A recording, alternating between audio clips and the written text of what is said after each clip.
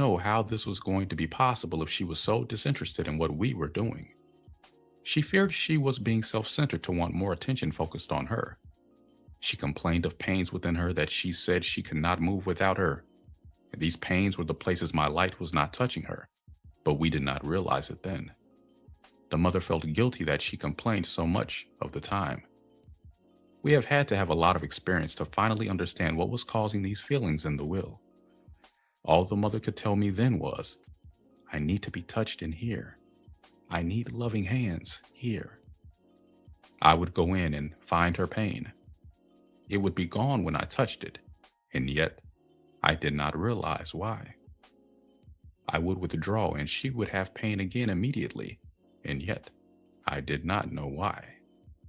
I feared the way she held on to me in there and thought that I could not stay manifested as myself if I remained more within the mother than I already was. Guilt told the mother that she was just having pain to get my attention, and so she held back until she couldn't stand it anymore.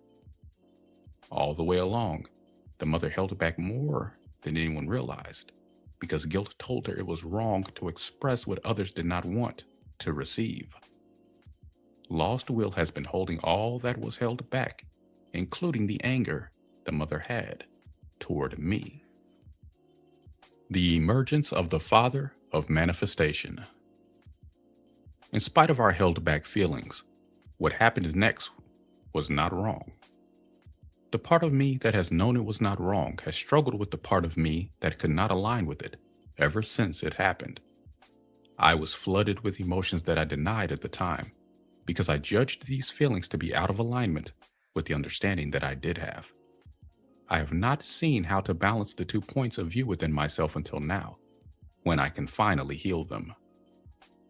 The mother had desire for a lover that would hold her all the time and never let her go. She wanted it to be me, but did not see how it could be me since I had not demonstrated any innate talents in this direction. She had guilt that she had such a strong desire for a continuous loving contact, but she could not quiet her desire.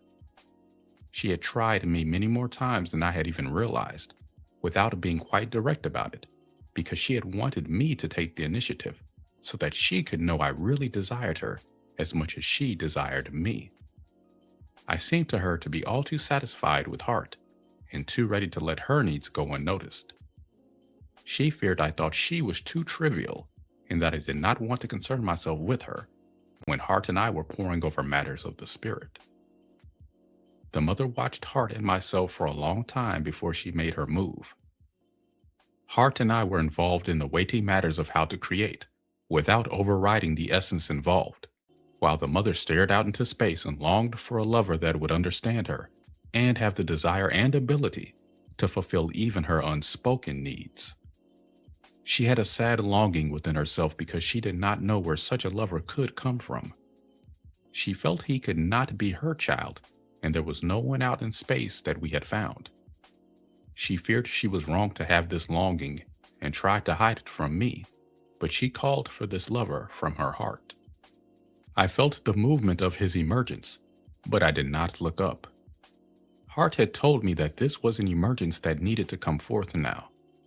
Heart and I were busy anyway, and felt it was not necessary to see what the mother was going to do with him. Lost will holds this now in the form of not looking at reality, but being flooded with inner pictures instead. I was terrified that I had not done right by the mother and did not allow those feelings to move at the time. I was also angry that the mother did not love me enough to wait for me. Lost will has the feelings I did not move then in the form of believing the man should not let the woman know how he feels, no matter how hard it is to hold the feelings back. Heart told me it was going to be all right and that I should not allow my feelings to get in the way of his emergence, because he had an important role to play. Lost will here is not yet sure whether I can heal it or not. It has been holding the fear that I am not adequate for the job of God and cannot do everything that needs doing all at once. There are many more things in the lost will around this emergence, but I'm going to bring them forward as they become more relevant to the unfolding story. Now I have acceptance for this emergence, who was the father of manifestation, or my own body. But then, my emotions could not understand why he had to come forth and make me feel threatened. I didn't recognize him as my body then. Then, I just saw his huge size and felt diminished in his presence, which was a feeling I did not like. This new emergence looked as though he could envelop us all. His light was dazzling. He had the soft, warm gold of the mother and the silvery white light I had become. Not only that, he had the colors Heart had begun to glow, and in addition, a brilliant rainbow of colors arched over him. He was beautiful. I was awestruck. He has the power to make form come forth, I heard Heart tell me. I looked at the mother, and she avoided me because she was afraid of how I might react to this. I was flooded with fear myself that she thought I was not enough for her and did not want to tell me. I brushed these feelings aside in favor of welcoming a newcomer. Lost Will got the fear. The mother allowed the father of manifestation to present himself to me without accompanying him because she was still not sure of me. She and this new emergence had made love as soon as he came forth, and she was not sure if I knew it or not. Of course I knew it, just as I really did know everything that had happened, but I had not allowed it into my conscious mind. At that time, I did not want to know, because it felt too overwhelming to me. I feared that the mother loved him more than she loved me, and I was greatly relieved when she joined us and gave me a loving response for my acceptance of him. I hated her for trapping me in this, and Lost Will got the hatred. I did not let them know how I felt. I even held back from Heart on this. Heart noticed this right away and felt some guilt that he had not correctly ascertained the effect this emergence was going to have on me. We can't manifest the creation without him, I heard Heart telling me. It will be all right. You'll see. Heart did not seem at all perturbed, which gave me a passing annoyance with him. I became ashamed of myself and began rushing aside more of my feelings of inadequacy and fear that I was not needed anymore. I listened to Heart tell me how we would be brothers and how we would all love the mother together. That part sounded ludicrous to me. Why only one mother? I found myself thinking now. I had hoped for an emergence that would be a mate for my son. I had fears around the balance here that went into the Lost Will and became original cause for many gay men. They have no joy in themselves, but at least they can be gay. I watched my son to see how he treated this new manifestation. They treated one another very lovingly, but were not openly sexual. I had fears about what might be happening when I was not looking now. I accused myself of having the morals of a prude. If Heart had desire for another man, it was not my place to tell him how he should behave. I did not allow myself to realize yet that the mother had actually called for this lover, and that Heart had not been responsible for calling him forth. I could have known all of this if I had not been afraid to feel it then, but I did recognize that Heart felt more open now that the father of manifestation had appeared, and I wondered why. I also had understanding that the mother now had someone to help her with the manifestation. I continued to feel uneasy, but Heart kept reassuring me that when he and I were busy with the mother of everything, as Heart called her now, and the father of manifestation had work to do on the without. This gave me a suspicion that went into the Lost Will, that Heart and I were gay. I resolved to watch everything more closely so that I could know the truth, but I did not have the focus I needed at that time to know everything at once. I have since developed much more mastery over this, but I still have Lost Will to heal that did not want to look at everything. Lost Will is massive in this area, as you can tell by the reflection of how many people there are who do not want to know everything that is really going on. At that time, Heart and I still felt much of our attention being drawn inward. We wanted to get to know all that was within me that wanted to manifest. We were having a lot of fun looking within and discovering so many things that were not out in creation yet. As Heart and I grew acquainted with what lay within me, we began to feel the need to know more about how to manifest it. Many things within did not have voices. They had only the sounds of their own vibrations. I sensed that they were not spirits in the same sense that the voices were. There was a different feeling about their mass also. This essence had to become planets and stars, but I did not know what they had to do to come forth. I did not want to push anything and risk having it fall in space, as the mother had originally done. I had been pondering this for quite some time when I noticed that the mother had been trying to get my attention. She complained that I was ignoring her again, and that I had not been making love to her. She said she had realized that what had to happen could not be held back, but she wanted to have my love to help her through it. She had a strong desire to make love and had been holding back for quite some time waiting for me. I felt guilty again then that I had not included the mother more in what Hart and I had been doing. She answered me before I spoke, saying that she did not want to be involved that way. She wanted to make love the way we used to. I want to play. I want to move. I do not want to sit around thinking all the time, she told me. I had a feeling that I did not know all that the mother had been doing while I had been so busy within myself. I suspected she had been making love with the other spirit that Hart had called my brother, but I was not sure. She had such a desire for me now that I did not want to know just then whether she had or not. I pushed more of my fears about my relationship with both of them into a state of denial, just as they were doing with their fears about Hart and I. We had just given manifestation to the 4 parts of the one and only God there is, but we did not know it. We had already become fearful, angry, and jealous toward one another. When guilt told us it was unloving to express these feelings, we denied having them. Guilt was already telling us we should not be having the relationship we were having with one another, and fear kept us from bringing these feelings forward. Each of us feared that working our situation out might not mean it would work out the way we wanted it to. At that time, it seemed easier to try to ignore our problems. Heart, body, and I all feared the mother would choose another if she had to settle for one of us. The mother feared there was something wrong with her, that she did not want another will spirit to be present with us in the ways that she was.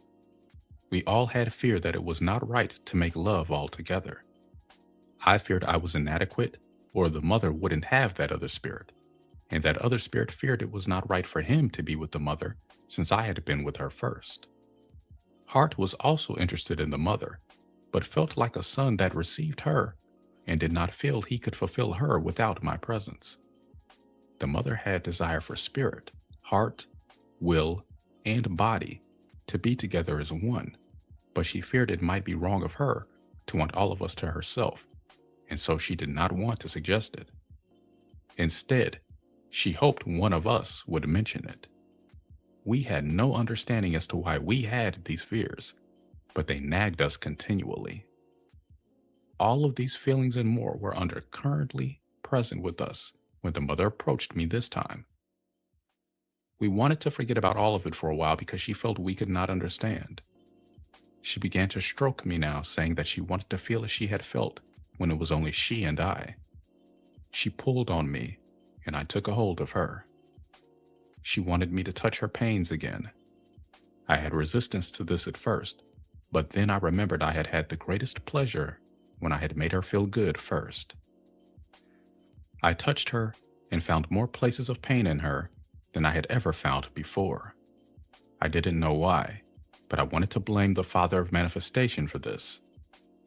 I also felt blame toward the mother, that she allowed this pain to build and now wanted me to heal it. I felt like she was trying to hold me responsible for her pain. I did not like feeling any of these things, and it seemed as though mentioning them might only make matters worse. The mother felt guilty here and was trying to arouse passion in me in an effort to get me to overlook what we were feeling. I allowed her to succeed because I did have feelings of love for her which I could not overlook anymore. I plunged into her, and she let me know she loved it by exploding in light. She felt delicious to me, and I had light in every place I could find in her now. Instead of guilt, I was now feeling immense relief that she still loved me and could still respond so delightfully to my advances. She opened to me like never before, and we felt ourselves expanding in light until we had to explode in the happiness of it. I knew that heart was present, but I did not let myself realize at the time that body was also present. I was feeling so much joy and release in the expanding light that I did not look around to see where the father of manifestation was. The mother was thrilled and exhilarated and lifted higher than I had ever seen her before. I felt as though I had done it until I realized that heart had affected her also. I then felt ashamed of my feelings of wanting the mother all to myself. I felt a rush of guilt that not only did I have those feelings, but I also wanted her to wait for me and not open to others in this way when I was not around. The mother would have loved it if I had come forward with this and made her feel wanted, but I did not tell her because at that moment I realized that our great ecstasy was not just due to the presence of heart. The father of manifestation, I now realized, was with us also. I really had feared then that I was no longer enough for the mother. I feared that I could not accept having the father of manifestation going into the mother at the same time that I was. And yet, body was there with us because he felt he could not miss it. Even though he was unsure whether his presence was accepted or not, he had gone into the mother and had not come out when she had come to me. The mother felt ashamed and guilty that she had deceived me by not letting me know the father of manifestation had presence within her, and the father of manifestation was afraid he had felt desire that was not right. Heart let me know that the father of manifestation had been present with us long before he manifested, and I knew this to be true. Nonetheless, I had feelings that were not at peace, and also a preference for ignoring these feelings because I did not like them. The mother already had desire to get everything out in the open and make light of it, so to speak, but she was afraid of displeasing me and did not feel she could dare try to prevail over me. She had felt me already, and so remained quiet for fear that an attempt to work it out might not bring the resolution she wanted. The father of manifestation did not like feeling afraid of me, and so he got angry at me instead, and told me that it was not right to feel like excluding him now that he had emerged, since he had been present all along. He said he wished he had not manifested if it meant that now he was going to be left out. He took the mother and stomped off without allowing me to answer him. I felt guilty now that I had been unloving toward him, and I felt as though I should share the mother with him, even though I had feelings that were not aligned with this. I went after them to make peace. I told them that heart had given me the understandings I needed, but I was having trouble accepting them. Will and body said that they were having trouble also, and that they did not understand why there was only one feminine manifestation. Heart beamed his presence upon us, and we reached alignment at that time. The emergence of the planets and stars of the central universe. We found ourselves lovemaking again, and many planets and stars burst forth from the explosions of pleasure that we experienced. We had a desire to go forth and see them then, to make sure they had a reason to be out there and were not mistakes that had desire to come back in.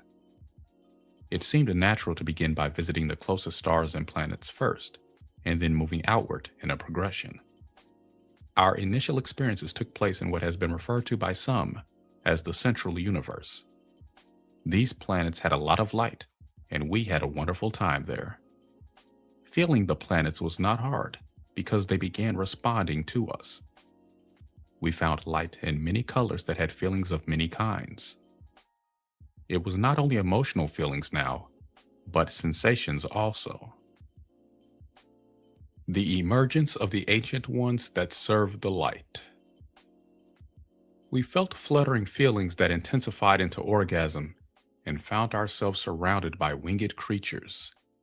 These first spirits were very large creatures. We had ancient ones now, the first order of spirits to emerge. They had great wings and hoary faces. Light streamed forth from their heads like hair dancing in the current of the ethers, almost as though having life of its own. Eyes looked back at us now, great deep eyes that saw everything and had the reflection of it to give. These great creatures began fighting almost immediately about who had emerged first. The mother had immediate guilt that she had made this happen, although she could not say how. We finally got them to line up and show us what each of them had experienced.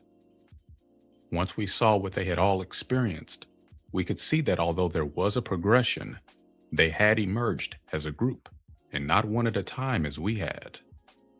There were 24 in the original order of Ancient Ones that served the light, but these spirits are very fragmented now, so there appear to be many more. When these spirits originally emerged, they had just enough room to move around on their planet without getting in one another's way. The Ancient Ones had a desire to get smaller even then, and we had a desire to make them more space. Even though we got them to settle down and stop fighting, the Ancient Ones still had undercurrents that made them feel they could not remain in the forms in which they had emerged. The Ancient Ones had guilt that they had emerged looking so much like us, but at that time, they were not aware that they had guilt.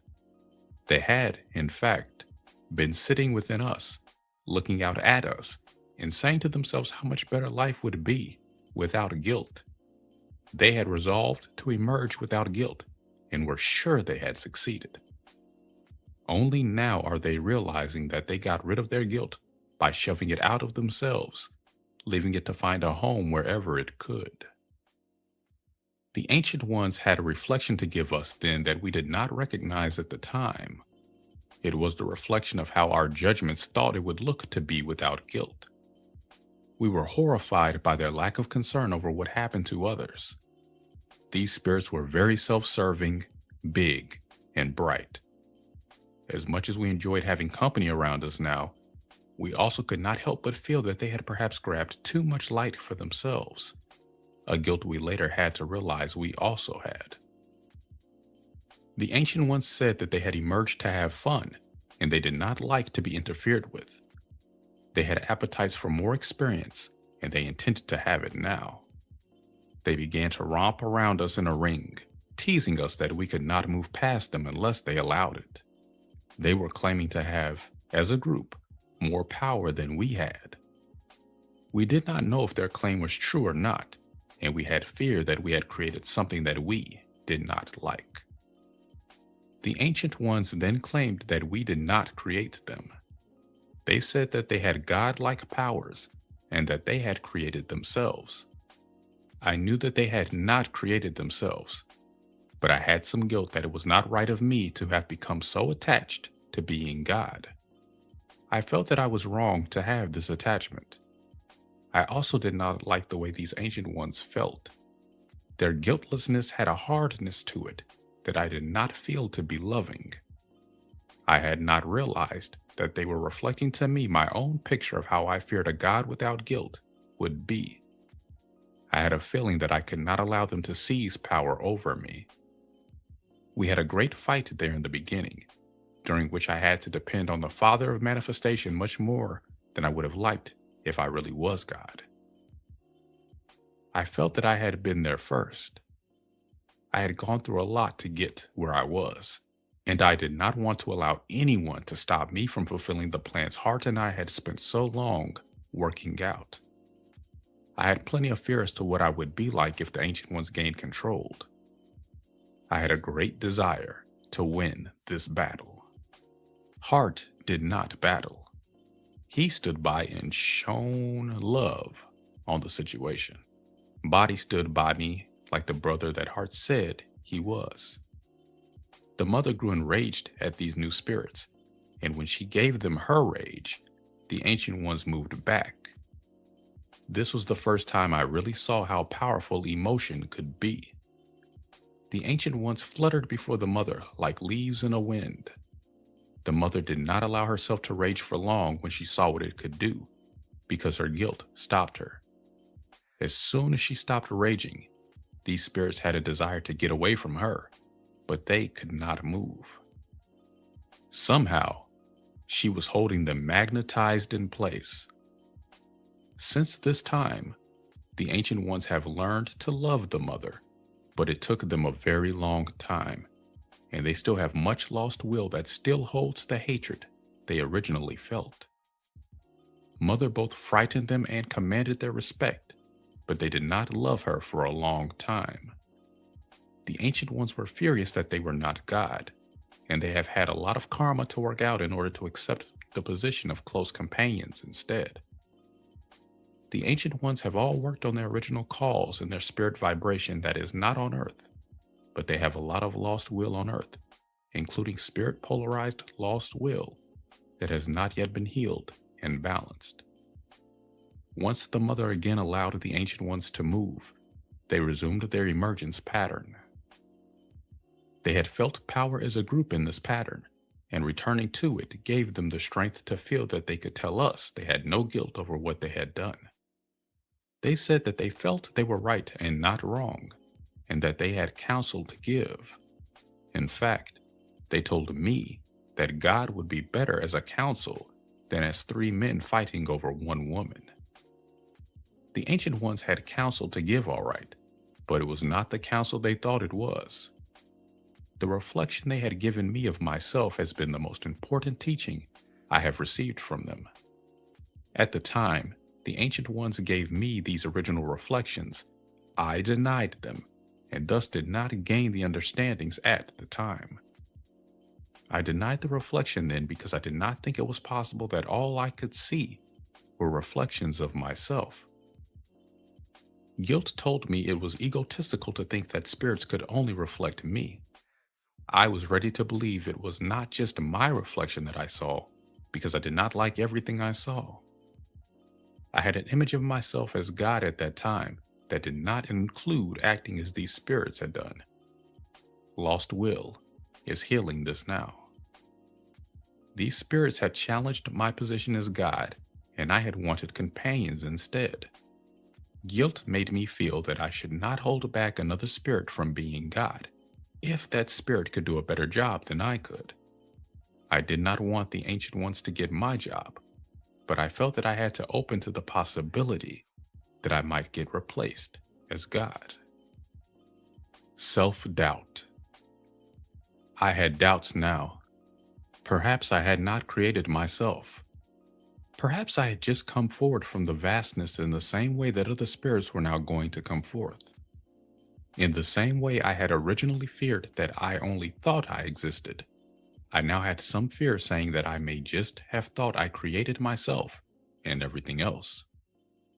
For a long time I held on to the idea that another God might come forth, and even tricked myself into believing that this was actually happening.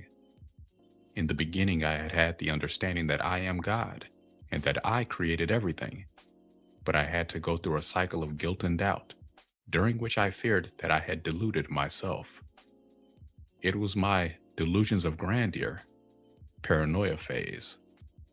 I could not allow myself to feel certain I was right to be God until I had experienced the possibility of God in other spirits. At the time, I had denial in this area that did not allow me to recognize what was actually taking place. There was so much movement in my consciousness that I did not even realize how I was handling some things. They were just handled before I even noticed them. The healing I mean to bring to Earth now is of the lost will that received everything I did not understand in myself at that time. Then, I did not have intent to notice some things because I had fear I could not handle them. I did not know I had this intent to avoid, and I did such a good job of avoiding myself here that I did not even realize that I had fear motivating me. Then, I was a roaring nebulous of light, unsure if everything was me or not. Already, I had spirits near the center of the nebulous telling me that they had intent to be God instead of me. We had searched the without, and I had already gone into the Mother so many times that I thought I knew her. I thought I knew myself, and yet, to take place, they wanted to have a democratic council and hold meetings about how it was going to be. I wanted to make love and let it happen. Hart said we needed a balance and he would help find it. Hart thought we could not all meet at once anyway because everyone had too much to say. Hart thought committees would be good. The mother could not stand to be present for any of these latest discussions. She felt it was unendurable enough that Hart and I had already gone through it and figured it all out. It made her furious that suddenly here were a bunch of upstart spirits acting like we did not know what we were doing. Her guilt over raging at them almost immediately upon their emergence caused her to stand present and act interested and open-minded when this was not what she was really feeling. She heard more than she wanted to hear until it gave her a desire to go off someplace and not return. The Ancient Ones had denied the mother in the beginning anyway, and had challenged only myself and the Father of Manifestation. The mother felt that these spirits did not see her as a valid part of God. The mother was still feeling both hurt and enraged at these spirits' rejection of her, and this was a large part, once again, of her desire to go off and not return. She wanted to rage at the Ancient Ones once more, but guilt was telling her that this would not be loving, and that she might not be right. The Father of Manifestation also had a desire to go forth and get away from these spirits, but he did not tell me at the time. He tried to act in a manner he deemed to be reasonable, and so he sat and listened to these spirits more than he really wanted to. Our false attention span gave these spirits an exaggerated sense of their own importance and profundity. I stayed longer than the Father of Manifestation, though he had feelings for the mother that he could not hold back for long. He took to carrying her off and making love to her, while I was sitting in council meetings with the Ancient Ones. I had feelings that it was not right to be sitting there instead of going ahead with what I wanted to do, but I had guilt holding me back. Guilt told me it was selfish not to give time to the Ancient Ones. I had a judgment now that guilt was giving me. I had impatience with these children, and I had realized that they were children who thought they knew better than their parents. Guilt told me it was unloving to be impatient with them. Guilt said that I did not have time for others and that I preferred to indulge my own selfish interests instead. Sexual interests, in fact. Guilt also said that having sex was just going to get me more children when I was not even willing to do right by the ones I already had. I had a furious reaction to guilt then. An overkill reaction, guilt told me later. I stood up, taller than I ever remembered standing before, and gave the Ancient Ones a lecture they have never forgotten, although they have lost will still trying to prove me wrong.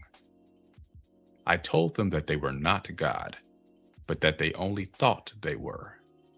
I told them that it was clear to me that they were only children meddling in the affairs of adults, and that while they thought they knew how to create, they had to realize that they had only formed things with essence that already existed.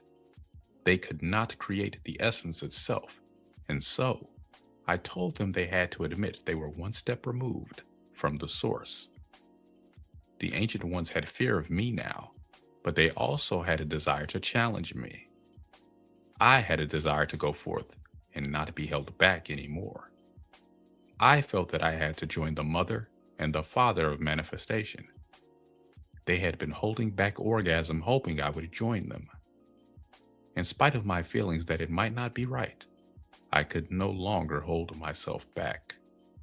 I no sooner joined them than we had a great explosion of light. Space filled with many more stars than were already there. We had a great loving feeling that we felt could not be wrong, but we also had a desire to make sure. We had a great soaring joy now that we had gotten release.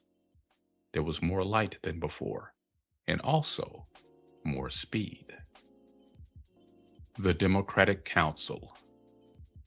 Guilt told me that if these spirits wanted to be God, they should have a chance to try it out. So I sat down and listened to these new spirits. I let them tell me how they wanted creation to take place.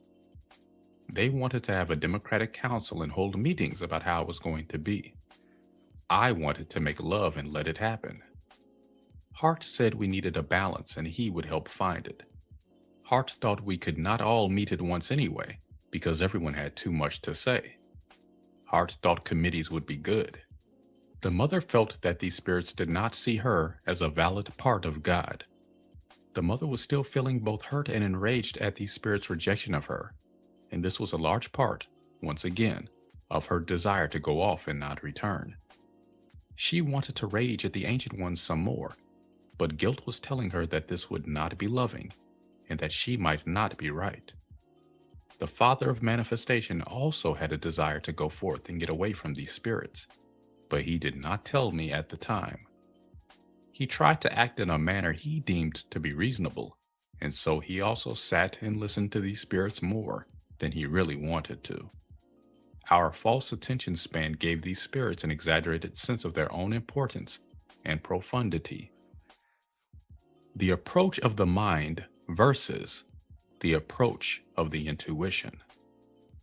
We wanted to go forth, and we wanted to go forth in an orderly manner so that we did not have the feeling that we had missed anything. The mother felt that we could be orderly and thorough, and yet be guided by our feelings.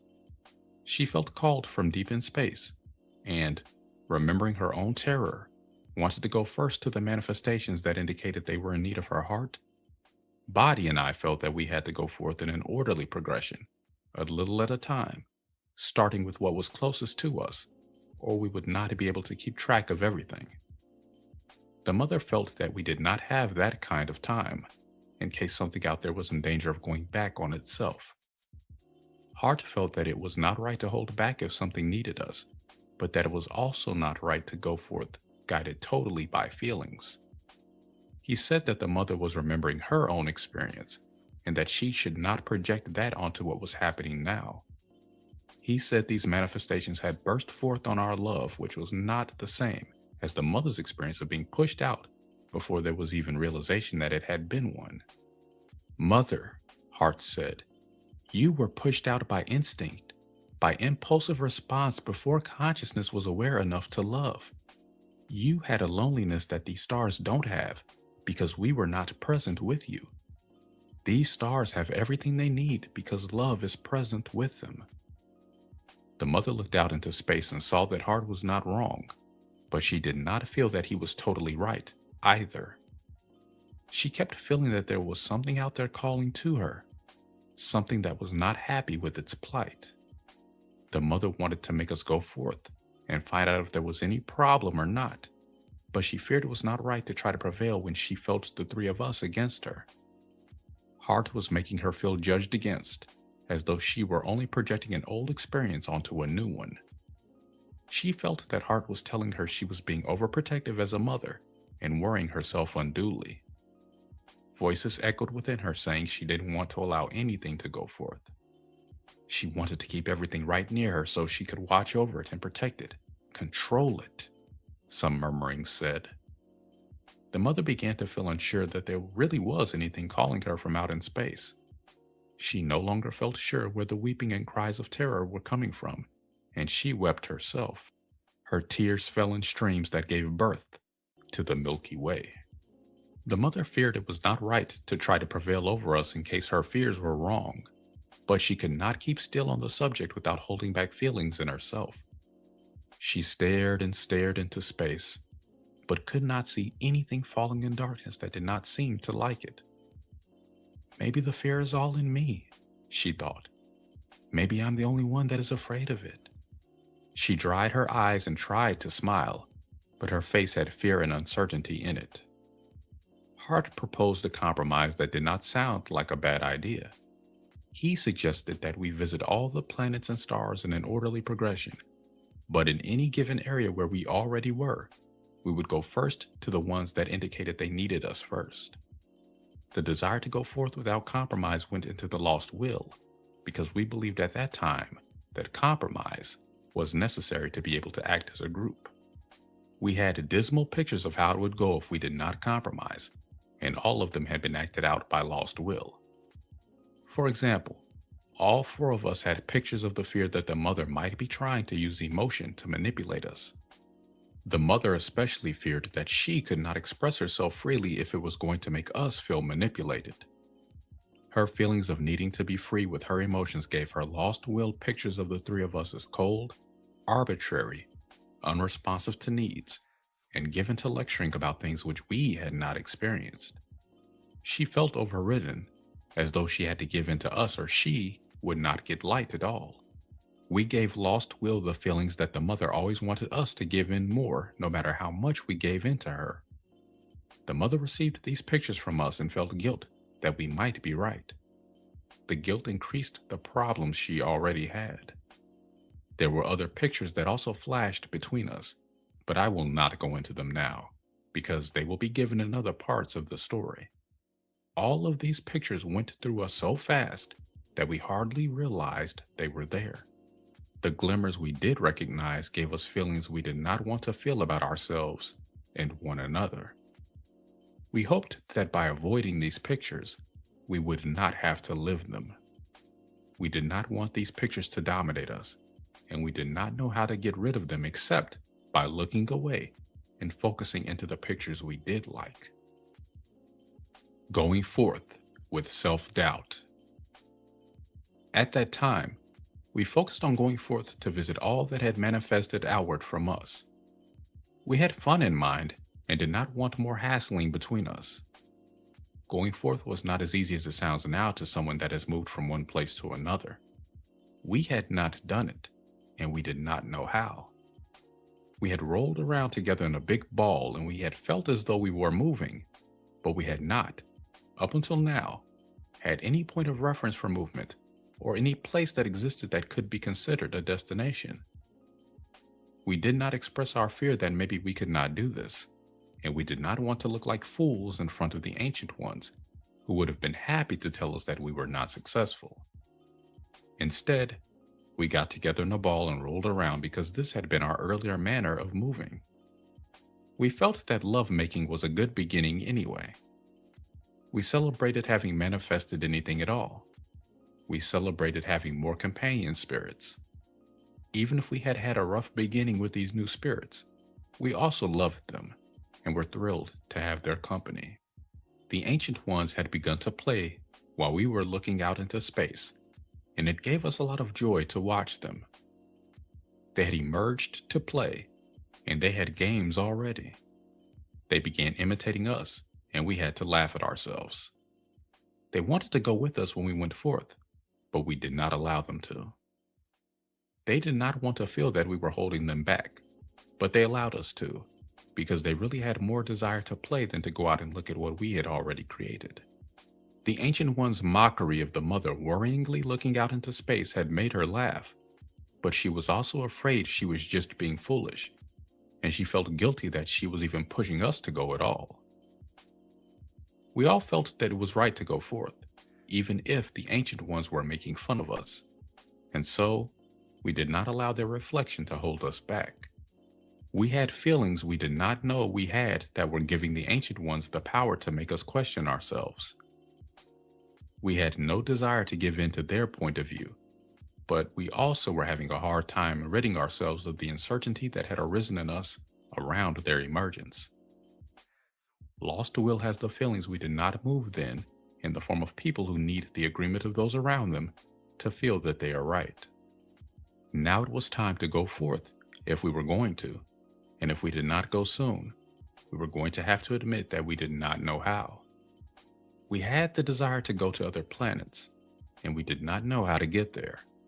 Our first attempts to move toward a specific place did not amount to much, and made us wonder if we had ever moved at all, or if our sensations of movement had only been a rolling in place. The Ancient Ones did not appear to notice our difficulties at first. They were busy playing games that had movement in them. They were having contests and races to see who could move the fastest in the most different ways. Watching them made us feel they had noticed our difficulties and that they were trying to show us that they knew how to move better than we did. The mother did not like having to try everything with the Ancient Ones watching us. She said she didn't want to look at them making fun of us if it made her feel like they thought we weren't good enough to do the job. "It feels like they're just waiting to grab our job away from us," she said. As I watched the Ancient Ones playing, I realized that we were held back by a feeling we had that there was no place to go. Everything was us and was moving with us. The Ancient Ones could move freely about within us, but we had the problem of only being able to move towards something if we reached for it with a part of ourselves. I realized that a part of us could go forth and that the rest of us must stay at home. If we went in totality, everything would move with us and we would never get there. We had form now, and our form had various parts. We made up an entity of all the essence that wanted to go forth from each of us. This entity had the same form that we had: light, magnetism, balance, and movement. This entity had very much of the look that people have pictured as God because, in one form or another, this entity is what people have seen when they have seen God. What went forth from us did not have as much essence as I thought it would have. But what there was very exuberant in its desire to embark on this adventure. The emergence of the great archangels. We had a great explosion of light in response to this excitement. The mother was very embarrassed about having an orgasm over the realization that we were really going to go forth, but she had it because she gave in to me. I had filled her with my own excitement about getting to create at last. When I filled her with light, her response was always orgasmic. She was immediately relieved of her embarrassment by the shock of finding that she had emerged more spirits. These spirits had great speed and light. Each one was slightly different than the others, but nonetheless, they were an order of spirits that I came to call the great archangels. The archangels were less in number than the ancient ones, 12 originally, but they were greater in power and light. Each one had a mission in creation in relationship to the specialty each one felt himself to have. These spirits did not feel threatening to us, and they had a great joy at having finally emerged. We had a celebration party that included all of the ancient ones. Entertainment at this party included each archangel giving us a display of his particular skills and talents. The appearance of Lucifer. It seemed perfect to us that they had emerged just as we were going forth. We felt like they could help us. We had some guilt about it, but we gave them permission to come with us if they wanted to, even though we still did not want the ancient ones to come along. We had just settled into our mode of travel, which was flying in groups of 4, when we were all startled to see an incredibly bright light coming toward us from out in space. We had a mixed response of joy that there was someone out there who had found us now, and fear that this light might be bigger and brighter than us and take our position away from us. We turned toward him as he flew toward us. He grew bigger and bigger until he loomed over us. Lucifer is the name by which he came to be known, but then he was only a light in the heavens of the greatest brilliance we had ever seen. He was so brilliant that it was painful to look at him, but we denied this pain. He introduced himself as another archangel who had gone to take a look around before coming to join us. We did not feel that he fit in with the rest, but we did not feel we should say that, and we did not see where else he fit in either. The mother suggested to me that he might be an ancient one that had been out looking around longer than he thought. She said this because she liked Lucifer even less than she liked them. I didn't think so because he was not like the ancient ones in form. His brilliance was overwhelming to me, and I wondered where he could have come from and who he was. He did not feel loving, but I gave him access to us anyhow, because I was reluctant to judge him so quickly.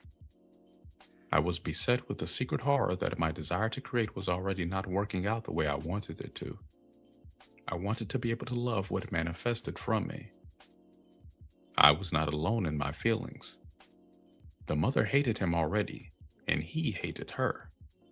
We did not realize then what was happening to us, but we allowed guilt to make us pretend to like him when we should not have even allowed him to hang around. He in turn pretended to like us because he felt he could not have power over anyone if there was no one else around, and he wanted to be God in my place. Hatred was manifested then. When Lucifer finished studying us, he moved to the place he claimed was his point of emergence. It was at the head of the order of the great archangels. He challenged us to go forth and leave him to be God while we were gone. I had grave reservations about this at the time, which I ignored in favor of giving him a chance.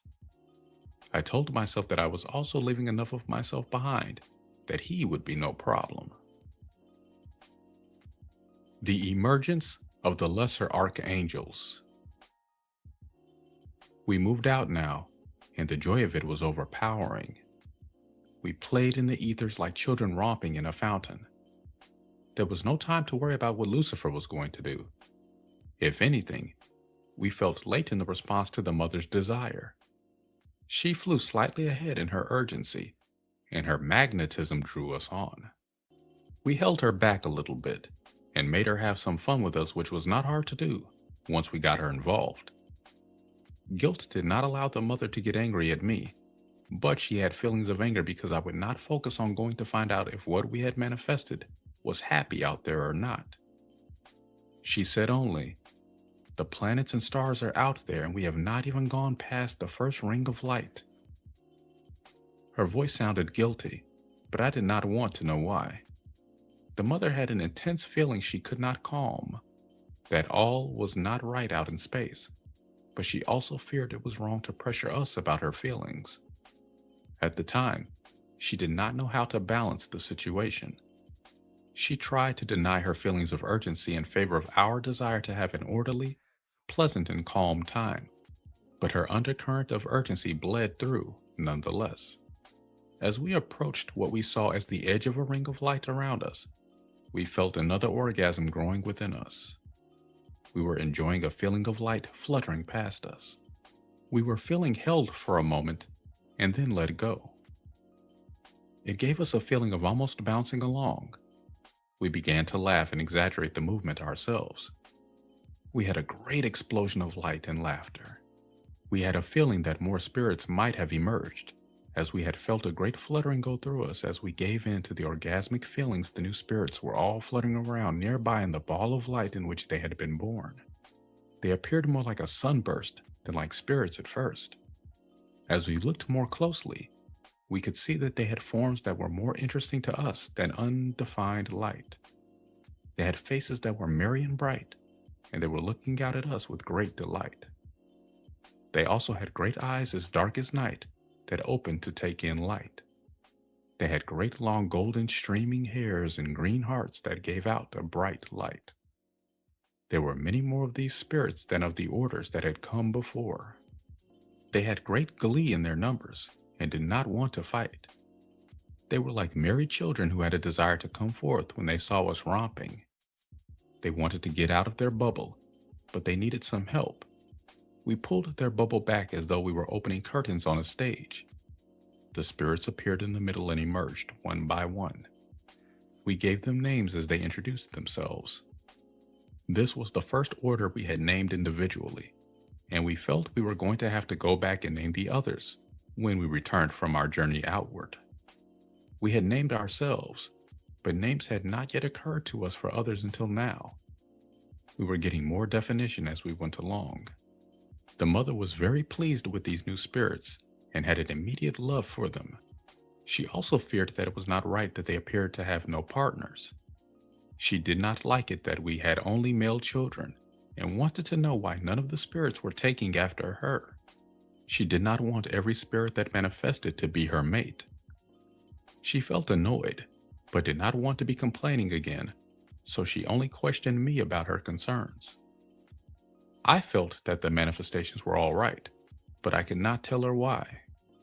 She said she did not think she was loved by any of the children, or they would have taken more after her. I wanted to celebrate the emergence of these new spirits rather than have them feel that we did not think they did it right. They had something to offer, no question about it. They had merriment, playfulness, and they also had some powers. These new spirits filled the space around us and gave birth to dancing in a circle. They whirled and danced in a way that increased their light. The Father of Manifestation made sounds that he called music now. These sounds were similar to the sounds we had heard when he emerged, but these sounds had patterns and progressions that repeated and took form as songs. The Mother said that she also had sounds and gave her own version of the sound she felt within her in response to these new spirits and everything that was happening. I also had a feeling for song and did not hold myself back. In reality, we had our first chorus in the heavens. Everyone joined in, including the great archangels, and our sounds became more musical than what we had experienced in the past. One of the great archangels had the power to focus sound, and he showed the Mother a way in which she could send light out into the universe on a focus of sound and give a presence of mother love to anything that needed it without having to go there herself. Immediately, the Mother's heart filled with love for the help she could now give. She began to sing forth now without holding herself back, and her light and love streamed forth toward all the planets and stars in space. She had a feeling of great joy that she could send love to everything and leave nothing alone and without it. I also had great joy that the Mother found she had some power now. I wanted her to believe in herself. She had not listened to me earlier when I had told her that she had powers she did not know she had. The feelings of powerlessness that she had gotten from her first experiences with me persisted with her in spite of all my efforts to help her understand herself. Seeing another spirit demonstrate a power that she could feel within herself had given her the courage to try. The Mother had faith in this archangel and felt that he was loving and of good intent. She believed him when he told her that his power was her power also. I felt content now that we could progress as I had planned, and that the Mother could now accept this without feeling that what had already manifested outward into space was getting ignored. We gave this new order of spirits the name of Lesser Archangels because they were so similar to the great archangels except that they were smaller in size and greater in number. They seemed to be self-sufficient already and strong in their relationship as a group. We did not feel there was any problem in leaving them and continuing our journey outward. As we were preparing to leave, the Mother told me that she still felt there was some problem that these spirits did not have mates. She felt that without mates, they had no way to make light on their own. It was her feeling that if we did not return to these spirits when they needed to receive light from us, they would not be able to remain manifested. The Mother felt that the spirits we had manifested so far were going to run down if we were not around to give them light. I told her it was not going to be a problem for long, because we were going to go forth and come back. The Mother had a feeling of being overwhelmed by the image of having to make light for all the spirits and to give it to them continuously. "What if I'm just not in the mood?" she asked. The Mother wanted the spirits to have a way to make their own light so that she did not have to feel that our position was to continually take care of them. I told her that we had a long way to go before that could happen, and that for now, she was going to have to accept that the role of the Mother was to nurture the children. "Look at these spirits," I told her. "They are not ready to have a relationship such as ours. They are like children. They are playing. Imitating us does not mean that they understand what they are trying to do, and it does not mean that they are ready to do it." The Mother could see that these spirits all had a masculine form, but that indeed there was a sexlessness to them. She had been unable to give them will essence because they had rejected it. She did not know why they had rejected her.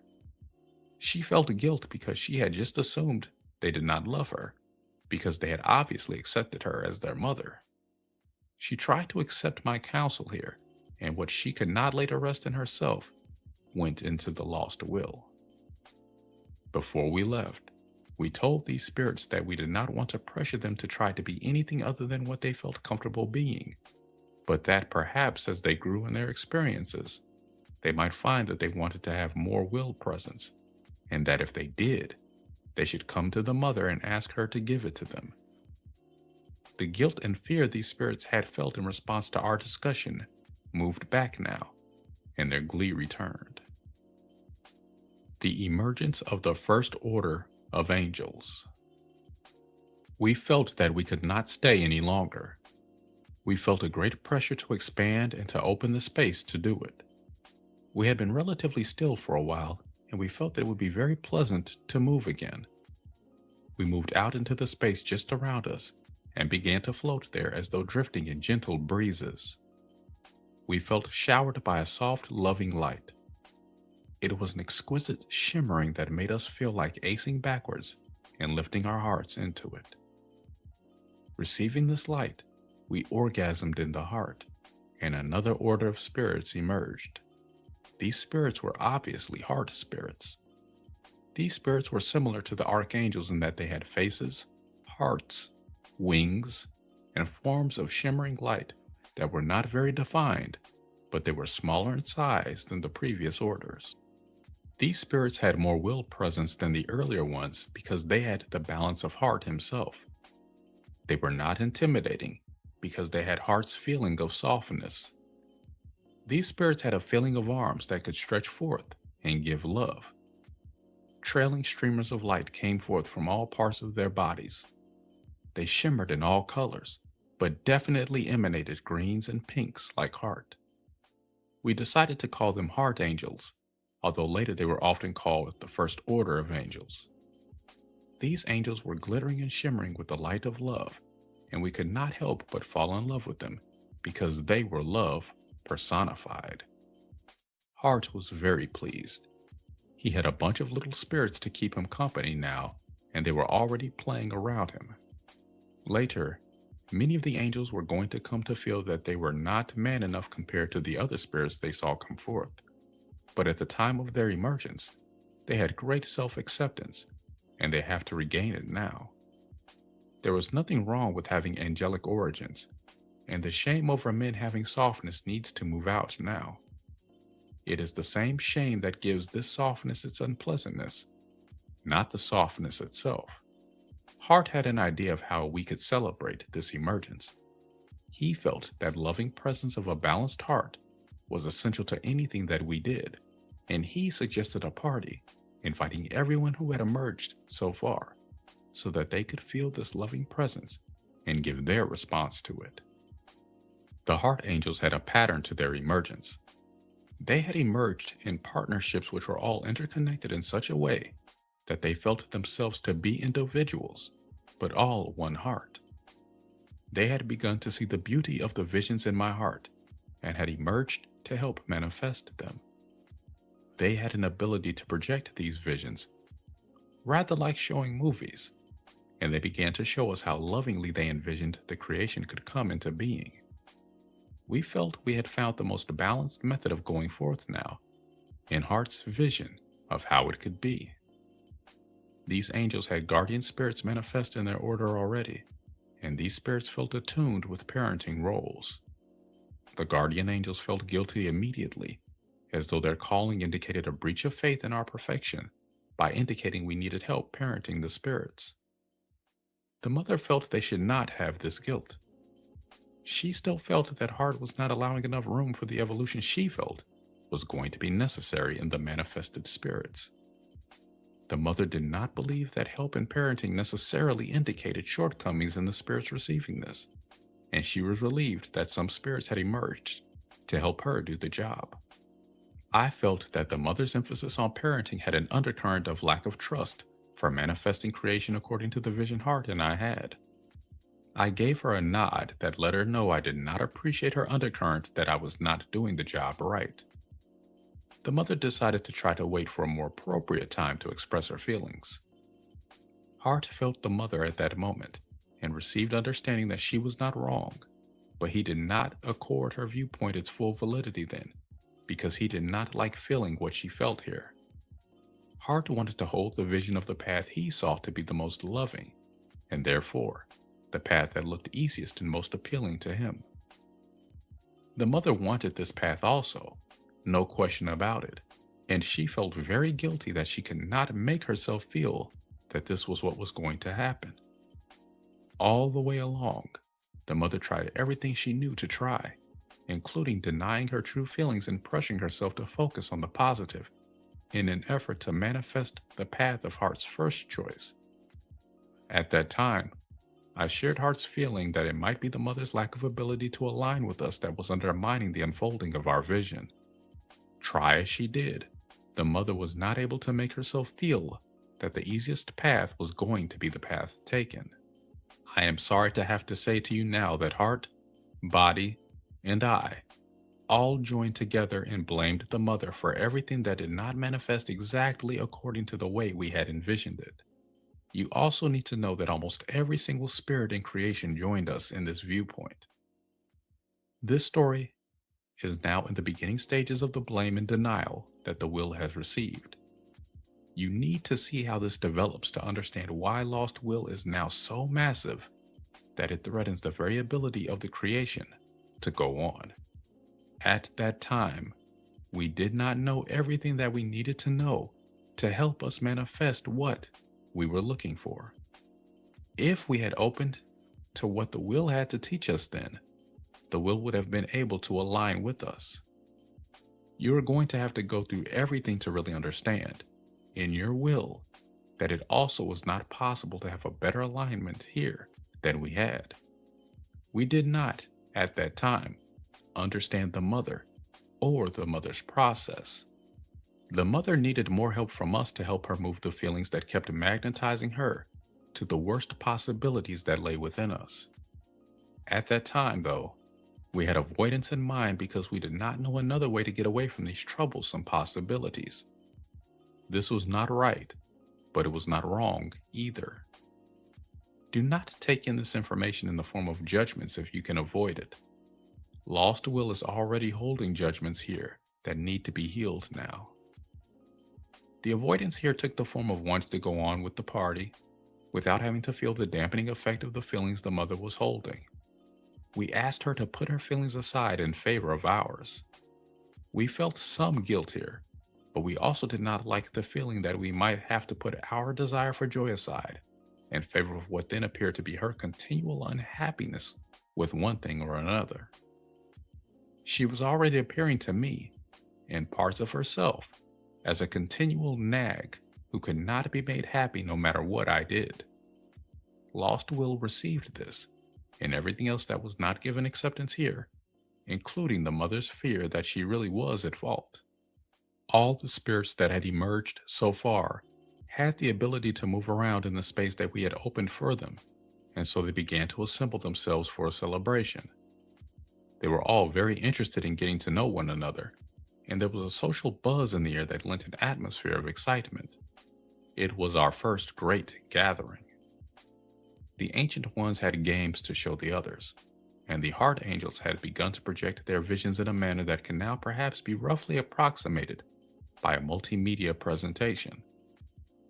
We were also naming the older spirits now, and having a little ceremony to accompany the naming, sort of like a christening might be thought of now. Lucifer located himself to one side. The mother felt that his laughter was a smirking rather than a joining in the merriment of the others. She hated him for smirking, but did not know if hating him was all right or not. She had guilt about her own lack of acceptance for everything. Perhaps Lucifer was only more honest about it than she was. She did not know that the judgments she held against herself for feeling at odds with me were being reflected to her by Lucifer.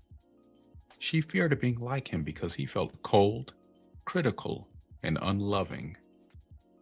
As soon as Lucifer noticed her having these thoughts, he told her that she was not right to feel about him as she did, because he was just there to let her know that it was her own inability to accept reality that made her fear it.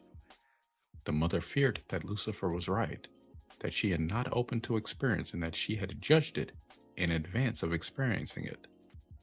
The mother had a confusion here that has gone on for so long, it is not easy to straighten it out now.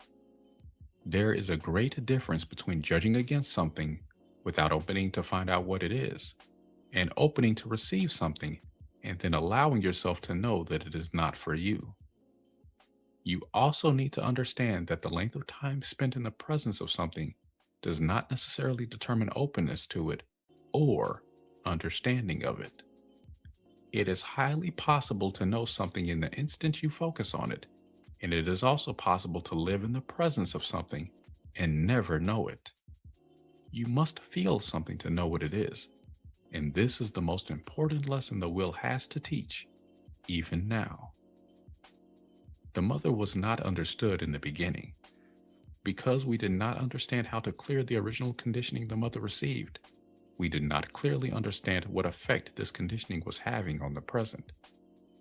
I knew that the mother was not allowing me to have the experience I wanted to have, but I did not know why she was having this effect on me, and I did not understand why feelings from her past pursued her into the present. I had blame for her, but not understanding. Because the will's original conditioning was not released, we did not get a chance to see how the creation could have gone if this conditioning had not been there. Because of the original denials, the mother was not clear. When there is old charge held in the will, you cannot see the present clearly.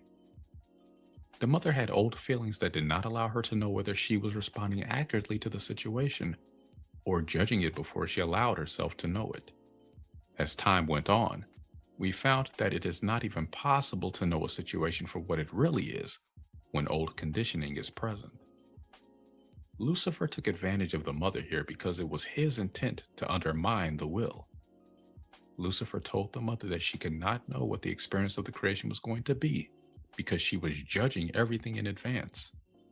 He told her that her judgments gave her the experience she expected to have. The mother was very frightened and upset by what Lucifer told her because it sounded right, but it felt terrible.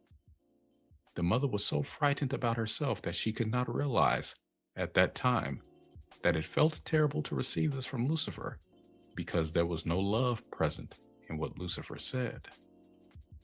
Since it was not known how to change the feelings the mother had, she felt that she could not gain acceptance unless she played the role that we all seemed to want her to play. She feared that she was wrong to have the other feelings that seemed so displeasing to the rest of us, and she resolved to try very hard to be more positive about what was happening. The more she did this, the more denial went into lost will. The mother tried to act gay and not look at the pictures she didn't like. She had fun in spite of herself, and even joined the father of manifestation in making music to go along with the visions we were having. The music seemed to lift the visions higher, and the visions in turn inspired the music until we were all feeling nearly orgasmic together. When there was a vision that we all particularly wanted to have happen, we had a great burst of light around it, and these visions then began to have a greater life within us than the others. It seemed as though focus on the positive worked. We were innocent then, and did not know how it felt to be ignored by the light, until guilt began to point it out later.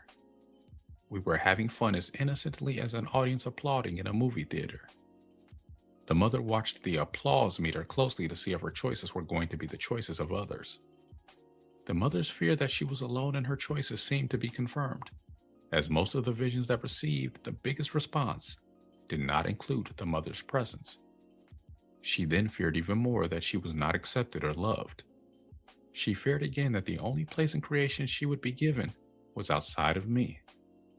Nothing looked good to her in that case, and in addition to her many other feelings, she had a rage over it that she was afraid to show. Lucifer liked it that the mother felt rejected, and he made use of it by telling her that she could never be sure she was loved if she had to ask for love. The undercurrent his message carried to the mother was that it was inappropriate and self-defeating to express the feelings of hurt and rejection that she felt. She also knew that Lucifer did not make her feel good, but now she was unsure as to whether her feelings toward him were a fault in her or unlovingness coming from him. It was very confusing to the mother that Lucifer seemed to make sense and even speak truth, and yet he made her feel so bad. The mother wanted the truth to feel good to her, and she feared that if Lucifer was speaking truth, she had preference for living a lie. She could not see another way then, given the understandings she had, and so she wanted to try even more not to feel the feelings that did not feel good. The mother then turned to me with her fear and confusion. She opened to receive me, hoping I would help her. I turned her down, saying that I was too involved in what was going on to make room right then for her fears and doubts. She knew that I felt like she was being a drag on my good time again, and even though I had sympathy for her, I did not want to have to deal with her right then. The spirits that felt what happened between myself and the mother right then took it to mean that they were more interesting to me than she was, because they had the visions that I wanted to see, and the mother did not. I actually did not have preference for one over another, but in their eyes, I had acted as though I did. Ever since then, many of the heart angels have had an aggrandized image of the importance of their relationship with me. This misunderstanding got acted out later in the angelic experience in ways which you are later going to have to accept, even though it may be hard to understand at first. The emergence of the second order of angels. When I turned down the mother, she turned to the father of manifestation because he felt warm and good to her, and I was feeling cool and detached. He felt her pain and moved it as he found it, reassuring her all the while that she had to have a place in creation, or there would not be a creation.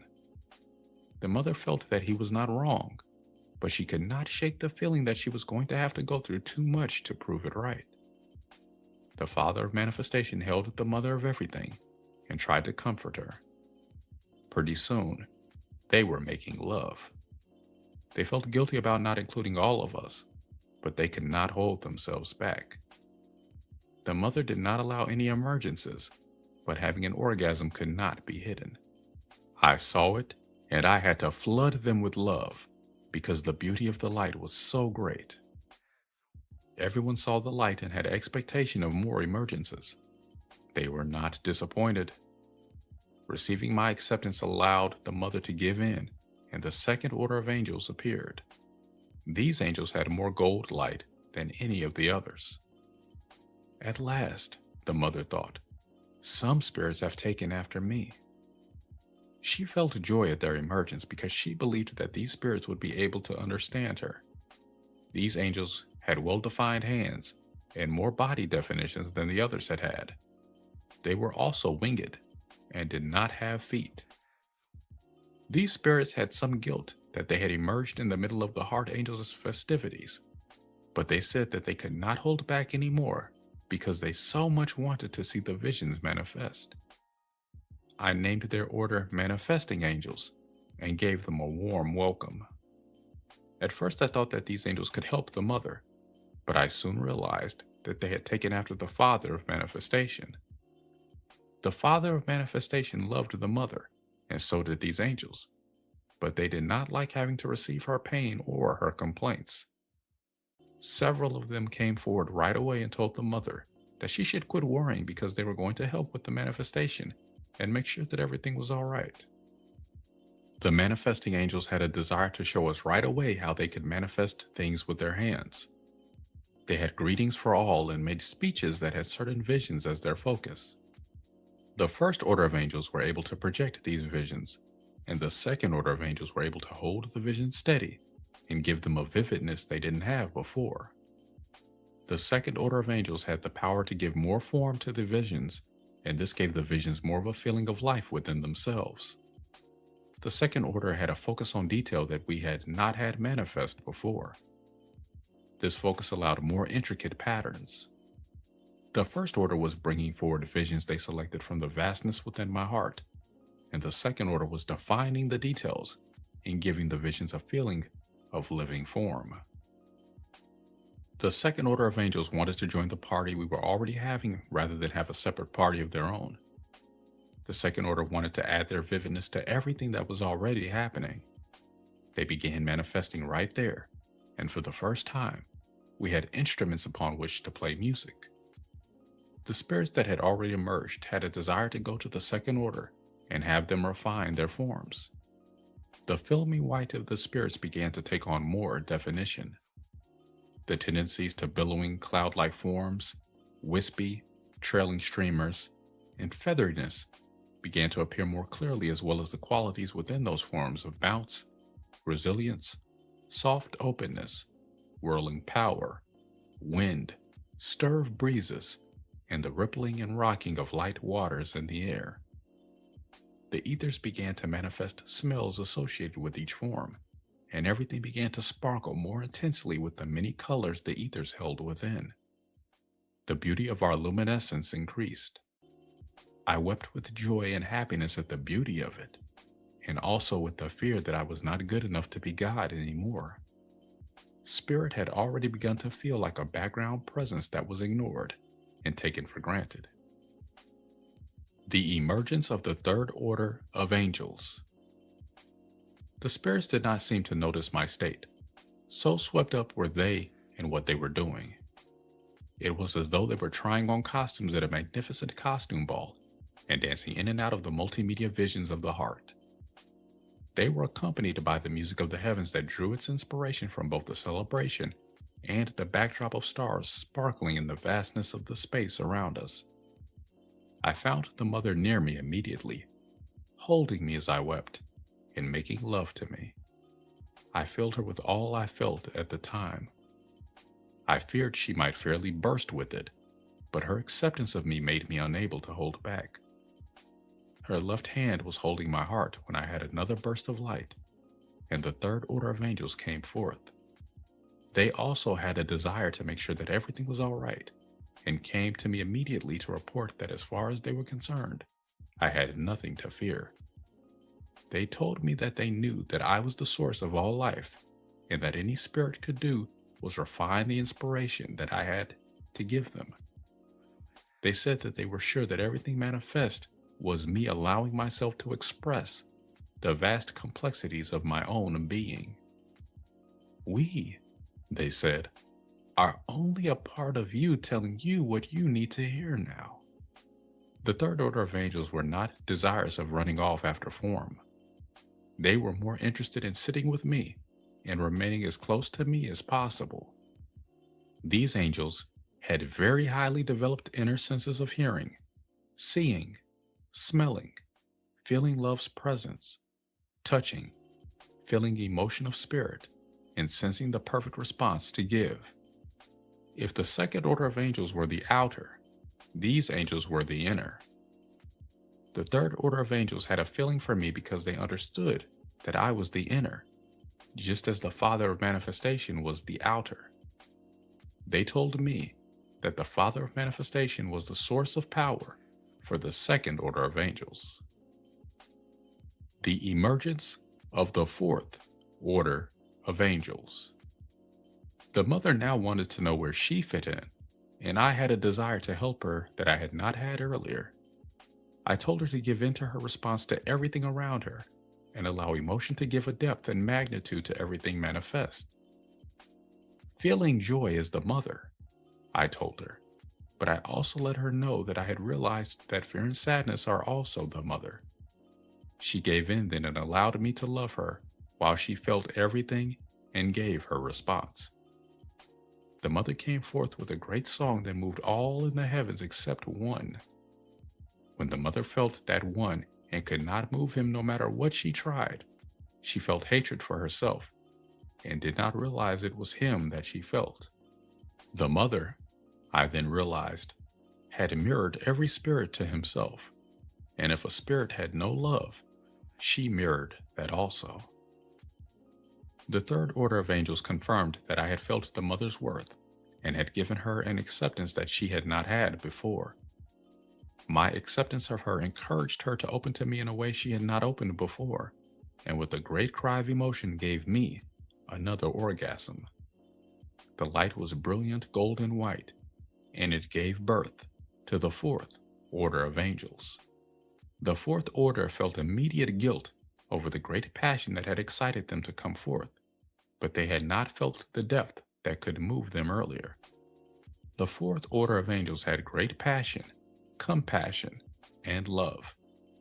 They had power of emotion similar to the mother, and felt that emotion could give movement to the forms that were manifesting. and could even propel them out into the creation to find their right place. Manifested forms could now go forth and find the right place to fulfill what they had emerged to live. As much as I had felt the third order of angels to be the Father's angels, I now felt the fourth order to be the Mother's angels.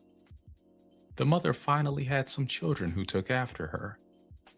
Everything felt balanced now, and we felt that we really could celebrate life, creation, and everything that had happened so far.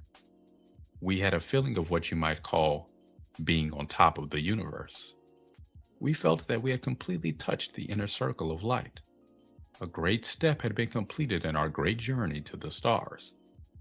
We all felt the rightness of the desire to go forth now, and felt not only fulfilled, but also uplifted and full of excitement of the great adventure we had undertaken.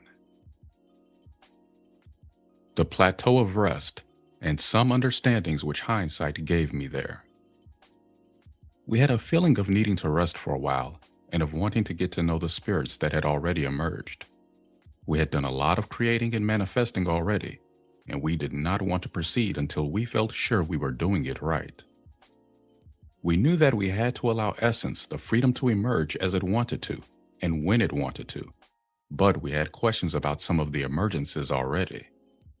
We already wondered how much guidance could be given to spirits without overriding the freedom they needed to define themselves. We felt that spirits that were manifesting needed some help in parenting, and yet the mother had already experienced rejection when she told the spirits they needed will presence to stay manifested. We tried to teach the spirits by telling them stories about our long struggles to learn so many things that we could so easily show them now. Although we had fun telling these stories, we also found that many spirits rejected at least some of the understandings we gave them. Hart realized then that more experience than he had foreseen was going to be necessary before many teachings could be accepted as understandings. We had lost will then that could not open to receive the understandings we were trying to give. We did not understand then why this will could not open to receive us, but I have since learned that will must move in order to open and receive. The rejection the will was already receiving was creating the lost will, which was not moving because it was not being given the acceptance it needed to be able to move. The will must have acceptance before it can move. It cannot move and hope it will gain acceptance later. When the will holds back, it is not possible to evolve it. It does not matter what you tell it or how many times it has a particular experience. It cannot learn anything new unless it is allowed to move all of the old feelings it is holding. Old denials in the form of held feelings and the judgments that make the feelings feel they have to hold back can make you feel like future experiences will be pretty much the same as experiences you have had in the past. These feelings of projecting the past onto the future are not wrong. They happen because the will is holding old conditioning from the past. As long as the will is doing this, the will cannot help but project the past onto the present and into the future. Effective release from old patterns involves effective release of the will's held emotion and the judgments that have made the will hold back. There is no real evolution unless release from old conditioning is gained effectively in this manner. Every other approach involves denial of one kind or another. When you have denial, reversals come sooner or later because the denial is part of you, whether you like it or not. You need to understand that denial takes many forms. Some are very subtle, and others are not so subtle. No matter how much or how little you deny, the part of yourself you have denied will not allow you to go on for long without it. Most people have rationalized the reversals caused by lost will's attempts to gain recognition as the inevitable swings of the pendulum. Some people have anger that they cannot just get rid of lost will, and many of these people have tried to do just that by redoubling their efforts to deny it whenever lost will has tried to make its presence known. Others are afraid of lost will and do not want to allow themselves to feel what it is holding for fear they will have to experience it. These people, too, have tried to fight off any sign of emotion that is not aligned with the self as they want to see it. I would like to say something here about anger and fear. Anger and fear are not really separate, and as long as they are expressed as though they are separate, they have not been expressed effectively enough to find the connecting link between them. Healing the imbalance here involves finding the connecting link between them. For example, if a person is expressing anger over and over and healing is not taking place, the failure to evolve indicates that the understandings needed are not being gained. In this case, the person most likely needs to notice what emotions are not being expressed. Repeated expression of some emotions can indicate emotional habit patterns that may give the appearance of emotional release, but are actually participating in furthering the denials of other emotions. In the case of repeated anger, the denied emotions are likely to be fears. Grief can be present here also, and some people use grief to deny both anger and fear that lie guilt-ridden beneath the grief. Grief comes from a feeling of powerlessness, which arises from the splits an individual is experiencing, such as the split between anger and fear. These splits can be within the individual or between individuals. In the beginning, we did not have the understandings on lost will. Then, we only knew that experience was going to be necessary, since without it, it did not appear that the spirits could understand the teachings we had to offer. We looked at the spirits' need for experience as an opportunity for them and also for us. We needed to have space from them just as much as they seemed to need room to experience without their parents standing over them. The spirits were going to have to experience things that we had already experienced in order to understand what we had been trying to teach them, and we were going to have to go on with the experience we needed to have. Even though we knew this was true, we also had plenty of things we enjoyed sharing with the manifested spirits. When we told the spirits how hard it had been for us to figure out how to manifest them, they had fun telling us what they had experienced from within us, knowing they had awareness of themselves and not knowing how to come forth. Lost Will received the unexpressed fear we all had had that the spirits could not find a way to manifest, and that we could not find the way to manifest them.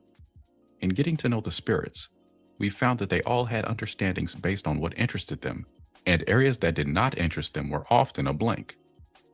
These early emergences had focused on certain aspects of us and gained their awareness in these areas. They all had a feeling of universality because they all had white light like I did, but they all had feelings that did not allow them to open to everything that I had to offer.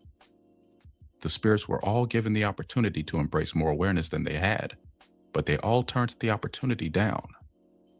All the spirits had emerged with aspects of me, but did not, at that time, demonstrate interest in utilizing their full potential to receive more. The time has come for understandings not gained then to be gained now, because the necessary experience has been had. The reason that the experience gained has not brought the healing needed now is that the experience has not been understood. The reason the experience has not been understood is that the spirits who set out to have these experiences had the intent to prove to me that their misunderstandings were right and that what I had to offer to them was wrong. These spirits originally denied that they had misunderstandings. Rebellion against me is the one karmic tie that all beings on earth have in common. It was not wrong to rebel against me, and it is not wrong to continue rebelling against me if you want to continue going it alone. If you do want my help now, these teachings are being made available to bring you the help you need. Denial, as you know, created lost will, and all of these original spirits had denials. Much of the lost will of these spirits is on earth holding the original misunderstandings of these spirits. This lost will has lived repetitions of these misunderstandings until it has deep conditioning that it cannot change anything. This is not true, but the lost will has to realize that it is not true by moving all the old conditioning that says it is going to have to accept the misunderstandings it was given and go on without them. Lost will needs to know that it is right for it to now come forward with what it has to offer. Its true input is going to be very old information, but information that is needed now. All the spirits that emerged in the beginning of creation fragmented because they did not have enough will presence to hold themselves together. Not only that, these spirits had a lack of alignment within all the essence they emerged with, because some parts of them had understandings and agreements that other parts of them did not have. Not only that, there are many parts to the lost will. There is lost will which has fragmented into many beings manifesting the many aspects of what it has taken in, and there is also lost will which is spirit polarized. This is spirit essence that is operated around the judgment patterns whose core belief is that the will is not meant to be free, but is meant to serve the spirit, hold it present, and give it the response it wants to have. The only will essence this lost spirit has is essence that accepted those beliefs and holds present the spirit essence that enforces those beliefs. These beings have little or no other will essence present with them, and so appear to be spirit polarized. These people actually are pieces of spirits that embraced misunderstandings that led them to their present situations on Earth.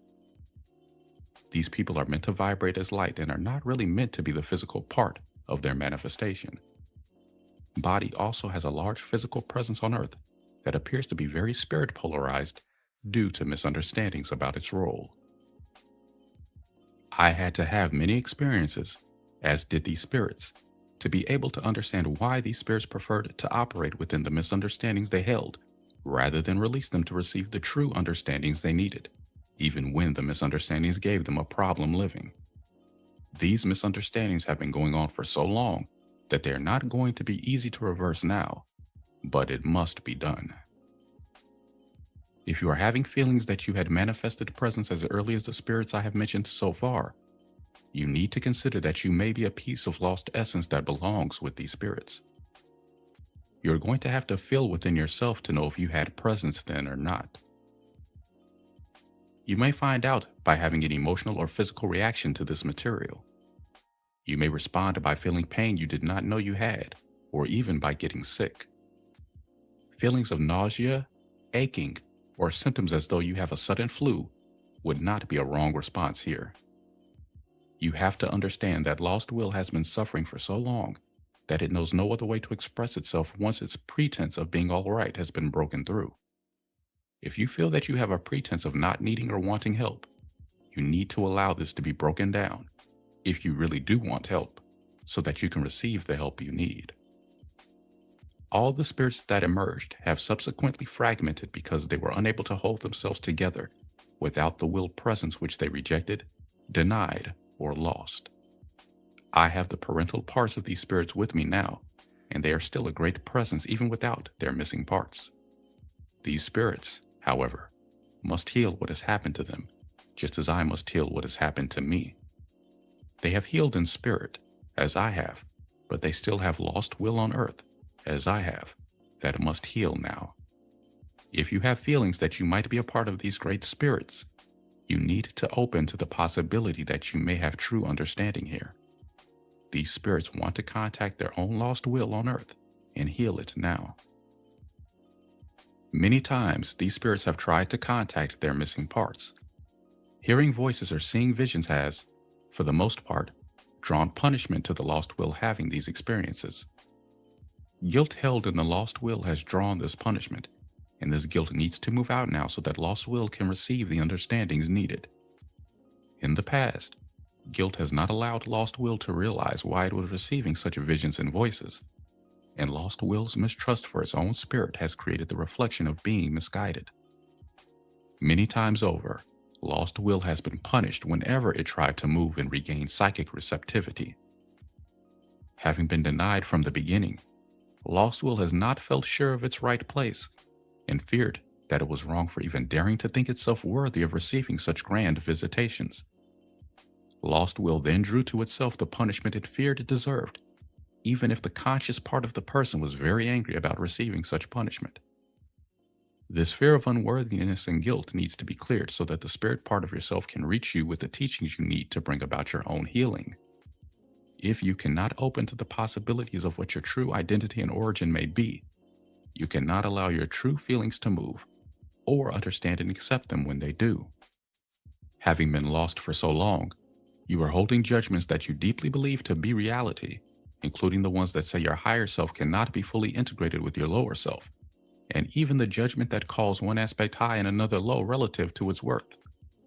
Many people hold the judgment that they cannot ever receive contact from their own higher self. In reality, this contact is just blocked out by fear and guilt that is not moving. You can move what you need to move to hear what you need to hear. And the more you move in response to what you hear, the more you will be able to hear. If you have the judgment that earthlings are not as divine or high in origin as angels, you need to let this judgment go now also. There are even ancient ones on earth in fragmented form.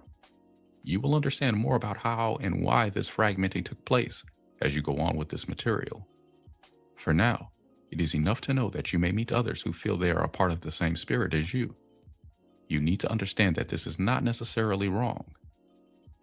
Guilt has not allowed most people to admit that they have a sense of identity that they don't feel they can reveal, and I am not suggesting that you need to reveal it publicly now. Those that have revealed these feelings have, so far, most often received reflections that have made it look very convincing that it is best not to mention these things, and probably best not to even entertain the thoughts. Guilt and judgments create the reflection that has been met on earth so far. You must open the space within yourself to know if these things could be true or not, and you must work with it there. In other words, I am not suggesting that you put on wings and run to the neighbors as a testimony to your newfound acceptance of yourself. You are not all angels anyway, but even if you were, it would not bring the results you might hope for. The lost will is not the part of you that has conscious vibration right now.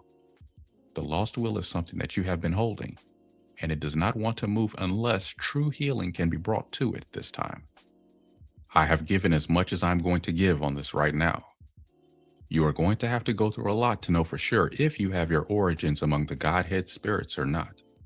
You may have to go back farther than you have ever remembered in your life to know if you had consciousness that early or not. The reason for this is that many of the early realities of the manifested spirits were quite similar. The more you move within yourself and get to know what you are holding, the more information you will have to go on. Lost Will holds everything that you need to know to go forward with your own healing now, but you cannot get true information from your Lost Will unless you learn how to help Lost Will get the light it needs.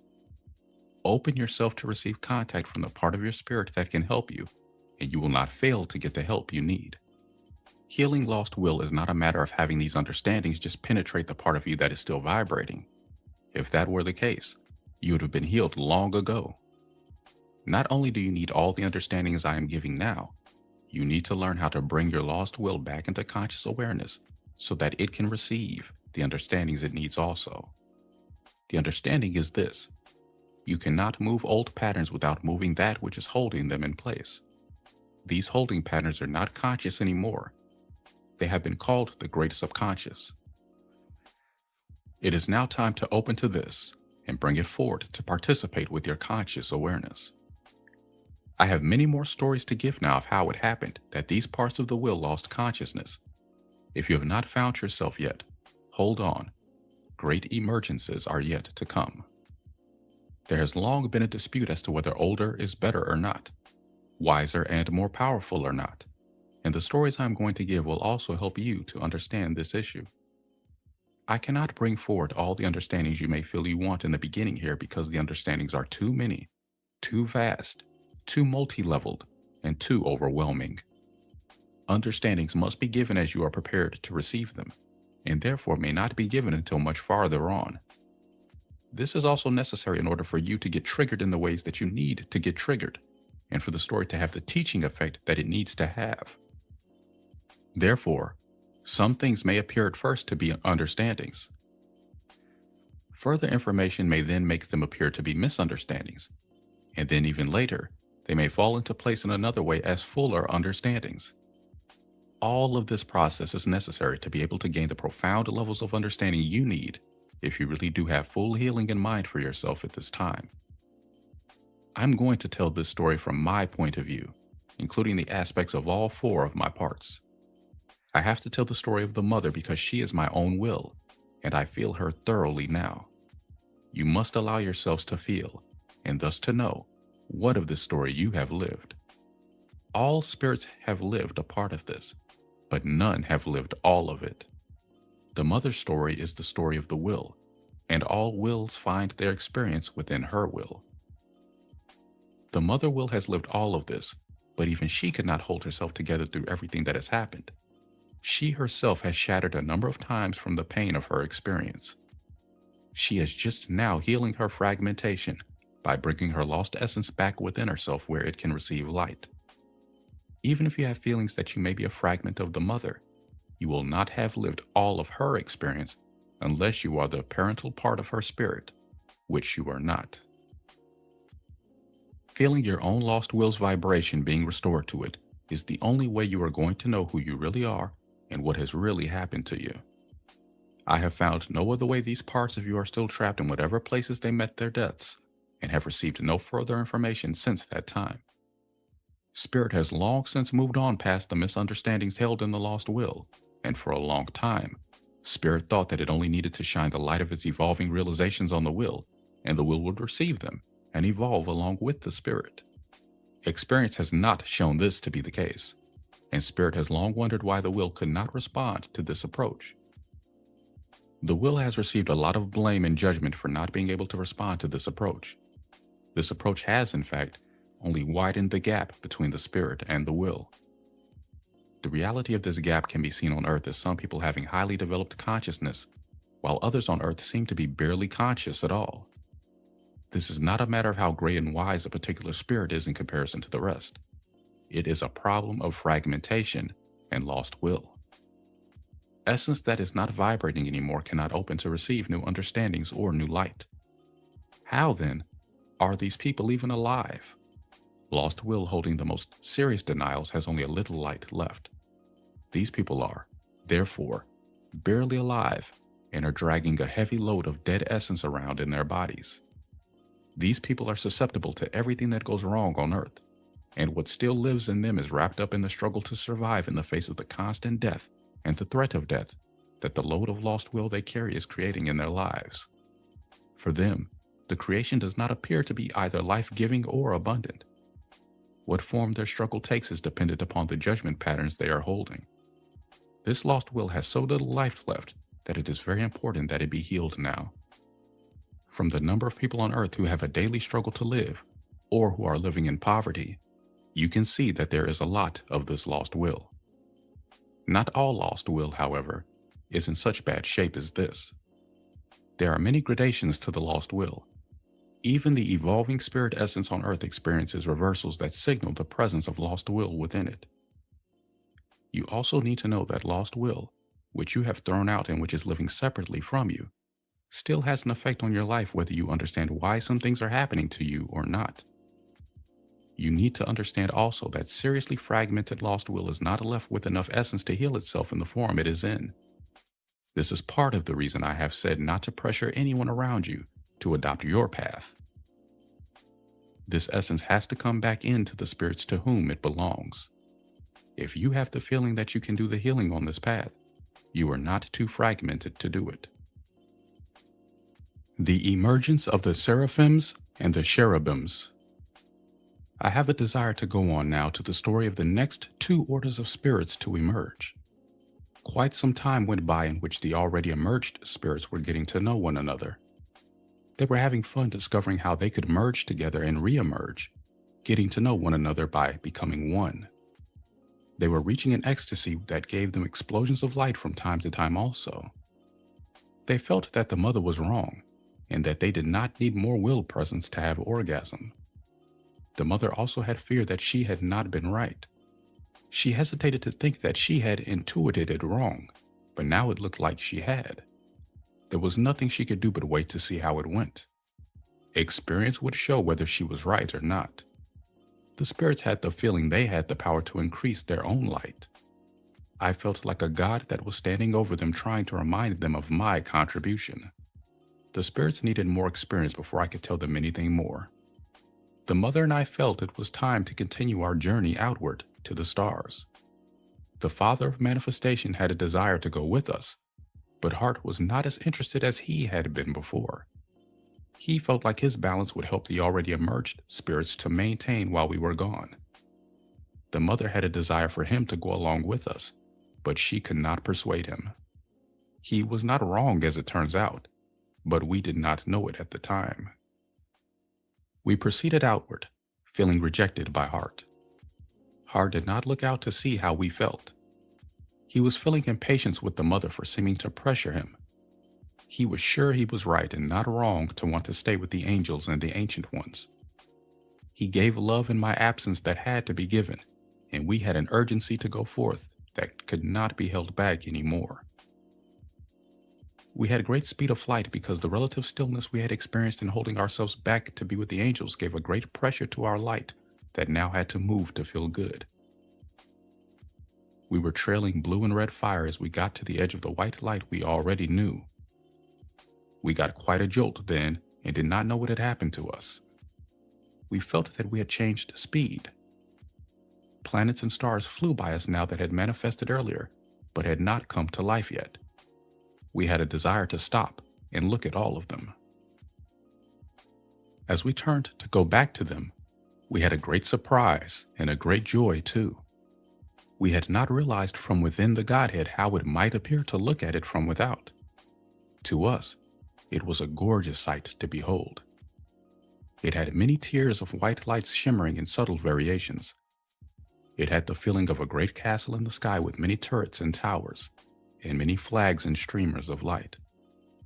It had everything that fantasies have ever given to the vision of castles, and more. It changed form as we watched it and, like clouds shifting in the sky, became cathedral-like. It took on many appearances as we watched, including an appearance somewhat like a great wedding cake. It was as though we had an ability to affect its form just by watching it. The mother had a desire to make love now that she had held back for quite some time. The mother stretched out as though she had lain down in comfortable relaxation in view of this giant presence of our Godhead. The Father of Manifestation and I gave her love from both ends at once. They had erotic fantasies about little beings that had a desire to come forth from within her now. They played pipes she had never seen before and made sounds she had not heard before. Their rhythms were also new and had a great resounding depth to them. She had guilt that it was not right to have her attention on little beings running around inside of her while we were making love to her, but these beings were so captivating that she could not help herself. The mother gave in to an orgasm in her head and another in her groins, and spirits came pouring forth. I told her to have no guilt, because the Father of Manifestation and I had put the seeds of her fantasies within her. She had great excitement then that we had acceptance instead of rejection for her feelings of playful response. The mother had desire to open and receive these spirits at once.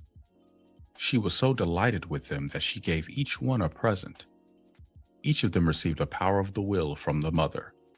Some were given the power to open space, some to hold space open. Some were given the power to move inner forces, and some to move outer forces. Some were even given the power to make light, and some the power to give light out. Some were given the power to envision within the light, and some to receive visions that were already there. Some could see the future, and some could remember the past. Some could make things appear, and some could make things disappear. Some were given the power to define form in amorphous things, and others were given the power to change form from one thing to another.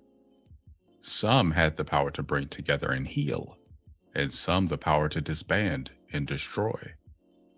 Some asked for and were given the power to move the great cosmic forces. These two orders of spirits have a large presence of lost will on earth, and much of it is holding denied heart essence. Heart has healing to do with these spirits now because he was not able to give them full heart presence at their emergence. These spirits need to gain understandings now to help them resolve the many problems drawn to them by their guilt over having denied heart presence. The understanding needed is that these spirits had an original cause that gave Heart the feeling that he would not be accepted if he tried to go with us and give more of his presence to these manifestations. Heart was not wrong here because these spirits had been watching us, and they felt that the mother was not being allowed her full expression, and that neither was the Father, particularly the Father of Manifestation. These spirits saw Heart as always bringing a compromise that they did not want to make. These spirits had a feeling that manifesting as two orders of spirits with the heart of the Father in one order and the heart of the Mother in the other order would enable them to fulfill their purpose without having to compromise in ways they did not want to. These spirits had great charm and appeal, and I named the order with the heart of the father seraphims, and the order with the mother's heart cherubims. The seraphims had spirit heart, and the cherubims had will heart. The seraphims were taller than the cherubims, and where the seraphims were slender, angular, and definite in form, the cherubims were soft and rounded. The seraphims were more cool and detached, and the cherubims were warmer and more possessive. This was the first time we had seen what appeared to be a clear sexual distinction other than with ourselves. The seraphims were red and blue with heads that gave off rays of silver and white. They had gold, but it was not prominent. Their gold shone mostly in their hearts where they received the mother and reflected her to herself. The cherubims had red and orange, and their heads shone with encircling wreaths of golden halo. Their hearts were like shining stars of silver and white, where they received the Father and reflected him to himself. The brightness and intensity of color was greater in these spirits than in the Godhead spirits, who had white glistening with pastels.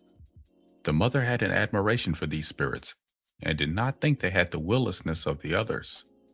These spirits had the form and definition that was necessary now for the role they had to play.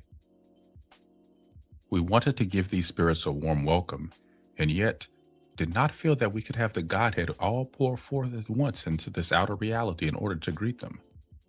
These spirits had a highly developed sense of themselves already, and they informed us that they would rather have something ceremonial instead of just a party to mark their emergence. They already had ceremonial dances and patterns they could form that made their sense of strength and power increase or decrease, according to what they felt the situation called for. They had an ability to perform tricks that were both real and based on illusion. These spirits had a great beginning and they have a great future, but the road in the middle has become filled with the pain and suffering that guilt and misunderstanding has created in so many spirits who had great beginnings. The ceremony these spirits performed at their emergence let us know that it was now time to manifest many more spirits who had been waiting for the feelings that would make them come forth. We had understanding now that spirits were emerging in response to what was happening with us. If we were doing something that moved spirits enough to want to come forth, they did. The cherubims and the seraphims manifested many things to us that we had not fully felt until they emerged. These spirits had an ability to find minuteness of detail within me that I had not recognized yet. They gave me much information about essence that lay within me that was expressing desire to manifest now. After the ceremonial dances, in which they showed me patterns I could instantly recognize in myself, these spirits gave us another performance that showed us more possibilities of what body could do. They had more defined bodies than the earlier spirits, and they could do many things with their bodies that we had not seen before. We watched their performance with great enjoyment, but feelings also arose in us. The mother feared that once again, we had emerged spirits that had more powers than we did. She experienced some jealousy and feared she had not managed to captivate us the way these spirits were doing. She found herself wishing that she had kept her powers and manifested them herself, instead of giving them to others who are now charming us with them in the ways in which she had wanted to win our approval. She felt childish and guilty that she had these feelings, especially since I had told her long ago that she had these powers, and she had given them out instead of using them herself. "It's my own fault for being so fearful and held back," she told herself. The mother's guilt has not let her reclaim her powers for a long time.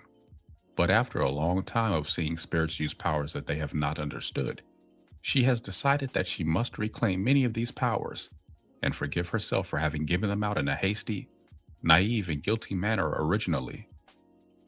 There has been a corresponding loss of power among these spirits on earth. Deception has increased among these spirits as these powers decreased, because so many spirits still wanted to have these powers and began to pretend that they did. The mother had grave reservations about reclaiming powers because she foresaw what would happen if she did, but she has understanding now that giving these powers out then was a necessary experience for all that were involved, but an experience that has reached its end. The father of manifestation saw that the mother was feeling upstaged and displaced by the seraphims and cherubims. He shared her feelings. He had thought that form was his to manifest, and now he was feeling that he had not done as much with it as he should have. He had guilt that he had been inadequate as the father of manifestation. I had feelings of insecurity as God again, also. We all wanted the spirits to manifest in the ways that would make them happy, and we wanted them to have plenty of light and power. We could not, therefore, understand the persistent nagging feelings we had that our children were getting too much, and that we were diminishing too much in stature and power as the emergences progressed. We felt guilty that we even had these feelings, and because of the guilt, could not then really bring these feelings forth to look at them. We held back these feelings for so long that we had to learn to understand them in the form of the lost will reflections these feelings brought forward later. The formerly unseen role played by the denial of these feelings received made the form in which they presented themselves to us almost unrecognizable and unintelligible. The reason for this is that denial had the effect of instructing these feelings to disguise themselves and to appear to be something other than what they were, because they were not acceptable to us in their true and original form. At that time, we told ourselves that we had to be democratic about the emergence process and open room for others to become God in our place, or gods in their own right. We had fears and guilts we did not recognize then that did not allow us to know what was really happening in the manifesting of these spirits. We did not realize then that lost will of ours that should not have gone out was getting pushed out into the manifesting spirits. Because we were so afraid that they might not get the light they needed, we had, without realizing it, gone to the other extreme of giving them more light than they could handle. Because we had guilt telling us we wanted to be God whether we were rightfully God or not, and that it was not right to be attached to our position, we were unconsciously pushing out more light and power onto the manifested spirits than they needed or wanted to have, in an effort to make sure that we did not block anyone's chances to be all that they could be. We then had many spirits who had powers they did not know how to use properly, and many spirits that had reflections to give that we did not like having to see. These reflections were all variations on the theme of our lack of acceptance for ourselves. The reflections made it look as though all our questions, fears, and doubts were proving themselves true. We felt unaccepted by many of the spirits we manifested because they manifested a lack of acceptance for us. It was our own lack of acceptance for ourselves that they were manifesting, but turned around as it was not easy to recognize that it was only ourselves out there, giving us the reflection we needed to see of how it felt to be an unaccepted part of us that really belonged within us. You need to understand that recognizing this reflection is not all there is to healing lost will. For a long time, all I did with it was look at it and learn. Later, I wondered why I had learned all I thought that I could learn, and yet the reflections were still there. I have since realized the will involved here must move before the reflection can change. At the time that the seraphims and the cherubims manifested, we did not realize that even though the mother had given them powers, they were going to need to receive us continually to be able to utilize these powers. Denials were not many in the beginning, but denials have increased tremendously over time. As denial has increased, the ability of spirits to manifest their powers has decreased. Not only have the seraphims and the cherubims lost powers because we had to reclaim essence of ours that was not meant to be given to them, but they have also lost powers because they have guilt they have never recognized. This unrecognized guilt has caused the seraphims and the cherubims to deny themselves in the belief that they were making loving sacrifices in the name of love. These denials have caused them to stop vibrating in many of the ways that they need to vibrate if they want to have the light they need, to have the powers that are rightfully theirs. They have feared that they lost powers because they misused their powers. They saw their loss of powers as punishment from God for misuse of their powers. The seraphims and the cherubims have misunderstood at times, but they have never misused their powers. The seraphims and the cherubims are of loving intent, and loving intent cannot misuse power. Their misunderstandings were part of their own learning process. Punishment is not a necessary part of the learning process. Spirits of loving intent seek to learn because of the intrinsic value that understanding has for them. The seraphims and the cherubims judged themselves to have made mistakes. Self-forgiveness would be more in order here than self-punishment, because these spirits were already seeking the understandings that would allow them better application of their powers. Learning because punishment will be given out for not learning is not right use of will. Lack of self-acceptance for process opens spirits to the guilt that makes them believe they need punishment. Original guilt with the seraphims and cherubims was that they felt they had denied heart by not manifesting the way we had done. Self-forgiveness, not for the way they manifested, but for their lack of acceptance for it, is in order here. The seraphims and the cherubims were not wrong. They had understandings that we did not have. They realized that they needed to manifest in a way that would allow them to go through their own version of the process we had to go through in order to balance their spirit and will polarities enough to manifest heart. We had to realize through them that the manifested spirits needed their own experiences to understand heart balance. Each order of spirits was allowing us to recognize something in ourselves. The seraphims and the cherubims have heart within them, and allowing themselves to reach the balance they need will allow their hearts to manifest the way they want it to happen. The seraphims and the cherubims have pride that has not allowed them to receive these understandings from me. I would like them to allow me to help them now, because they have gotten themselves into a predicament on earth that does not feel good to them. They have not wanted to admit to this pride any more than they have wanted to admit to the other feelings they have denied. Pride has been denied here because the seraphims and the cherubims felt guilty that they had pride in the beginning, telling them they knew more than I did about manifesting. The Father of Manifestation feels particularly involved here and has guilt himself that he needs to heal with these spirits. The seraphims and the cherubims had understandings that were right for themselves and for many others. These spirits had something to teach us, as did all the others. The seraphims and the cherubims were afraid to tell us how they thought spirits should be manifesting. They had seen what happened with the ancient ones in the beginning, and they were afraid of what might happen to them. They felt ashamed of themselves for thinking they could tell other spirits how to manifest when God had not told them how.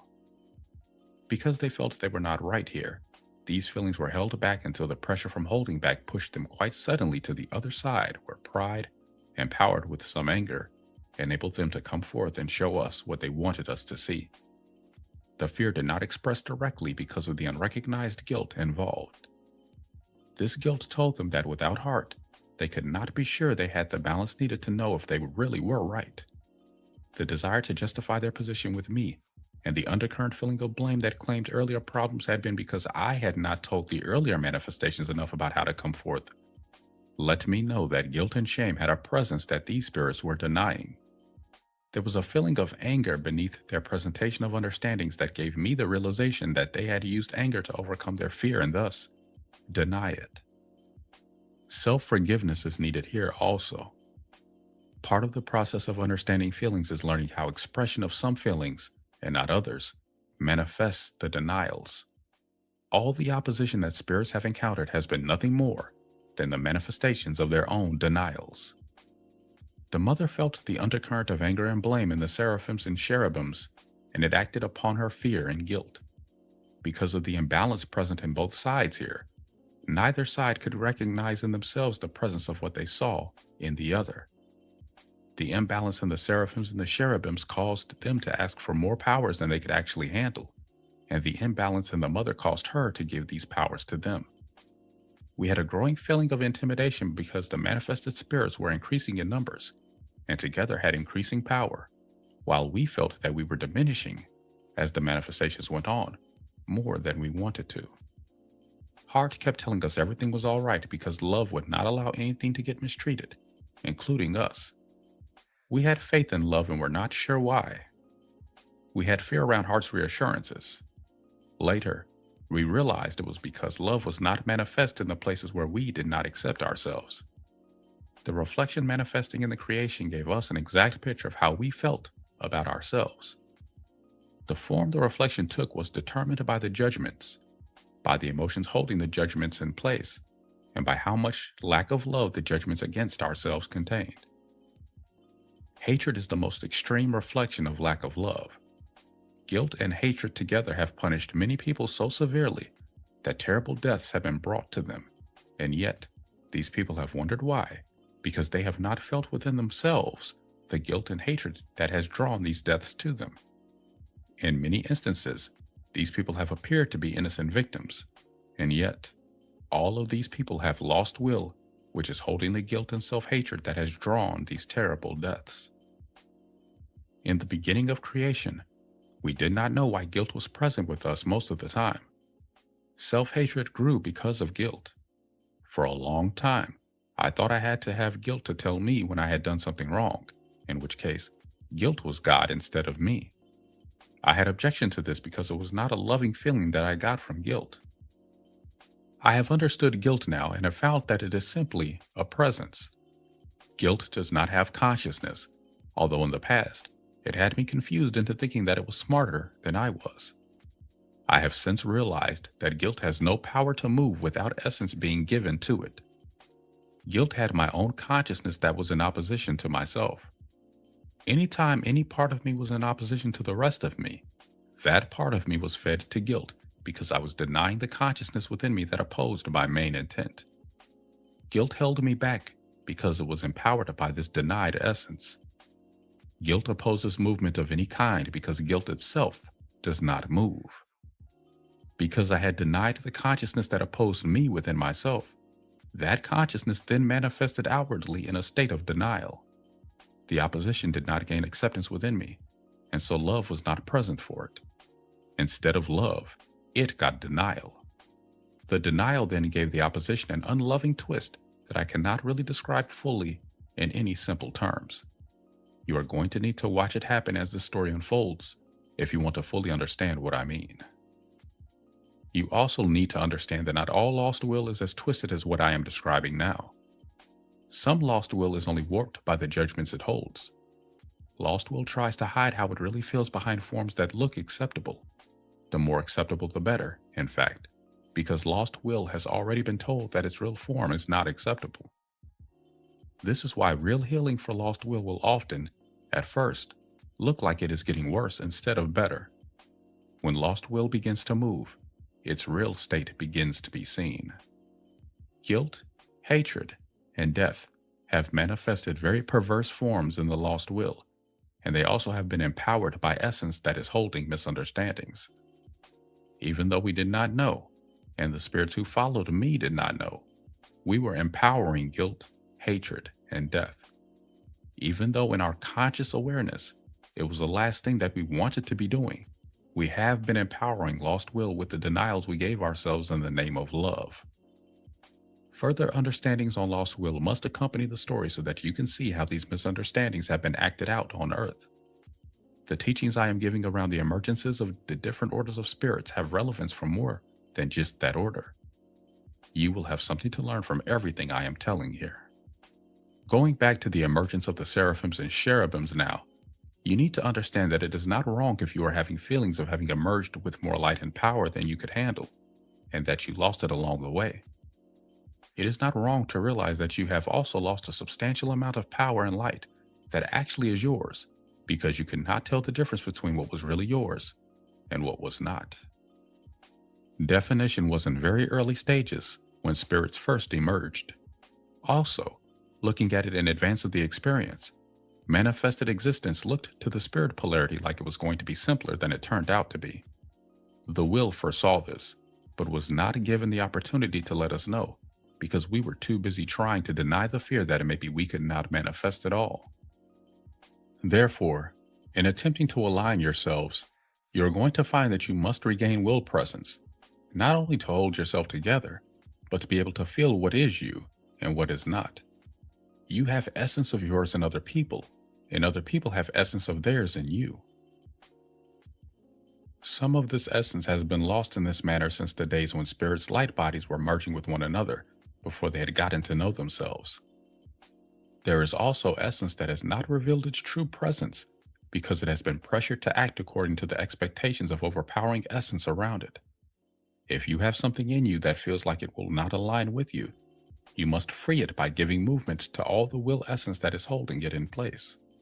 If you move your will thoroughly in this area, you will find that either the essence does align with you and teach you in the process, or it will leave you and go to its right place somewhere else. I'm going to point out the presence of guilt and lost will in the story so that you can look and see how the patterns affect your life. If you get sick of hearing me sound like a God that is always fear-ridden and guilty, then you are feeling the feelings that participated in creating the original denial of these feelings. Their denial has created a far greater problem than just feeling them ever could have. There is still time to heal this now, although guilt has stilled the movement of so much light that there is a real danger of the light falling inescapably into its grasps. Once consciousness has been lost by lack of movement, it is not easy to regain it. In the beginning, I underestimated what was involved in the recovery of lost essence. Now, I would like to say that every order of spirit has emerged with guilt that was not recognized at the time, and has lived with this guilt ever since. To make matters even more complex, misunderstandings have often said that guilt was right and God was wrong, and thus, my identity and guilt's presence have become mixed together. Sacrifice is one good example of guilt's punishment being mistaken for God.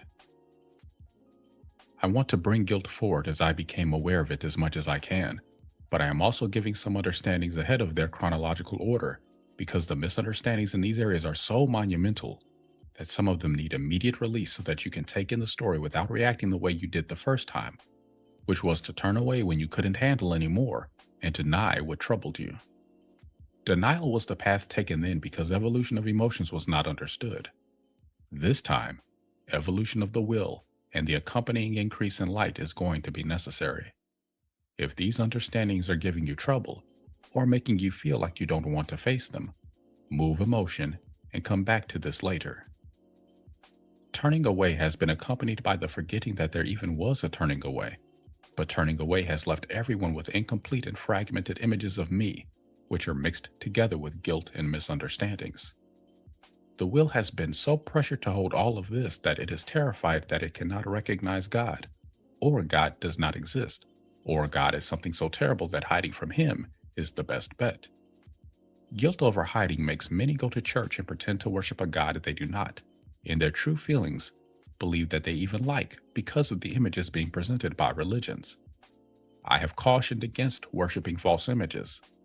Thou shalt not make unto thee a graven image, nor any manner of likeness of anything that is in heaven above, or that is in the earth beneath, or that is in the water under the earth. Exodus 20, verse 4.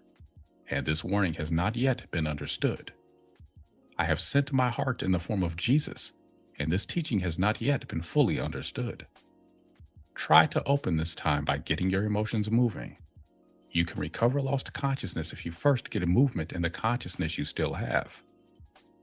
Now, returning to the seraphims and the cherubims, we had guilt in these orders of spirits that was not recognized at the time. We were unconsciously looking to see if we should be God or not, and our doubts and fears were feeding guilt's ability to show us spirits that made it appear that we should abdicate in their favor. The ancient ones first, and then Lucifer. Now we had a number of spirits among the seraphims and cherubims that gave us the feeling they were more powerful than we were. They were not threatening to us overtly because we had love for one another, but subtly they were trying to prove something to us. They gave us a feeling that we worked for them. They wanted us to be the light generators for them so that they could use the powers they had been given. We had an aversion to this because we didn't like the feeling of constantly having to generate more light to maintain the spirits. At that time, it appeared to us as though the emerging spirits were increasing in definition and manifested powers as we progressed, and we did not know if our path of creation was meant to lead us to a more highly evolved God than we were or not. Of course, our path was leading us to our own self-realization, but we did not know that then. We had gotten so caught up in the process of creating and allowing spirits to manifest that we had temporarily lost the overview that Hart and I had had in the beginning. We had gotten out of balance here. Instead of seeing the oneness of everything, I had gotten caught up in the differentiation between all things. Lost Will has not yet found the way that oneness and differentiation fit together. Lost Will believes that differences divide people and does not like to notice, and sometimes does not want to allow differences unless there is a desire to feel separate from the ones who are different. We shared what we could with the seraphims and cherubims at the time of their emergence, but we could not lay everything to rest then. As with the others, we had a growing feeling that they needed to experience on their own, and that we needed to go forth and manifest more spirits. There was some guilt about leaving once again, but we could not hold ourselves back anymore. The emergence of the spirit polarity of the rainbow spirits. The father of manifestation was already dragging the mother away because he felt that he could not have the orgasm he wanted in the presence of these spirits. I threw my light in with him just in time to have a great shimmering orgasm of purple light surrounded by halos of white. This orgasm had a delicate beginning, but the more we opened into it, the greater it felt. When we had exhausted ourselves with love-making and lay back to rest, we found ourselves surrounded by spirits shining in every hue of purple known to man. They grouped themselves like a flower whose petals grew deeper in hue as they moved inward. These spirits had a delicate, shimmering receptivity to us, and the movement within their emergence pattern gave off an odor not unlike the lotus flowers associated with this chakra. I realized now that I had a body forming. We had a feeling of welcome toward these spirits, and we did not feel threatened. These spirits had inspiration from the Word of God as their power. They spoke to us as though we were all one head in many words that we had not heard before, and yet we could understand them. They had inspiration to give in the form of stories to tell, and the response we had was music to accompany them. Some of the earlier manifested angels began to appear and to join in with us. These purple spirits were a chorus within their flower that began to give out stories and song. Some seraphims and cherubims appeared now, and they began to dance in the stories. Second order angels provided costumes, and first order, the visionary effects. The third order of angels, the listening order, had the role of an audience now, listening for the inner and outer alignment that was needed. When fourth order angels arrived, they wondered what their contribution would be. It seemed to them that their arrival had no contribution to offer. They did not realize that their presence was their contribution. They gave a depth to the emotional quality of events just by being present. The fourth order has long felt guilty around the issue of feeling they had no contribution to offer, and they need to release this guilt now. The angels had apparently had such a good time celebrating their own emergence that they wanted to have opportunities for more celebrations. Their combined desire to go forth and to also remain at home in the Godhead gave a nice flow to the light, as their comings and goings created streams of light back and forth between the Godhead and the outer areas we were opening now. We all shared a guilt in the Godhead that also needs to be released now. We feared we were shortchanging the emerging rainbow spirits, as these orders of spirits came to be called, by not giving them the full Godhead presence at once. As it turned out, coming and going at will was the perfect arrangement, as it gave the Godhead spirits opportunities to experience outer manifested realities as much as was right for them, and brought the light of the Godhead forth to the rainbow spirits in the amount that was right for them. The guilt that has been present in this area has created a long-standing imbalance that has not been healed yet. These new spirits could see that the angels had a home, and they wondered if they also had one. We had opened planets to manifest a life-giving home for all the spirits as they emerged, but I have omitted this information because of the length of the material and because it is not the information you really need right now. I am mentioning the question of home in relationship to these spirits because the rainbow spirits have a karmic problem around the question of where their home is. These spirits were envious of the Godhead and insisted that they belonged there. Even though we had opened planets for all the spirits, and these planets had great beauty in our eyes, we were manifesting a reflection of our own guilt here that maybe we had selfishly created the best place for ourselves.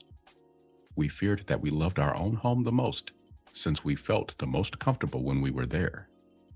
Not that the other planets did not interest us. They did. But we found ourselves wanting to return home often to get the intensity of light we needed. We have since found that every kind of spirit receives the kind of light best suited to nurture his or her needs. To be at peace with this understanding means being at peace with the self, and we were manifesting the same lack of self-acceptance among the manifested spirits that we had for ourselves. We had opened what we thought were beautiful planets for the purple spirits and for the colors to follow, but the rainbow spirits did not go to live on these planets for a long time. Instead, these spirits migrated all over the universes, insisting that their true home was not where I said it was. They developed powers of astral travel, as well as travel in spaceships. Long ago, the rainbow spirits came to Earth, and when they moved on, they left part of themselves behind that no longer had the vibratory power to go with them. The rainbow spirits that left Earth so long ago went to look at the planets we had made for them and found that they felt at home there after all. These spirits now understand that they have to heal their lost will that was left on Earth, and they have lately been coming close to Earth, trying to contact the rainbow spirits that were left here so long ago. These spirits have a fear of landing on Earth and making their presence known, not only because of the kind of civilization that exists on Earth now, but also because the magnetic density of Earth has increased since they were last here. They are afraid they will get caught on Earth in the same ways that their lost will got caught here. The rainbow spirits that are on Earth need to allow themselves to have contact with the rainbow spirits who have traveled to their homeland, because these spirits have healing in mind now. Opening to this healing among the rainbow spirits means that the old charge around being left on Earth needs to move. Long ago, the spirits who left were judgmental toward the ones that got caught here, and there needs to be a healing of this judgment pattern now. The emotions involved here do not look pretty right now, because they have been denied for so long. Having been held back for so long, the anger, fear, and grief involved is very murky looking. This murkiness is not allowing the rainbow spirits that are still on Earth to vibrate their colors very brightly anymore. The rainbow spirits that are still on Earth still do not know where their home is, and they never feel that they are being given clear claim to their right home, even if it is to be a spot on Earth. They have a problem even finding a country that feels like home to them. They have spread themselves all over the Earth, and yet cluster together with one another wherever they go. Wherever you find one rainbow spirit, you are sure to find others. They have a real group orientation, and if they find the group they need, they can heal in groups. Home for the rainbow spirits is not on Earth, and they need to find their true home, because having the right home is really important to them. Healing their original cause will enable them to find their true home and finally accept it after all of this time. The rainbow spirits also need to abandon the idea that they are going to have to die a horrible death to get there. They do not have to die to go if they heal themselves first. The rainbow spirits have appeared on Earth in many forms. They have had nearly as much trouble finding forms that feel right to them as they have had finding a home. The rainbow spirits have manifested patterns on Earth of gypsy, circus, carnival, traveling minstrel, and magic shows. Most of the patterns that are not mainstream have involved them. Right now, I want to go on to the emergences of the other colors. We had very rapid emergences here and feared that this was not right. Of course, we found out later that it was. We had a lot of fear around emerging spirits because we had love in our hearts that wanted to give these spirits a good home and manifest them in ways that would allow them to have a good start in life. We had not done this before, and, like so many parents today, feared that our own lack of experience might overlook something the spirits needed. We had our own needs to meet also, or we could not be the good parents we wanted and intended to be. We had trouble finding the balance here between our own needs and the needs of our children. We have not found it yet, but I am confident that it can be found if lost will is healed. I also want to say here that it is not wrong to have sex involved. I had sex long before I had children. It was orgasms that emerged all of the manifested spirits and gave them the light they needed. And yet, all of the manifested spirits have had trouble accepting sexuality as part of God. As a result of this, the full presence of light and love has been held apart from every single sexual experience that has yet been had on Earth, whether the participants are aware of this or not. Sexual guilt is immense on Earth. Having guilt mixed with light and love has been the experience needed, but is not a very bright beginning for spirits trying to manifest on Earth. Guilt fragments are what most people get. Therefore, when they have children, instead of the spirits they think they are getting, these children then usually turn around and mirror their parents' guilt to them. These children are a healing presence if you learn to understand and accept the reflection. Most parents have given in to the guilt their children represent in their lives. Rather than feeling the real feelings they have for their children, parents have been, in most instances, preferring to pretend and even insist that they love their children whether they actually do or not. Most parents who do not really love their children do not even allow themselves to touch these feelings for fear of what it will mean. Often these children receive even more of what society accepts as forms of parental love than do many children whose parents have more real feelings for their children. Most of the cases of child neglect and abuse are the action of the lost will of parents who do not really love their children, but heavily deny these feelings in favor of the pretense of love. I am not suggesting that parents who suspect they do not love their own children should start neglecting and abusing them so that they don't send this essence out into lost will.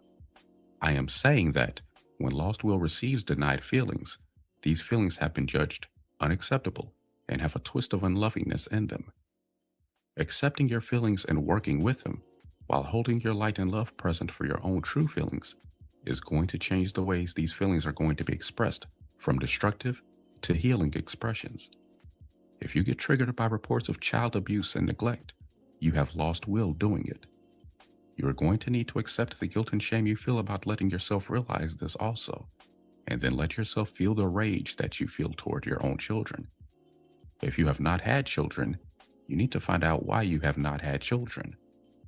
Deeply buried may be fears that you will want to do some of the same things that trigger you when you hear of others doing these things. The more you want to go out and stop them, the more you need to heal your own lost will with yourself. You all had some form of sex involved in your conception, if not orgasm anymore. Your parents all had sex before you were born, and most of them hid sex from you afterwards. If your parents had sex during the pregnancy, you were more intimately involved than most parents have wanted to acknowledge. Once you became a conscious presence in their lives, your parents had their fears and guilt activated about the place of sex and family life. Even parents who claim that they have not allowed their children to interfere with their sex life have imbalances here that they are not aware of if they are making this claim. There is a lot of healing and understanding that needs to take place in this area on Earth before sex can really take its right place. Sex has been taking place in the presence of guilt and denial for so long on Earth that no one knows what life without denial is like, let alone sex without denial. The reasons that sex has been so laden with guilt and denial have been deeply buried in original cause, and I'm going to bring this information forward a little at a time. If it triggers you that I had sex in the ways I am describing now, allow your feelings to move on this. If you have feelings of arousal, allow these feelings also. The separation of God and sex has created such a serious diminishment of the light that it must be healed now. You all had interest in my sex life, whether you admitted this openly or not. It was unnerving to us to try to have sex in the middle of all the manifested spirits who wanted to hang around and get off on it with us. Spirits who had acceptance and wanted to receive the light gave us a feeling that it might be possible to allow it, but the feelings we got from many were quite disquieting. Lost will has the voyeurism that we feared was happening then. Knowing that other spirits were around when we had sex held us back from the full expansion of our light because we felt less comfortable and more inhibited than when we were alone. The disquieting spirits were reflections of our own uncertainty, fear, doubt, guilt, and shame standing over us, but we did not know it then. Then we felt as though many of the manifested spirits couldn't accept what their parents were doing. We decided it would be best not to have sex in front of the children anymore if we could help it. Going off into the darkness and having sex away from the spirits we had already manifested was the right thing to do at that time because we had to open more space into which more spirits could manifest. We had feelings that were not at peace with this, though, and these feelings have been reenacted by lost will ever since. The feelings that were misunderstood then have to be understood now to bring the healing that sex needs. I am going to go into sex a lot more as the story goes on. For now, you need to know that the orgasm that moves you the most is the one that called you forth into emergence. If you have feelings about more than one of them, you need to feel your feelings more, and you will discover which orgasm called you forth, and also what called you into consciousness of yourself within me. You may have displaced essence that doesn't allow you to know right away, but you will understand more as time goes on. Knowing yourself here is important so that you can accept your origins in me. Sexual denial has made it impossible for most parents to reenact the orgasm they enjoy most, and so, remembering your own conception in this life may only be able to give you a picture of the denials that you have become involved with on your path. You have to understand how denial creates reversals in your life to know what happens when you have sex in the presence of denial. The rainbow spirits are now going to emerge in a rapid progression. There would have been an imbalance in the light that would have destabilized the emergence of all the orders of rainbow spirits if we had tarried along at any particular emergence. But we did not know this at the time. Then, we had guilt that we had shortchanged the rainbow spirits by not giving them much attention at the moment of their emergence. The celebrations they had upon emerging were conducted by the Godhead spirits, and we were not present until later. We could not quiet or hold back our desire for orgasm until we had reached the end of the rainbow, and yet we had guilt telling us that we were becoming much too involved with one another and getting too far into sex to care about anyone else or to be responsible toward the children we were manifesting. Guilt said that we were not taking proper care of these spirits or giving them all that they needed. Look, guilt said, you have whole orders of spirits floating around without even having a proper home. Still, we could not stop the orgasms. As soon as one order emerged, the father of manifestation was grabbing the mother and making love to her again. Before I felt that I had given a new order enough light, I would have another order of spirits needing light. I was greatly annoyed with the father of manifestation for not being capable to hold back his sexual drive.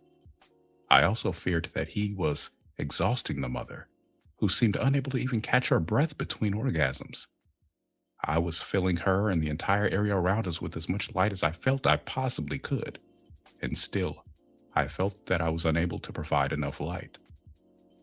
I had feared that I was less potent and powerful than the father of manifestation. It looked like he was growing larger all the time, while I felt that I was growing smaller. It felt like I was being drawn into form more than I really wanted to be. I had a feeling like a naked man putting his hand over his penis because he feels small and inadequate compared to the other man standing near him. I had a feeling that my light was not enough now. The father of manifestation seemed to be able to fill the mother all by himself and give her forms I had not been able to give her. She was changing forms almost as quickly as she took them on. Every form the father of manifestation gave her had great beauty in my eyes, and she was having orgasms in every form. I was jealous of his powers. The father of manifestation seemed to be in the mother constantly now, holding her very tightly, breathing on her with a breath of flames and stars all at once. They had an atmosphere around them now that was not just open space anymore. It had moisture and light, aroma and movement. It gave a heady feeling just to breathe it. There was as much light present as I could give it, but I had fear because I saw a darkness present also. Part of this darkness was being given presence by the feelings that need to be healed now, but part of it was that these spirits needed a more dense form of light to thrive, and it did not appear to be as bright to me as my light in the Godhead. At the time of their emergence, I did not know that these spirits were suited to the light they were receiving. Then, I had a desperate feeling of not being able to cope and of running to try to catch up with the mother and the father of manifestation. The mother was running slightly out ahead, and I could not tell if she was running from the intensity of both of us or if the two of them were running from me. There was little time to understand it, as the father of manifestation would overtake the mother very quickly and pull her down beneath him again and again. I felt somewhat shut out and could not see the ways in which he was giving her repeated orgasms. I knew that they were very intense, and the intensity stirred fear in me, which was accompanied by a riot of inner pictures. I could not even tell if the mother and the father of manifestation were struggling and fighting with each other or making love. They were breathing and vibrating intensely, and at times even sounded desperate and out of breath. They were crying out, and many other sounds were coming out of them also. I heard tinkling bells, chimes, roars, grunts, moans, gasps, rumbles, deep drum-like beats, waves crashing on shores, volcanoes erupting, birds crying, winds rushing. There was popping and crackling. There were crackles, booms, and explosions during which the atmosphere around them filled with colored light. Every color and combination of colors that I thought imaginable were exploding around us like a riot of expensive fireworks, booming in the night. There were also soft places in the light that opened around us like the softness of flower profusions opening into sunlight. There was rain, lightning, and falling water. There was fire, storms, and finally, the peace of a clear and starry night. Spirit and form go into conflict and appeal to heart for balance. I had felt left behind, in the background, unappreciated, unnoticed, unwanted, and unloved, and yet I could not hold back my desire to go with them. I had a compulsion to be with them no matter what other feelings I was having. At first I thought that I should have left them alone if they did not want to include me, but I have since realized that I gave the rainbow spirits the right amount of light and presence. There is a deep guilt in these orders, though, that they desire intensity in their sexual experiences that God cannot really be fully present to witness, because he would not have acceptance for it. When I saw the way the mother was responding to the father of manifestation, I feared that she loved him more than she loved me, that he was more fulfilling to her than I was, that he gave her more intense orgasms than I could, and that she loved form more than she loved spirit. These feelings all have presence in the denials and guilts of these orders of spirits. Everything that was present in us, recognized and unrecognized at the time of emergence, has presence in the conscious and subconscious awareness of the spirits who manifested there, or who even came into conscious awareness of themselves within us at that time. The father of manifestation was lying back now, and the mother with him. They had guilt when they saw how I felt, and I wished that they had included me more. A lot of thoughts and feelings that were present here were taken in and held as judgments by the spirits involved. The lost will in these orders has since lost almost all of its original intensity of color, because it has been holding guilt that has made it nearly impossible to vibrate with the intensity of its emergence. The lost will of the rainbow spirits on earth now looks more like a bad ruse than the intense beauty of its original colors. I gave a lecture to the mother and the father of manifestation as they were lying there that contained many of the judgments that were taken in. Everything went by so fast that, although I saw it, I had no time to assimilate it, let alone get to know it, enjoy it, spend time with it, welcome it, parent it, or check it to see if it had manifested in a manner that would allow it to remain manifest. I felt overwhelmed, abandoned, denied, and betrayed by willful emotions and bodily passions that showed no concern for spirit. You didn't care about me. You only cared about satisfying yourselves, and you are still not satisfied.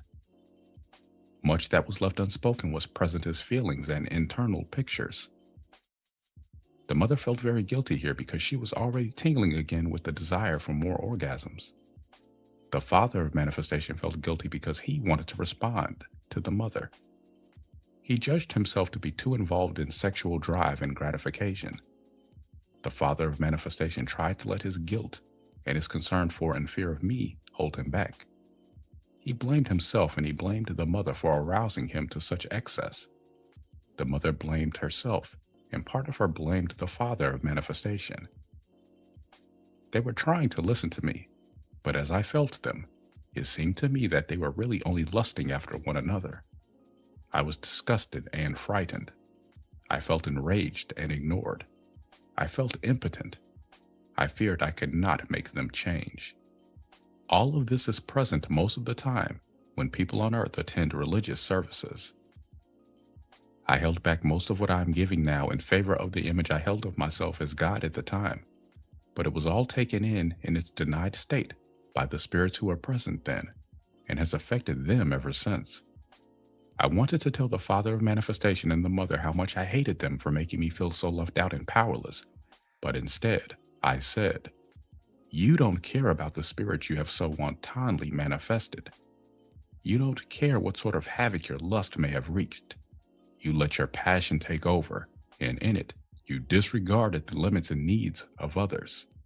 You have indulged in an orgy of extremes that has spewed everything forth like a riotous explosion of beautiful colors, vibrating in sounds and sensations and aromas I could not resist." The mother finished my sentence with a surprising lack of sheepishness, considering the power I thought I had in the speech I had just delivered. "Look," the mother said. I looked and saw nothing really because I was flooded with the sickening feeling of fearing that as I looked away, the mother was beginning again to caress the father of manifestation. She was complimenting him, reassuring him, murmuring to him, seducing him again. Seductress, I thought. "Just a minute," I said, turning back to them. "No more until we go back and see how it is." The father of manifestation was rubbing the mother's belly and touching her breasts. Light milky ethers began to stream forth from her breasts, flowing to all of the spirits that had come forth, falling gently upon them like a warm shower of fulfilling nourishment. I felt ashamed that I had gotten so angry at them. "We can feel from here that they are all right," the mother said. "They have forms we've never seen before," I said. I had the father of manifestation in mind now. "You can't make love to the mother now," I told him. "We need to check these manifestations and make sure they're all right." "What if he just wants to comfort and soothe me after all the spirits I've emerged?" the mother said to me. Again, I felt ashamed. I also did not trust them because I could feel that their real motivation was unsatisfied passion that was growing within them. "You know," the mother resumed, "you were sounding as worried as I was earlier. You sound just like me." How annoying was what she also felt, but did not say, because she was afraid of treating me in ways she had not wanted to be treated. She also feared that I was right about her, and that she had allowed her passions to make her forget her care for the things we were manifesting. "Now I'm being as selfish as I thought they were being earlier," she told herself. "God is right." She allowed her guilt and fear to push down her sexual fires. The father of manifestation did not like the way I was making him feel, and he and I got in a fight right then. "This isn't how I had envisioned it," I was yelling as I pounded on his head as a way of saying that he was not letting spirit in. "You're supposed to let me in, include me. But no, instead you want the mother all to yourself, and as a result, you have bungled everything. There's no order to this, only chaos." Body blamed heart then, saying he should have come along to hold the balance. "Without his balance, it's no wonder things went wrong," he said. "Boys, boys," I heard a voice saying from somewhere. I looked at the mother expecting that she had said this, but she was standing there smiling as if nothing was wrong. I thought she was very strangely calm for someone who was usually so frightened and full of complaints. Look for yourselves," she insisted.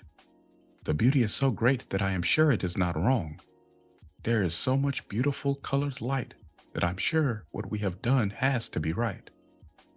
We looked, and there was a beautiful trail of colored light, a huge rainbow glistening and shining in the night, a rainbow pathway that led to our door. At the top of the rainbow, our home was shining in a glorious beauty even greater than what I remembered seeing before. a great jeweled crown of shimmering white light approachable across a carpet of rainbow light, shimmering in the backdrop of the starry night. I heard music whose form I could not understand until I realized that each color had a note. The flow of color was making chords that resonated with the universes. There was harmony, there was song, there was beauty. We calmed down and allowed ourselves to enjoy it.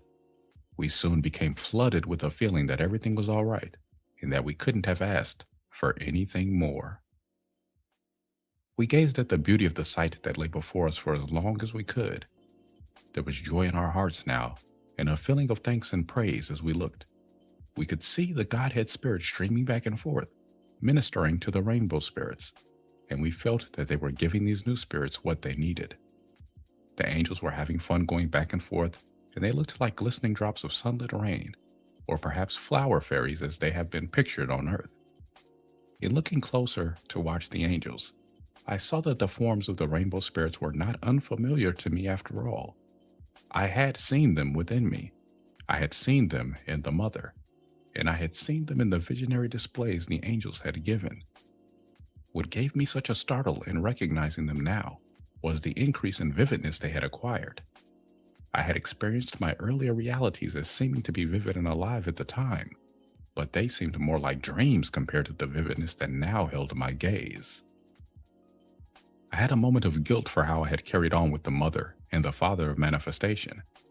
With a hat-in-hand manner, I apologized to them. I told them I had a feeling they were God now, and I was just going along for the ride. They couldn't stand my false humility, and they had a great desire to kick me in the head then, but they denied those feelings in favor of their feeling for how insecure I felt. Earlier I had shown them my anger, but not my fear. Instead of feeling so defensive and frightened that they had done wrong themselves, they began to have more sympathy for my point of view. They let me know then that they had had a feeling of being overwhelmed by my light, which had kept them running ahead in order not to be engulfed by it. This had been their experience at the same time that I was feeling I couldn't keep up with them and didn't have enough light for them. Something must have come over us, the Mother tried to say then, as a way of smoothing things out between us. I had to run from both of you, she said then. I was having orgasms, but I was also terrified that as much as I have wanted both of you were too much for me. Every time I got far enough ahead to feel I wasn't being overwhelmed, Body would catch me and hold me until I was overwhelmed with light again. I was being overwhelmed into orgasm. I could hardly catch my breath. Now the Father of Manifestation felt hurt, frightened, angry, and betrayed. He had thought the Mother was enjoying the intensity he had given her. He had even thought that she was leading him on. Now he feared that either he could not trust himself to know or he could not trust her to let him know. He also feared that if her feeling was that the two of us were too much for her, this statement might mean that she intended to leave him out and choose to go back to spirit. I had the fear that she had chosen him and not me. None of us wanted to express all we felt right then because we all had too much fear of what the outcome might be. We had fears running rampant in our minds, and there was jealousy between the Father of Manifestation and myself. We both wanted the Mother, but we did not think we should both be trying to have her at once. At the same time, neither of us wanted to be left out of anything that had happened so far. The Father of Manifestation feared that the Mother was using him to make me jealous, and I feared that her desire for me was not real anymore, but that she feared me enough to say that it was. We were all afraid of being hurt and of hurting one another, and this interfered with our ability to be honest here. The Mother feared that she had no right to try to hold on to both of us. Her desire for both of us began to look to her as though she just wanted to keep us both so that she could have whichever one best suited her needs at any given time. She feared that she was self-centered and not thinking of us. We felt her then, and feared that she was not wrong. Suddenly, Body and I both felt as though we were being used by the Mother. We feared that she actually had set it up to have both of us, and then when she found that she couldn't handle it, wanted us to play off against one another and have only one of us left. I had a moment here of feeling myself to be one with Body against the Mother. I felt this oneness with Body so intensely that I lost track, for a brief time, of any separation between he and I, I actually did not know for a time who had said and felt what, and it did not seem to matter because we had agreement between us. We both feared that the mother could be dividing us and using us against one another wrongly. We were both very angry at her for this and even hated her at that moment. As soon as we realized what our thinking was here and that we had become one, we startled ourselves out of it. The feelings we had that were not aligned with the suspicious view of the mother did not allow us to remain there for long. We also knew that she was not unloving and that she was trying to do her best given the situation. We realized that we were feeling more of the pressure that we had felt from the beginning because we did not understand why we had what appeared to be 3 men and only 1 woman. We all began to wish Hart would come to us and help us balance ourselves again so that we could feel some understanding and acceptance for our situation. Hart did appear then and let us know that he had love for us. He asked us to look at what we had manifested and see that it was reflecting our own imbalances. We did look then, and we were horrified to see that the colors were already losing some of their brilliance in the music, some of its harmony. Hart asked us to accept ourselves here so that the rainbow spirits could accept themselves. Hart gave us a lecture then. He said that as the parents of creation, we ought to be able to act more mature. Guilt was actually giving us this speech, but none of us knew that Hart had guilt. Hart's guilt always sounded so balanced and right to us that it was the last guilt to get recognized by me. Now I want to help you to recognize it. When guilt affects the heart, it makes love appear to be something higher than what you have yet been able to attain, receive, or give out. Hart has mixed love and guilt together. Here is what Hart had to say to us then. The angels have begged me to come to you and ask you not to scare these new spirits before they even have a chance to know what it is like to be manifested. The angels have been trying to celebrate the rainbow spirits' emergences with them, but they have not opened out of their emergence patterns yet. They have remained clumped together right where they emerged. The angels feel that the rainbow spirits do not have the security they need to move out into manifested life because they do not know if they are accepted, and they do not know yet where their homes are. You are fighting instead of giving them the parental light and love that they need. I think you need to give them acceptance now.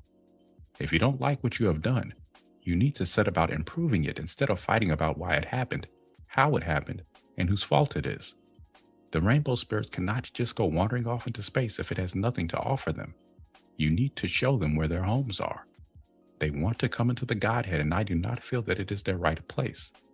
I think they want to be there because they are afraid. They are afraid they have not manifested right, and that there is no right place for them. You have to give them the understandings they need now. Hart was very gentle with the next part, but he let us know that the Godhead was all he could handle alone, and that not all was going well there either. He said that the angels were also afraid, and that they did not want to show it to the manifested spirits, but they had shown their fear to him. Hart said nothing wrong. It has not even been wrong to have had guilt and love mixed together for so long. All of his statements were observations he had made.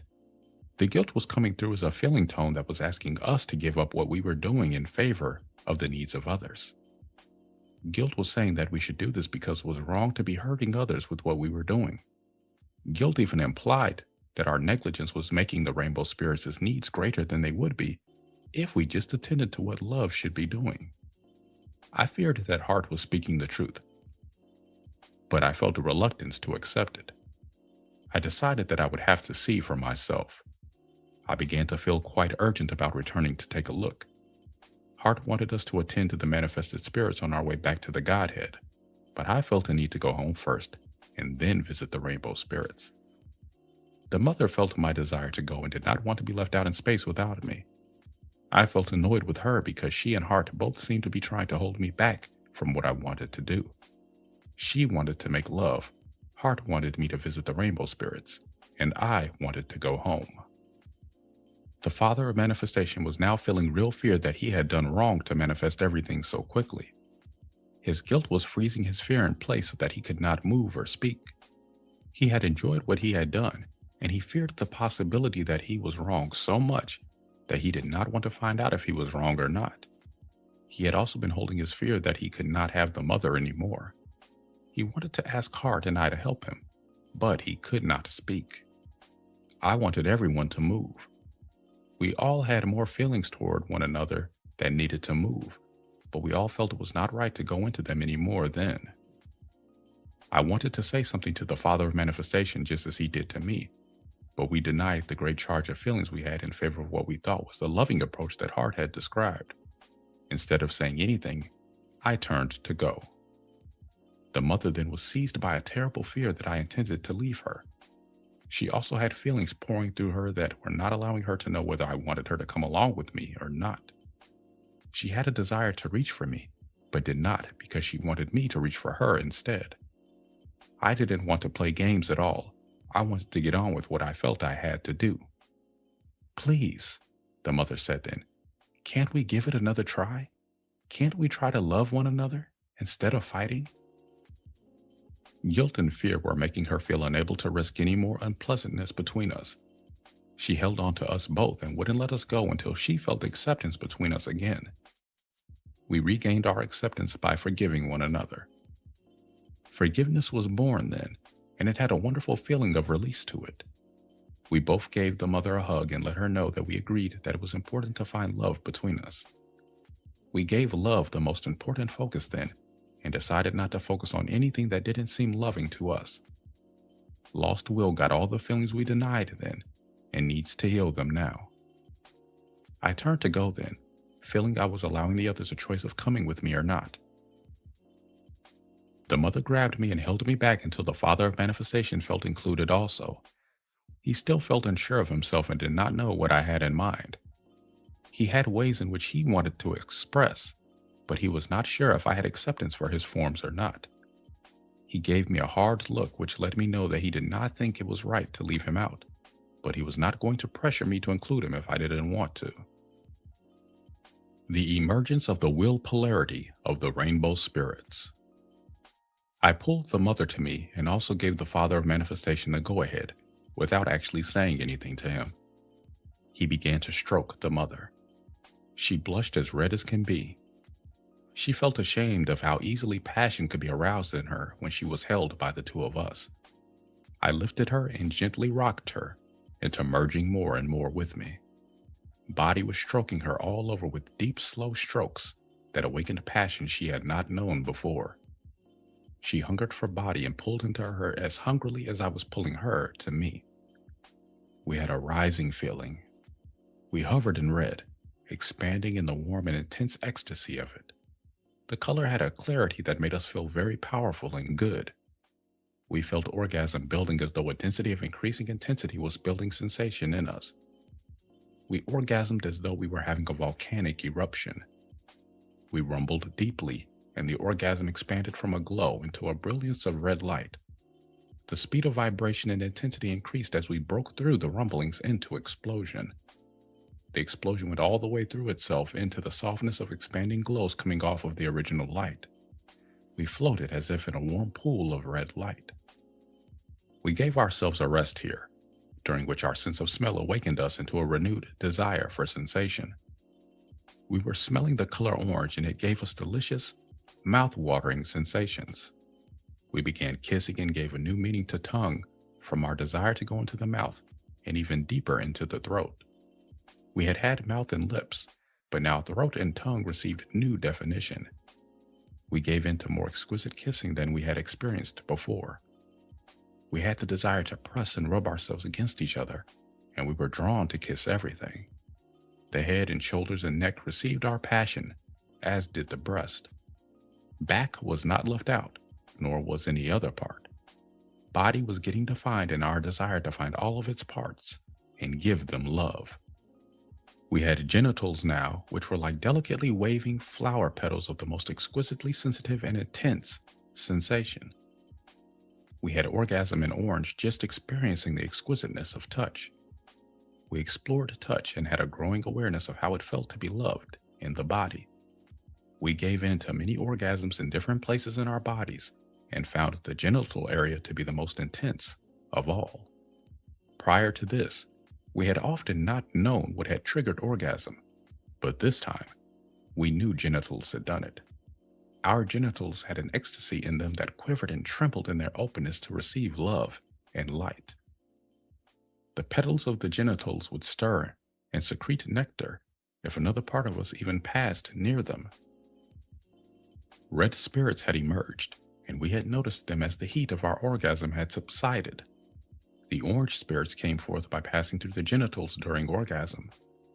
The orange spirits were coated with a blush of nectar that smelled so delicious that we could not help but kiss them as soon as we saw them. We feared it may not have been right to have brushed against the mother as they emerged and thus get nectar upon themselves, but we did not mind at all. The orange spirits wanted to follow us to see if we had any more tastes in store for them, but we did not allow them to. We gave them a welcome and told them to stay put until the angels came to them. I pulled the mother to me again and gave her a rise by making her giggle. Her gold was brilliant now, and she had a lightness in it that was producing yellow again. She had the joy of sunlight now, and the gold of afternoon nearing sunset. She was still glowing red and orange as though the sun were setting within her, but I was lifting her into the sunshine of daylight. Her gold lit up into yellows as the Father of Manifestation had her laughing with abandon. Giggling and laughing in the merriment of sunshine brought the next orgasm and the next emergence of spirits. Gold and yellow spirits formed a ring around us and let us know they had found life in our light. We had orgasmed gently as though making love on a summer afternoon. We savored the pleasure, not wanting to work up a heat as we had in the passion of red and orange. We had a rest afterwards as though we had fallen asleep in the hammock on the lawn, or as though we had fallen asleep on a bed with summer streaming in from the shaded lawn through open windows that surrounded the bed. We awoke to a coolness, as though evening were coming on. In our dreams, we had watched yellow spirits dance and play in the sunshine. We had gone into a deeper sleep then, and had not noticed that they had lain down with us. When we awoke, we found ourselves surrounded by little sleeping spirits who had apparently lain down to nap wherever they had grown tired of playing. They were like little balls of sunlight resting gently all around us. Some were lying across parts of our bodies. Some were snuggled up against us. Some were on branches of the trees overhead. Some under bushes and flowers nearby. And some slept on the grassy lawn. We felt that the angels should awaken them, and we called to the angels to come now, as we were preparing to leave. We gave the yellow spirits the input of love that we had to give them right then, and guilt got the rest of the feelings, such as guilt that we had not supervised them properly if we had left them to nap where they fell, so to speak. We gave the angels more instructions on how to care for these spirits than we had given yet on the rainbow spirits, because we felt they needed more help. We were right that the yellow spirits had more complexities to understand in their lives than had red and orange, but guilt also had a hand in making us feel that instructing the angels was a way of compensating for care we feared we had not given them ourselves. An adoration for these spirits has also been lost for a long time because we had a desire to wake them up and tell them how adorable they were, and we did not do it. We were off then, leaving the yellow spirits with the angels. We wandered off into green coolness and got lost in it. We had feelings of water and of jungles, leafy forests and evergreen forests touched by blue evenings. It was hard to balance we were feeling now. Cooling vegetation on a hot day, the warmth of the woods on a cool night, the softening of sunlight as it pours down through trees, the holding of moisture, the stillness of deep woods, the drumbeats of cultures who live there. The heartbeat and the drumbeat were one, and the beating of our hearts was answered by the drums. As we grew excited, the drums did also. We also had great excitement of rhythm now, and orgasmed in giant beats of the heart that felt good and strong. We felt that genitals and heart were receiving one another without impediment. We felt so good that we began to soar immediately, and left many green spirits peeking out at us from the green we had created. We were flying now, and we had wings and far-reaching songs sung in flight. The Father of Manifestation and I were both lifting the Mother, and our great wings had the power that our hearts had felt earlier. We had hands and arms also, and we were using them to hold her. The Mother felt small to us. She could feel our great strength and power, and she trusted us to hold on to her. We made love in the air. It was a great feeling of freedom to move and gave us the feeling of when we were first falling in love. We gave birth to blue spirits in the air, and they all fluttered out onto heavens and clouds. These spirits had a feeling of falling in the beginning which they have not gotten over yet. Many loved the free falling in space and trusted that they would be caught, but some became terrified that they either would fall forever or be stopped by something hard and unpleasant. The blue spirits had a vision and they could see far and wide from their birthplace in the air. These spirits like to get above everything so they can have the breadth of viewpoint and the perspective that they like. They feel that getting above it allows them the clarity they seek. The blue spirits also have voice and arms. The expression center is their power. These spirits were born with a high-mindedness which they have mostly given up now in favor of rivalry with the blue spirits who are born with white light instead of gold. These spirits feel guilty that they have given up so much of their visionary powers, and they have a dream life that they don't like to bring right forward for fear the intensity of their dreams holds some kind of power that it is not right for them to have. They feel guilty that they have envisioned things that did not turn out the way they envisioned them, and that the fault is theirs. The blue spirits have making love in the air as one of their main sexual fantasies, and have often wanted to make love with angels so that they could have the feeling of being lifted the way they felt it at their emergence. We flew on, knowing the blue spirits would be found shortly by the angels who would respond to the light of their birth. We grew tired of flying. It had grown darker all around us. The mother was afraid that we had flown out into the darkness instead of into the light of the Godhead. I was not sure if we had flown right or wrong, but I had a feeling of needing to rest. Close your eyes, the Father of Manifestation said, and focus on the inner sensations I can give you now. An ecstasy of inner images and bodily sensations ensued. We gave birth to indigo spirits who have inner focus as their power, but we didn't know it immediately because there was no external light at their emergence. We had a flood of inner light in many colors, and we named these spirits spirits of the inner eye. These spirits gave us many things, and guilt was one of them. These spirits told us they had watched us in many places and had not wanted to emerge in any of those places because we were not giving the spirits who had emerged there the kind of attention they wanted to receive from us. We have finally realized that it was right to give each kind of spirit exactly the kind of attention we felt like giving them, but we had to go a very long way over very rough terrain to find this out. At that time, we felt like these spirits might be seeing something we were not seeing. Time has shown that they were just needing to find their own right place for emergence. These spirits still have the feeling that they make others paranoid, but they have also enjoyed the feeling of power this has given them. Indigo spirits think they have inner secrets that are better than anything the outer world has to offer. These spirits do have a great inner vision, just as the preceding order had great breadth of outer vision. We gave in to them then, and let them show us many things that had formed in the body since we had emerged the corresponding order on our way down. We found that we already had internal parts as well as external ones. We found that we had organs that had moving parts within them. We found that there were circulations within that reminded us of many things we had seen without. We had feelings that what was manifest within us helped manifestation move outward. We had feelings of correspondence between inner and outer. We had feelings of guilt come up in us now that we had been paying too much attention to the inner, as though we had thought that form was only an outer phenomenon. We felt guilty that we had been so taken with outer form. Had we neglected to balance with inner form? We had feelings of needing to look more within ourselves now. Our newfound world within still could not hold us back. Still, we had to go on and could not tarry any longer, no matter how much these spirits might have liked to hold us there with them. We lifted above them and opened into purple light that gave us a clear feeling of being near home. We gave in to an orgasm similar to the one we had had on the way down.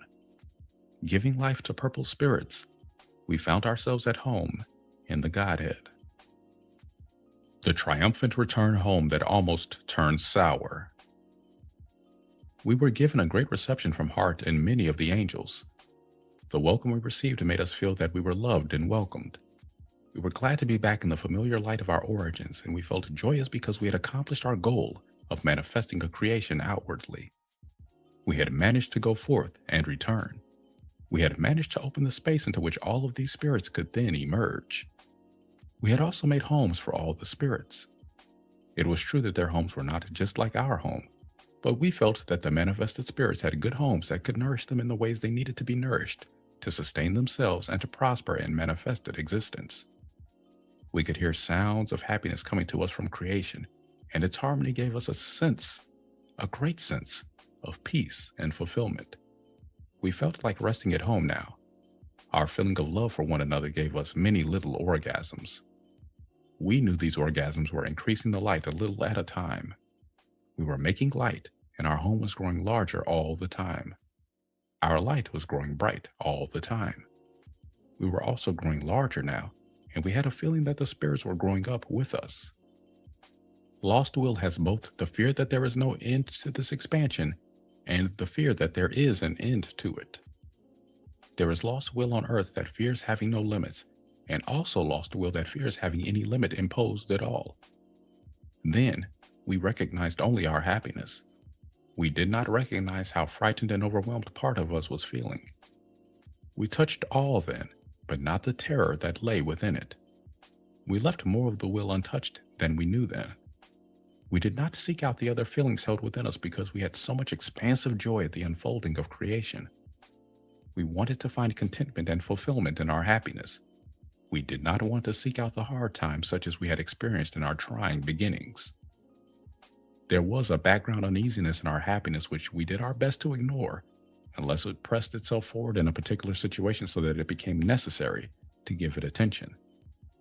We had rage that had not moved at all. We had a terror which we had not felt. Guilt was always there, telling us that we should have done an even better job and a more thorough job of creating than we had done. Guilt did not want to let us rest even now. It was nagging us to go forth again and give more attention to the rainbow spirits. We felt that it was not possible to go forth now without having a rest first, but guilt did not want to accept that for an answer.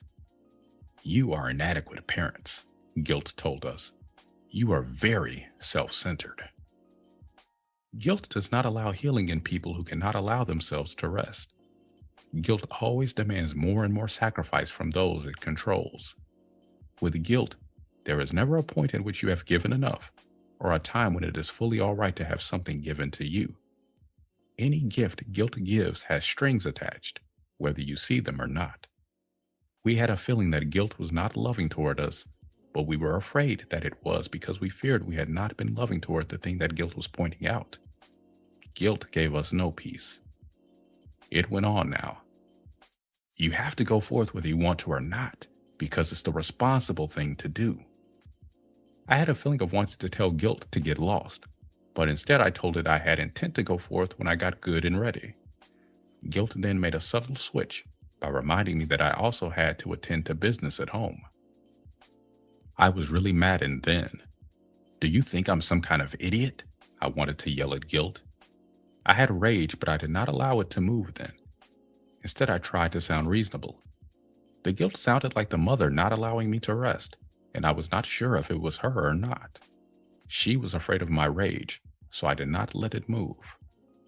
If I had given her my rage and she had allowed her fear in response, guilt would not have gotten the space it was able to take then. Guilt increased its presence anytime we held back anything because we were allowing guilt to convince us that it was not right to express what we had a feeling to express. Guilt then permeated the space that the expression would have filled if we had allowed free expression. As though guilt were not enough, Lucifer approached me now. You should not be enraged, he said. You're enraged because you're resisting the flow. You need to let go of all your preconceived images and just let creation happen. Lucifer had the self-hatred that guilt was making me feel. Neither one of them sounded wrong here, and it took us all a long time to realize that their input was directing us to deny ourselves more and more in favor of others. They did not want to allow the will to be free, and they did not want the movement the will created. Guilt said that continual service to others was God's right place, and that any opposition to this from the will was the mother in opposition to the father, which was not right. I had a feeling that guilt was not right here, but I also did not see how guilt was wrong, and I have taken a long time to balance the oppositions that guilt and lack of and lack of self-acceptance manifested here. Guilt said feelings that opposed me were not right feelings to have. I wanted to believe that it was really so simple as just getting rid of the feelings that opposed me, but guilt was also making me feel that it wasn't right to get rid of something just because I didn't like it. Lucifer spoke then, identifying fear as the cause of the problems I was having coming to peace with myself. Lucifer then said the desire in the mother was the cause of her fear. She's attached to certain paths, and she's attached to outcome, Lucifer said. The mother is supposed to accept the father and accept what he has to give her. Lucifer had said this, although he did not say it directly to me. Her desire for something other than what she is receiving is a breach of faith in you, Guilt said. I had feelings that it was not wrong to want the mother to love, trust, and accept me. I did not know what made her sometimes feel otherwise. Early attempts to help spirits that were having trouble. I tried to give it no more thought then, as I had many spirits coming to me, asking me questions and needing my help. I opened my doors and called in all spirits who needed help. I had a desire for Heart, the father of manifestation, and the mother to all helping me with the children we had manifested. I had a feeling of being overwhelmed, that there were so many of them who needed help now. Some of them continually had new questions, and some of them wanted to ask the same questions over and over, as though our answers were not helping them. We all had feelings of not enjoying the repeat questions as much as the new questions, but did not feel it was loving to let this be known. The mother felt guilty that she had had to have me tell her some things over and over. She wanted to give these spirits the same allowance she had wanted me to give to her. Guilt about herself did not allow her to see that intent to learn what we were teaching them was not present in some of these spirits. I did not allow myself to see this then either, because I had feared it was unloving of me to want to give more light to some spirits than to others.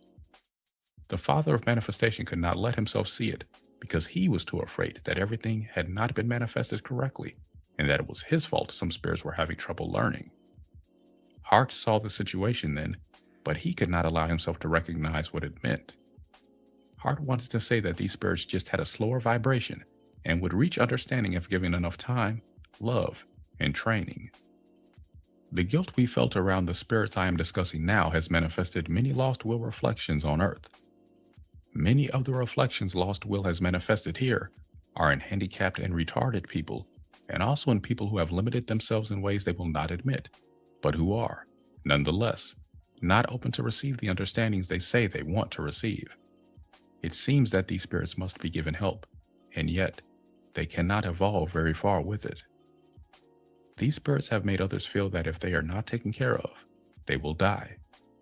These spirits cannot take care of themselves, but it is not because they were denied the care they needed by the parents who created them. You need to understand that lost will gives the reflection of everything that was present in this situation. Since we had the fear that we had not parented adequately, there is lost will reflecting that fear and making it appear to be the truth. The truth of the matter is that these beings are not whole enough to take care of themselves because they are fragments that have fallen away from other spirits. These spirits could not hold themselves together because they did not accept enough will presence in the beginning. Godhead spirits feared that having will meant moving away from me, and they did not want to move away from me. These fragments have been judged by Godhead spirits to be a handicap. Having seen the mother go back on herself, many Godhead spirits judged that the will was handicapped in such a way that it could not live by itself. They feared that the will had to have constant help to survive. The mother had a rage at the spirits that denied her and judged her this way. Guilt over feeling rage at her children caused her to go to the opposite extreme of always finding justifications for their fears in herself so that she would be able to feel like giving those spirits more help than she really wanted to give them. Guilt that she might be wrong and fear that it was unloving on her part to have this rage caused her to hold back rage as much as she could. The mother now knows that she has been right all along. From the beginning, she maintained that the creation and all the manifested spirits needed more acceptance for will presence. None of us accepted her here. Even spirits who emerged with more will presence initially soon lost it because they felt guilty for having it in the presence of others who did not accept it. Guilt was making the mother fear she was only being selfish and wanting the children to take more after her. She feared she was not loving enough to love them if they were not like her. The emerging spirits had a desire to polarize themselves as we had done, without understanding why we had done it. At the time, we were not able to explain to them why they needed to have our 4 parts within each of them. The truth of the matter is that the will was not understood then, and that ignorance gave birth to fear of the will that we did not want to admit we had. None of us wanted to accept the will and accord her her right place. The mother experienced such a massive rejection that she is still wondering if she can gain acceptance with the spirits and find them willing to accept these teachings. The mother has had a hard time gaining acceptance for many reasons. Lost will holds all of them. If you want to know why you rejected will, you're going to have to go into the lost will to find out. It is not possible to let all of you know, through the medium of a book, what exactly caused you to fear will presence enough to reject it. But you have the ability to know by the way you react to the information I am giving here. If you have aversion to the input from the will in this story, you must learn why you have these feelings if you want to heal yourself. If you are on the other side, rooting for the will, you have will essence that got denied and wants to heal now. Many will people feel so guilty to be will that they don't want to admit they have the feelings they have. This guilt needs to be understood more, but I must give the understandings a little at a time. For now, let it suffice to say that you have seen what happens to most people who step over the line of what is considered acceptable emotional expression on Earth today. For this reason, I must give a precaution here. You must allow your emotional response, but you must allow it in a place that feels safe to you and in a way that feels safe. You need to do your emotional expressing by yourself or in the presence of those you trust to receive it. I am giving this precaution now because denial, guilt, and death have power on Earth that you have not yet fully understood. Past efforts to go out and directly confront the ones holding this lack of light present on Earth have not been successful, and have most often given even more power to the ones seeking to deny the light. Until you have the full understanding that you need, it is, in most cases, not beneficial to your healing process to go forth and give your old charge to the ones that have triggered you. You can gain more power by letting yourself get to know what you are holding here in the way of old charge and lost will, by expressing it with yourself. Neither do I want you to have the feeling that there must always be a clinical or therapeutic setting for moving your will. These settings have the possibility of reassuring the will that it is getting the help it needs if there is trust for the situation. But continual therapeutic settings do run the risk of subtly telling the will it is sick to have these feelings. The will already fears it is sick. Acceptance for how sick the will actually is necessary, without making the will feel that emotional expression is always going to be viewed as an illness. The will is not sick because it has feelings of rage and terror. The will is sick because it has not been accepted as valid for having these feelings. The will needs to be allowed to move these feelings. It may even need help getting these feelings moving since it has held them for so long and received so much conditioning that it will receive further denial if it tries to express them. When the spirits began to come to us for the parenting they felt they needed, we were charmed by many of them and willingly gave them our presence. We had fun teaching them, and they had a joy of learning that made an enjoyable time of anything we did. Some of the spirits, though, had the reverse effect on us. We could hardly stand to see them coming, and yet we did not believe it would be loving of us to let them know how we really felt about them. We were too lost in the fears that their situation might be our fault to be able to see the situation for what it really was. Our lack of understanding at that time caused us to deny further in this situation. We denied the feelings we had toward the spirits we did not like. We also did not go into the fear that we were being unloving here. Instead of expressing how we felt in our fear of how we felt, we focused on trying to help these spirits. Guilt was motivating us here. We feared their problems were because we either had not been able to accept them as they were, or we had not given them enough love in the beginning. As we saw it then, help for these spirits meant giving them more love, and love was getting defined here as giving them what we saw as positive input. Lost will got everything we denied in ourselves here, and it has acted out our judgments that, as parents, we were not doing right by the children. The judgments we held were many, but I will give you a few examples here. Some of this lost will has many children and then favors some over others in ways that feel very unloving to the children involved. Some of this lost will has neglected its children. Some of it has overparented its children, and some of it has made children feel very unloved. We ourselves were giving even more time to the spirits that had caused us to fear we were unloving toward them, in the hope that our efforts would enable them to evolve along with the others. The other spirits then began to feel that we did not love them as much as we loved the spirits who were having trouble evolving. Some even began to wonder if they had to have something wrong with them to get attention from us.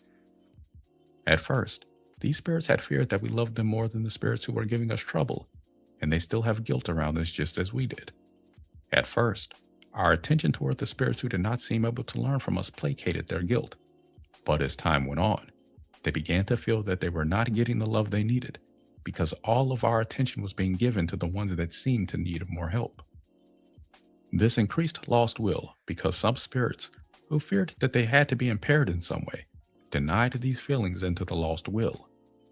Outwardly, these spirits manifested the belief that they should not ask for love, but should give it instead, and that if they did want love, the way to get it was to give it. What these spirits gave then held an undercurrent of asking to be given what they themselves were giving out.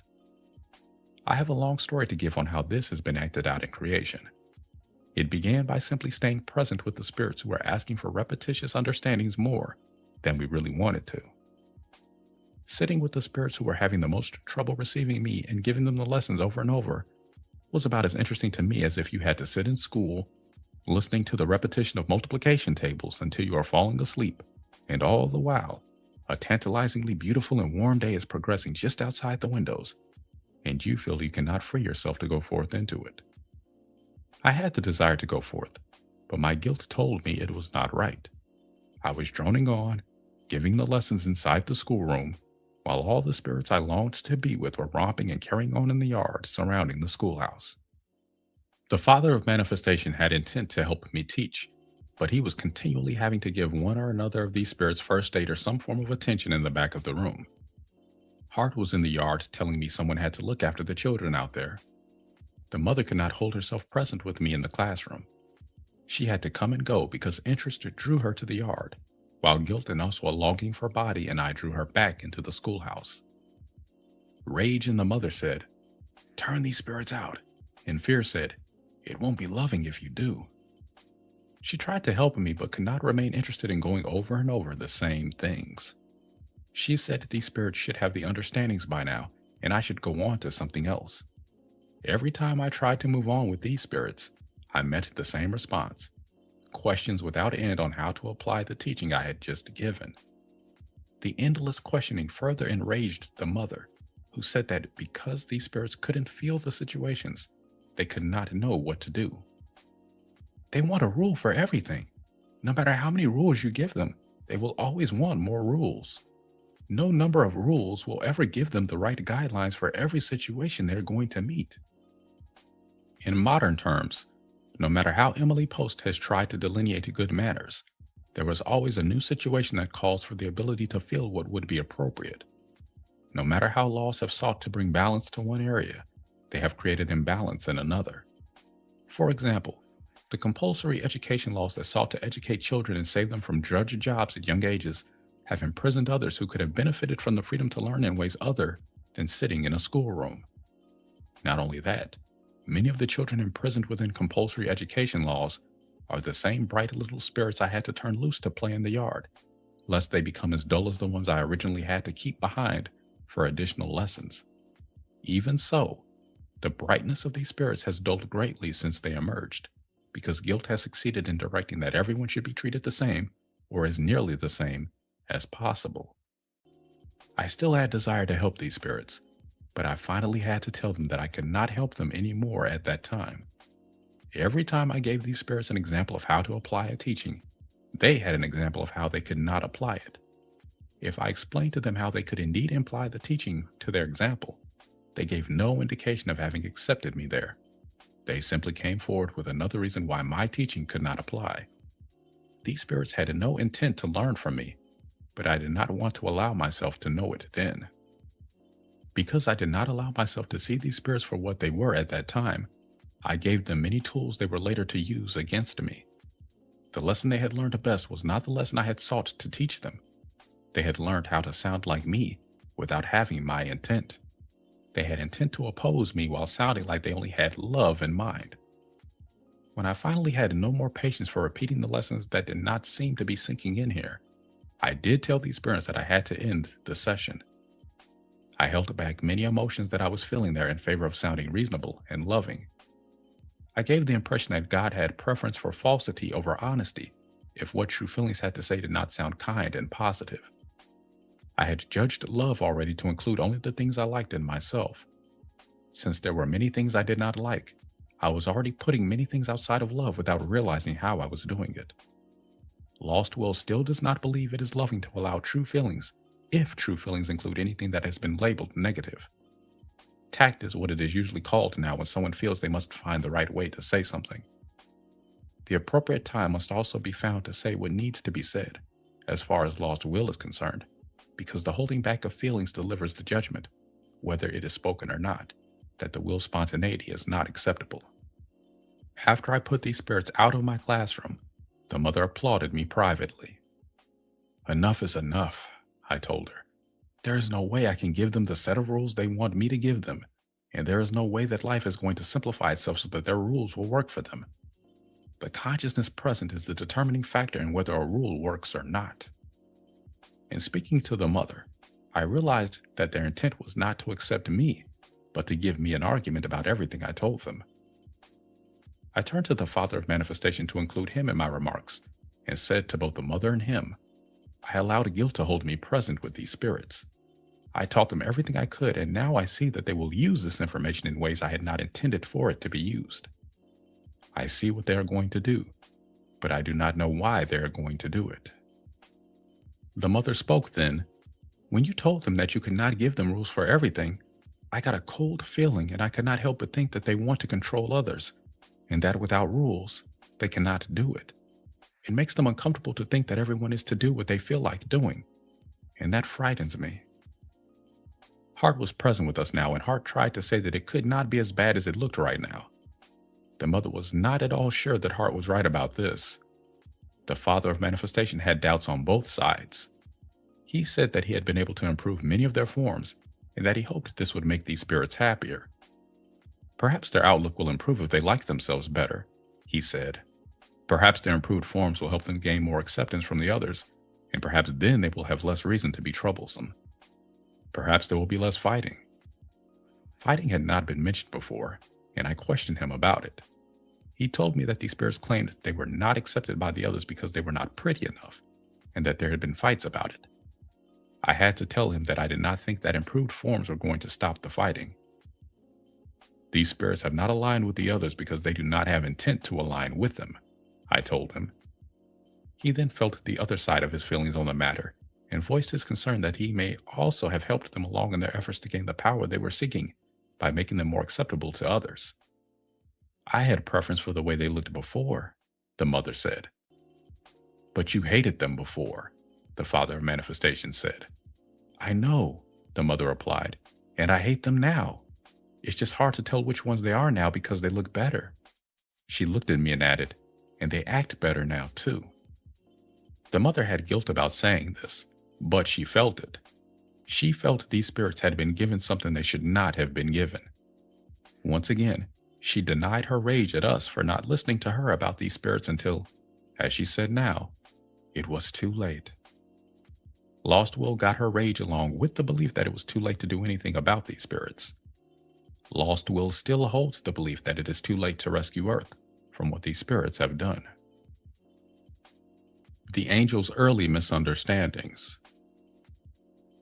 I had to go forth now and see how the other spirits had been faring while I had been busy giving lessons over and over to the spirits who couldn't anchor the information in themselves because of their willingness. When I went out to the other spirits, I found that they had been enjoying themselves imitating the things they thought we did. They had been merging with one another, becoming one, and re-emerging as a way of getting to know one another. I found that they had mixed themselves together so much that they had literally gotten mixed up as to who was who. They had all left pieces of themselves in others and had pieces of others in themselves until it was hard to know what piece might have been the original spirit and what pieces had been left there by others. How to straighten it out was not a simple thing to ascertain. The Father of Manifestation was also confused by what they had done because their forms were no help in straightening things out. As they had mixed together, their forms had also. We had guilt telling us that we had neglected them and that that was the reason it had happened. Because of my guilt, I felt it would not be fair to let them know how angry I felt when I saw what had happened to them while I had been busy with the others. I knew it had happened because they had not gotten to know themselves well enough before they had gotten involved with others, and I had wanted them to wait for my help instead of going ahead on their own. The spirits felt like they had had fun mixing like this, but to me, it was a dismal feeling of not knowing right then whether manifestation had been a good thing or not. The Father of Manifestation felt me here and worried that he was responsible for the problems we were having now.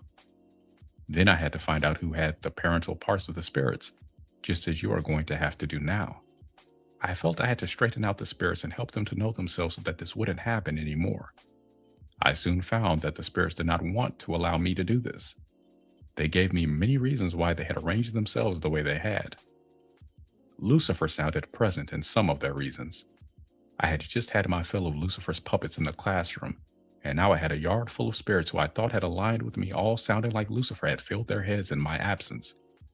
They told me that they had a desire to be one with one another, and that it did not matter how they arranged themselves, because essence was all the same in its sum total. They said that it did not matter how they experienced themselves, because that was also all the same thing. It's just light moving, they said. They had undercurrents here of feeling unsure they had emerged correctly. Some wanted to be different, some wanted to be more, and some feared they should be less than the way they emerged. Some felt that relationships needed something to make them continue, and that a sure way to do this was to leave a piece of themselves with the ones they wanted, or to keep a piece of the ones they wanted. In trying to straighten this out with the Godhead spirits, I found that they had confusions about form and essence that I could not help them with then. I found that they did not understand why they had manifested as they had, or why they needed to continue in that way. I found that manifesting individually was already feeling to them like a limitation they did not all want to have. It seemed to me that they felt frightened and incomplete, and that they were attempting to comfort their fear by lumping themselves together again. Even the ancient ones, who had seemed so sure of themselves, were having trouble here. I could not tell any of the Godhead spirits about their undercurrent feelings because they insisted that the reasons they presented to me were the only reasons they had for mixing themselves together as they had. Since they would not allow me to address the real cause of the problems they were having, I could not give them any real solutions. The white light spirits did not want to let me know they had any problems because they were all harboring feelings that they were God just like me. They all had the image that God was supposed to know what he was doing, and admitting to me they had problems would have been admitting that they weren't God according to the image they held. Many of the rationalizations the Godhead spirits presented to me then even sounded like they were trying to let me know that they knew more than I did. Lucifer had gained their ear while we had been gone, and now Hart was not sure he had any influence over them anymore either. Hart had felt that the loving presence he could give was to hold the balance and shine his light and let all the spirits be free within that environment to seek whatever experiences they wanted to seek. He felt guilt now, as though love was not enough. Once again, we seemed faced with the question of how much guidance was right to give before our good intentions slipped into an overriding of the free will that we knew the spirits needed to have. Hart's neutral attitude here had allowed many of these spirits to tell themselves that Hart loved what they were doing. The mother felt that witlessness was to blame. I also felt that these spirits needed more will presence, and I did not know why they had emerged without a mother polarity. I knew that they had already lost some of the will presence they emerged with, but I did not know where it had gone. I had found some pieces of will that had become lost from these spirits. It was wandering around the Godhead. I returned these will fragments to the Godhead spirits, but they did not hang on to them for long. These fragments were not all the lost will these spirits had then, and the next time this will became lost, I did not find it for a long time. The mother was getting impatient with these spirits now also. She did not understand why these spirits now did not accept or appreciate the lessons they were being given and wanted to deny the validity of what we had to offer. I felt she had too much anger and impatience with them.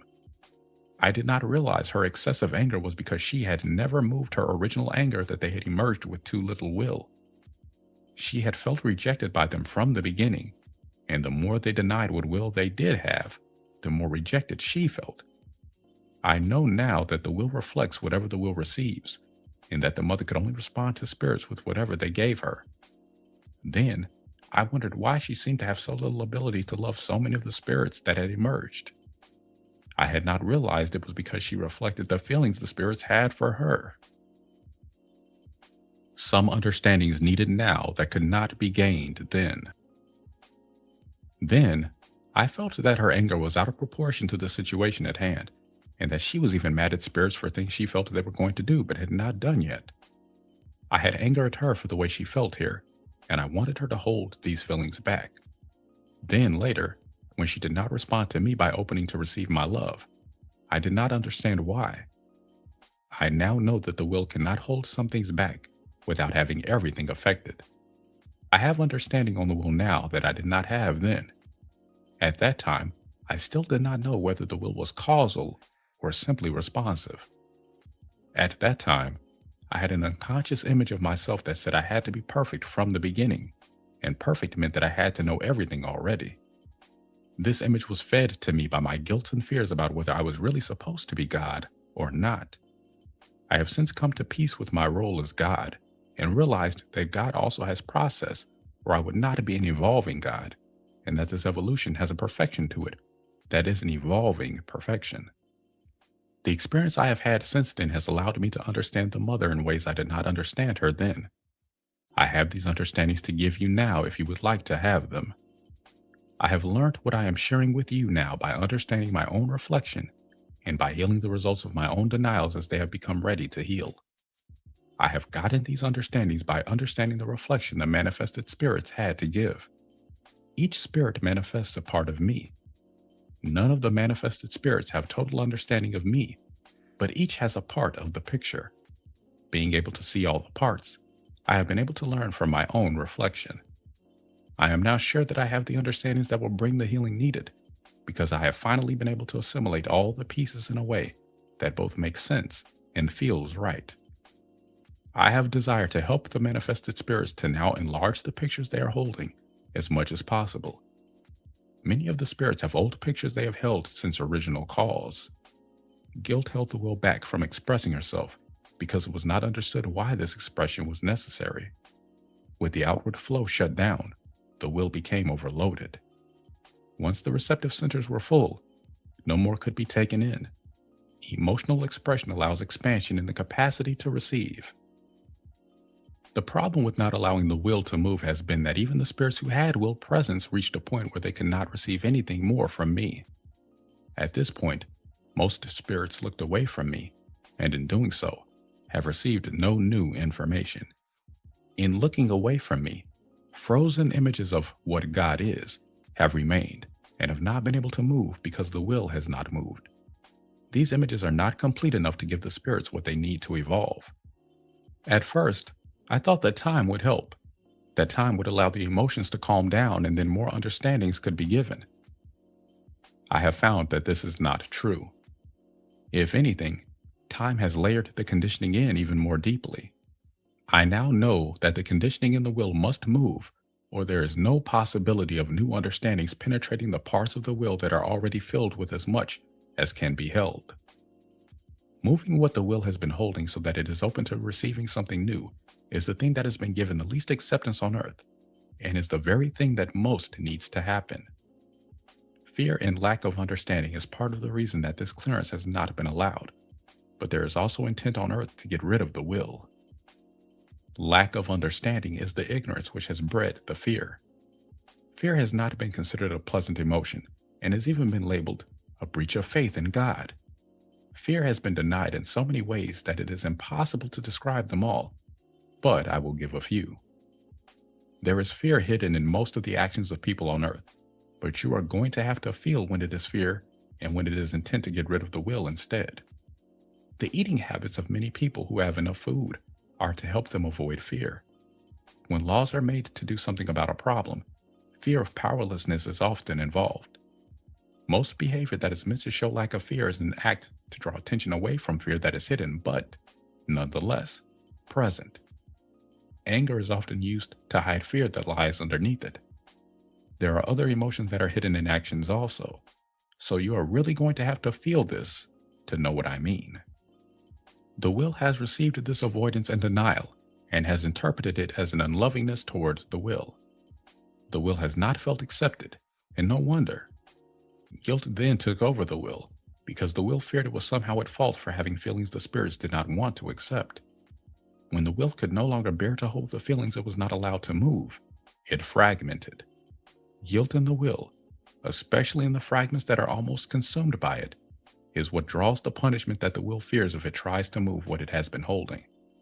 Recognizing the presence of guilt, including guilt that you have guilt, and deciding whether you want to allow it to have power over you anymore, is the first step here. If you have desire for guilt to go, you need to let your will know that you now have acceptance for moving the emotions that guilt has been suppressing. You may have attacks of body pain, especially in your upper back, neck, or head, after expressing emotions that you have felt guilty about having. Understandings on guilt combined with the acceptance of the emotions that guilt has had the power to suppress will move guilt out of you. You cannot win an argument with guilt, but you can give yourself more acceptance as that guilt no longer remains an unseen dictator. Overthrowing this dictatorship is what you must do with guilt. Part of my process has been to face the reflection of my own guilt, which said to me that if I were really fit to be God, I should not need process. I should already know. And if I didn't already know, then I had no business emerging a creation which I could not guide properly. Guilt will always tell you you should be doing better than you already are. I had enough understanding to bring forth the creation, or it would not have happened. There was no way to know in advance of the experience, or what the experience had to teach us. Just as I had learned enough to manifest the creation when the creation came forth, I have now learned enough to heal the imbalances manifested then. I still have to learn what the manifesting of this healing has to teach me. I will keep you informed if you open to receive me. You have to understand that you will never get ahead of me, because the Godhead vibrates faster than anything else. Full self-acceptance has been lacking in my creation, and coming into full self-acceptance includes accepting your point of manifestation. All the spirits manifested after I had had existence for a long time, because they had a desire to learn from me and to let me go first so that they could learn from me. Each spirit manifested in the place that was right for it, and each spirit manifested in response to the vibration in me that called it forth. If you found a group around you, you were group-oriented. If not, you are individually oriented. Both orientations are fine. You have to accept yourself and your right place, or you cannot evolve as you need to.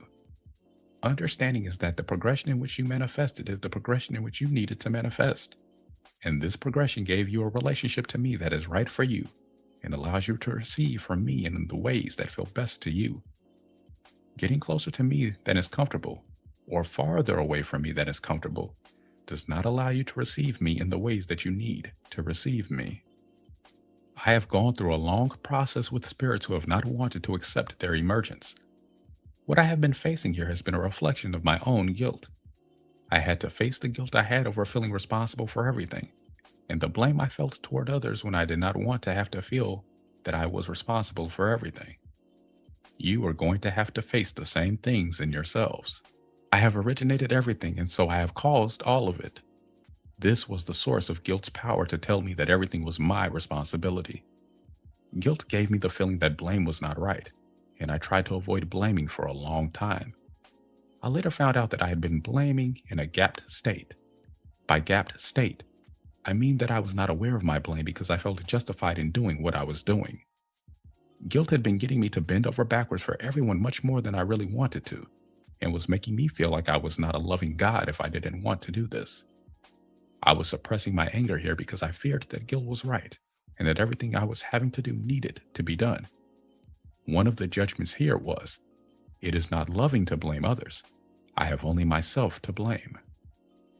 When my anger and blame got loose, it went out in a state of denial and hit the ones I thought should take more responsibility for themselves.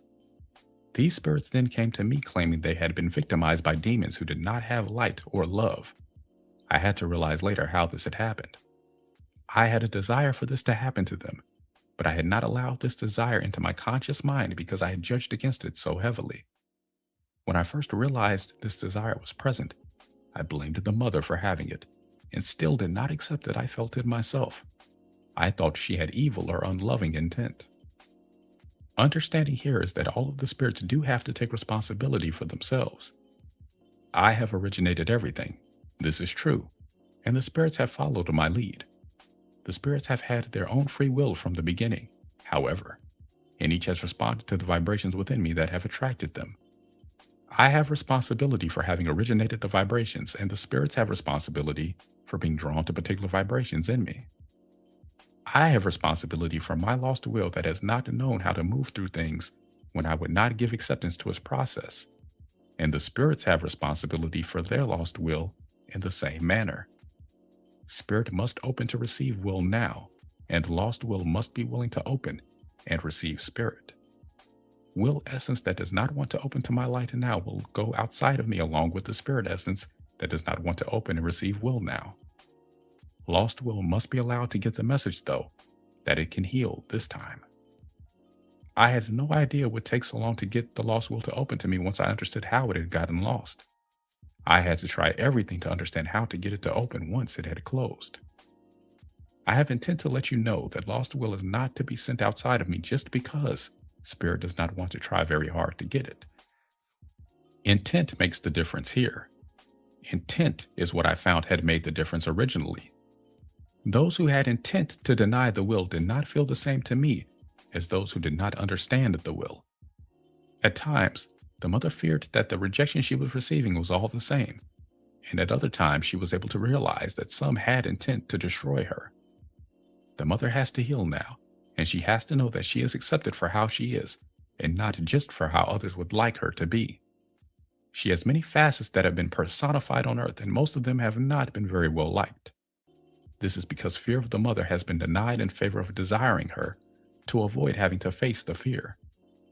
The only images of the mother that have received the pretense of acceptance are images such as the Virgin Mary. The mother does not like any of the mother images very well, because they have not given a true picture of the fullness of her nature any more than have the popular images of me. People have not seen sexuality, rage, or anything else that has been judged negative as a part of God. The judgments against these aspects have made these aspects appear to prove the judgments against them. In the beginning, the angels felt they were the most favored children, largely because they were the most like me. Other spirits resented the angels for this, and yet wanted to be favored themselves. What is held in the lost will around this must also move now, so please allow any feelings you may have in response to any of the spirits as they come forward in the story. It may be that you will feel guilt that you may or may not have had a white light beginning. It may be that you will feel desire to deny the existence of angels altogether. You may feel anger, jealousy, rage, or hatred toward the white light spirits, or even fear that you are unworthy compared to the white light spirits. You may have guilt and feelings of unworthiness for having the feelings you have. You may hate me for not making everyone the same. You may have blamed me for a long time for having given more light to some spirits than to others. You may feel you have been persecuted in past lives and believed I was not there for you the way that I was for others. No matter what you feel, you need to allow the emotions to move and release the judgments you have held around them. I had an ecstasy in the beginning and then fear when I realized I was attached to feeling good. I had hard times in the beginning with the mother, but had reached joy later with her. Next, I had manifested a creation that had given me joy in the beginning, and I had felt that it was not wrong to allow all the essence that wanted to share in this experience with me to come forward and manifest their companionship. Rather quickly, what began as a joyful romp through the heavens with friends became, for me, hard times. Now, it was not just the mother who had complaints. I had many complaining spirits who continually wanted to insist that their lack of enjoyment was our fault. I had become exasperated with the spirits who had been trying to pin me down with endless questions that all seemed to begin with some form of what if. At the time, I had guilt holding me present with them more than I wanted to be. Today, I would say to them, either you do not have intent to embrace life, or you need to go to the fear underneath the questions and understand your fear. As I turn to help the angels, the mother helps me to help myself. When I went into the yard and found that some of my dearest little angel friends had become confused by Lucifer, even though Hart had been present with them, I felt that it was not possible to give either the spirits in the classroom or in the yard the understandings they needed and have them know it was true understanding. I felt overwhelmed, and I hated Lucifer for doing this to them. I had hoped that they could all remain near me and never have to learn anything the hard way by going down difficult and painful paths. I knew that Lucifer was wrong, but I could not prove this to them because they did not understand how I knew this. Even though I felt Lucifer was not right, it seemed I could not stop him. I had the grief of a parent who realizes he is not going to be able to save his children from the very troubles he wanted to help them avoid. I then gave a look outward into the heavens and saw that I had trouble there also. I felt that I must go forth to them again in an orderly progression and see what help I could bring. The mother did not like it. She had been doing her best to help me with the children, and she felt that she had already been waiting a long time to have some time with me. She wanted to have some attention from me. She did not like it that having children seemed to mean that she did not get to have time with me anymore. She begged me to take her out among the stars and play with her like we used to, before the spirits emerged. How can we do that when we have so many spirits that need us right now? I asked her. If they needed us, they would have acceptance for us. Guilt makes you stay with them, she replied. I had to admit that she was right. Guilt was making me stay with the spirits when I would have liked to have a romp. Guilt also told me that I would be ignoring their needs if I gave in to my desires. If you have to decide between the needs of the mother and the needs of the children, whose needs are you going to meet? The mother asked me now. I told the mother that I was going to have to meet the needs of the children first. If we don't meet our needs, we'll have nothing with which to meet their needs, the mother snapped at me. I turned on her and made her feel foolish for thinking she could be needing sex when there were so many children already. What if we have more? I screamed at her. You think I want more? She screamed back. As I had said earlier, the mother was holding back full expression of her rage. She had the feeling that it was not right to give so much attention to the spirits and so little to her. She felt like her contribution was overlooked and unappreciated. She felt that it was not right to try to give understandings over and over to spirits who had no will in which to anchor them. She had rage over all of this, but she was afraid to let it move. When she lost control and gave me a little outburst, I made her feel that I wanted her to cool down quickly and not allow the rage to gain momentum. She was afraid that I would not allow her to rage, and she was afraid I would reject her for having this rage. She felt guilt closing over her the moment she cooled her rage. Guilt told her it was not loving to have these feelings, and that she was not the mother she should be if she had so little interest in mothering the spirits. Guilt told her it was wrong to feel that her needs should come first, especially if she wanted to put sexual needs ahead of the children's needs. The mother tried to put aside her feelings as I had asked her to, and give me her loving presence to go to the spirits. Lost will got her denied feelings. The mother was feeling ill from holding back emotion, and guilt told her she had to ignore those feelings in favor of her parental role. I told her we would make love later when we had a harmonious background in which to do it. The mother did not believe she could last that long, especially holding back the way she was. I told her then that if she would just help me look at the Godhead spirits, we would take a little break together before we went to the other manifested spirits. The mother looked at me and said, "No, God must first be in his right place, and then the spirits can get the help they need." Lost will holds all the feelings the mother had to overcome in herself to be able to confront me with such certainty. She had plenty of guilt and fear that she was not right, but she also had a strong feeling that she was right. She pulled me to her and asked me to touch her. I touched what I could then, but I did not touch the mother enough to fully realize how bad she was feeling. Lost will is still holding places I did not touch then, but I gave the mother as much light as I could. I had not realized how slow my vibration had been getting until I felt the exhilaration of joining with the mother in a feeling of freedom we had not had for a long time. We shot upwards together and had a flurry of small explosions. No spirits emerged that we saw, much to our great relief. There was such a great need for light in the Godhead that it was not wrong of us to have done this, even though Lost Will has held the belief that it was wrong ever since then.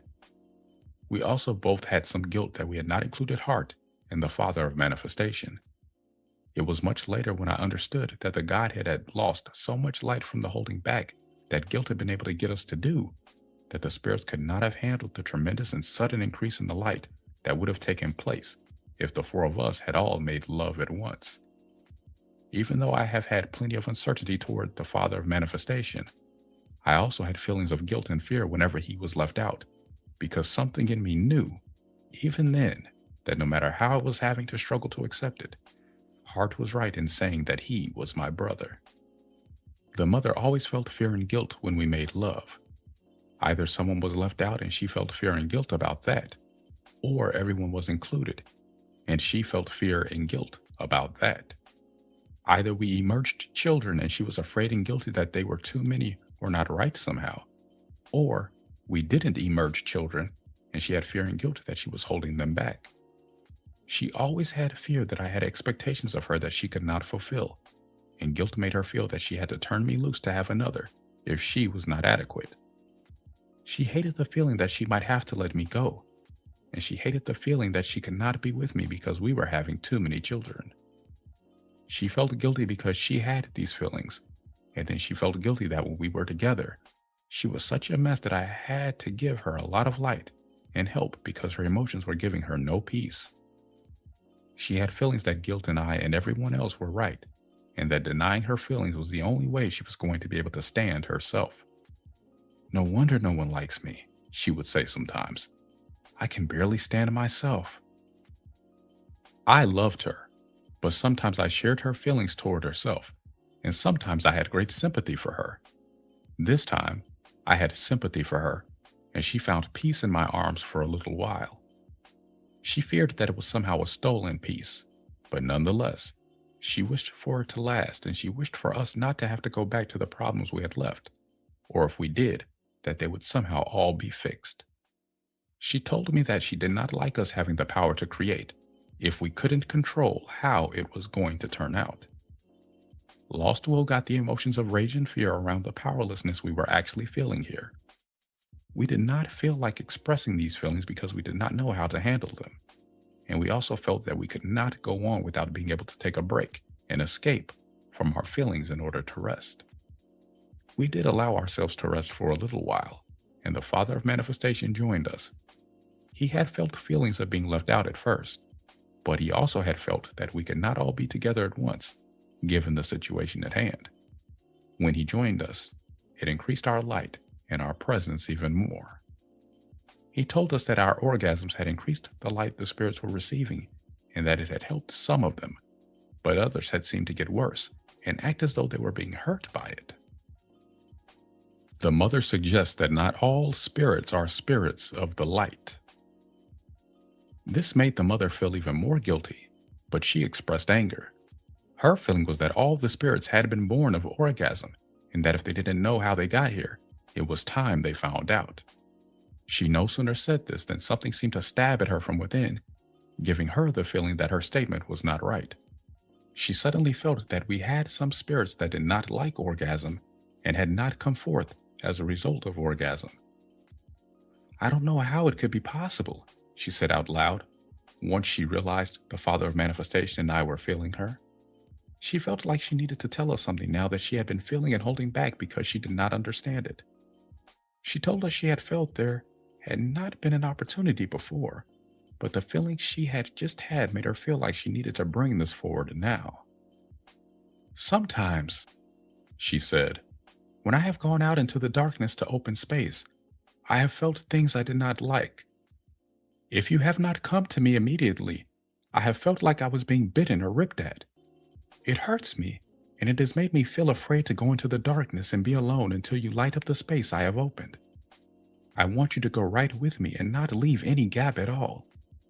At first, I was not going to mention it because I don't want to complain about everything, but now I'm afraid that we might have something manifesting that likes darkness, and I don't want to find it when I go out there, and I don't want it to manifest through me. The father of manifestation and I both told her that we had never felt or seen anything like what she was describing now. The mother answered that these things were never there when our light was. They are like monsters, she said. They are terrible things, and I'm afraid they have intent to hurt me. I have an utter revulsion towards them. We had to take the mother at her word because we had not experienced this, but she had such a strong feeling about it that it did not seem that she could have made it up. Lost Will got the fear that she was just imagining things in response to fear that she already had. Lost Will also got the fear that maybe it was us she was receiving here, and she did not know how to receive us in a way that would not bring her pain. All the hapless ones that have met fates in the darkness that others never see or even really believe have personified the lost will here. Our response to the mother at that time was to say that whatever was going on, we needed to find out about it. We all agreed that we would begin by taking another look at all the orders of spirits, one by one. I called to Hart and asked him to help us now by asking all the spirits to go back to their place of emergence so that we could see how they had emerged and feel whether it seemed to be their right place or not. We followed Hart now in progressing through the orders of spirits. I wanted to recover some orders and regain some harmony in creation so that we could enjoy it the way Hart and I had envisioned we would enjoy it. Early attempts to help the Ancient Ones. We started with the Ancient Ones. We found that they had begun fighting among themselves about things such as who had the most power, who had emerged first, who was the oldest. The Ancient Ones had also been fighting about where the line was really drawn between God and the manifested spirits if, indeed, they were not God. Now, I have acceptance for these feelings and I want them to be expressed and resolved. Then, I did not like it because it looked to me like the Ancient Ones still wanted to tell me that they didn't like the job I was doing and that they wanted to find a way to replace me with themselves. I still do not want the Ancient Ones to do things in my place, but I have acceptance now for their feelings as part of their process of realizing that they did manifest out of me. The spirits involved here now realize there is a gap in speed of vibration between us. The Ancient Ones are the closest to me in speed, but they are not as fast as I am, and they're going to have to accept this now and stop trying to slow me down by insisting that I must listen to them. The Ancient Ones have many guilt fragments on Earth that have been holding the guilt they denied having about confronting me the way they did. The Ancient Ones had decided among themselves that Hart and the Father of Manifestation both needed mates, and that these mates should come from their order and would rightfully be God even if the rest of the order was not. The arguments about who was oldest or most powerful had begun around the issue of who would be mates to Heart and Body. The oldest ones were claiming to be female and claiming that they were the manifest mates for Heart and Body. The youngest one claimed that it was not fair to decide that the first emergence was the closest to God, because they had all become conscious within at the same time, and that emerging the way they had was because an orderly progression made sense. Actually, he said, emerging last just makes me the most polite because I was willing to let everyone else go first. I gave the Ancient Ones my views then, including my opinion that oldest was not necessarily most godlike. I told them that if Heart and Body were going to have mates, they would want to have free choice in the matter. Lost Will got the mother's fear then that she was only with me because she had manifested right there and had given me no choice. Guilt also started telling her then that no matter how much she might think we loved one another now, it had never been tested, and that was only right for her to allow me to try others if I wanted to. The Ancient Ones have lost will that has acted out their insistence that marriage is an arrangement that should be based on position and considerations of power. Their lost will set out to try to prove them correct here because they were afraid to insist on this view directly to my face. The Ancient Ones always took in my views and then set about trying to prove me wrong wherever they did not feel in agreement with me. I did not think that they had any serious threats to their order present in these squabbles, and so I told them they were going to have to go through whatever they were going to have to go through to learn whatever they needed to learn. I told them they were making a game of their fighting, and that I liked that because they could learn and have fun at the same time. You have made a game of everything I have seen you do so far, I told them. Why not go forth and teach the spirits to play games? I had fun in mind here, since the Ancient Ones had emerged to have fun and celebrate the joy of existing in creation. The Ancient Ones received me as best they could, but they were not ready to let me settle their arguments by giving a speech. They have lost will that has been acting out misunderstandings because it never worked through the feelings that would have allowed the understandings. The Ancient Ones, at that time, largely tried to put aside some of their own feelings in favor of bringing playfulness and joy to others, no matter how they may actually have felt in themselves. Some lost will here believes that making a game of their feelings will solve the problems without having to go through real fighting or real bad feelings. Playing games has been both a strength and a weakness of the Ancient Ones, and in some cases, the lost will has revealed some hidden intent that did not feel loving. The Ancient Ones need to let their real, angry, fighting, competitive feelings move now so that they can evolve to the true joy they seek, but which has always eluded them because they cannot successfully ignore what does not feel joyful to them. Giving help to the archangels. The great archangels were next. They had Lucifer in their midst, claiming he was one of them. The great archangels seem to have grown in light and power since they emerged. I saw then that the great archangels belonged to Heart. They loved him and had taken him in and learned from him. Light poured forth from them, and love was in their hearts. Heart was proud of them. The great archangels had one great problem. They did not feel that Lucifer was one of them. Lucifer never agreed with them, and yet he would not admit that he was different from them.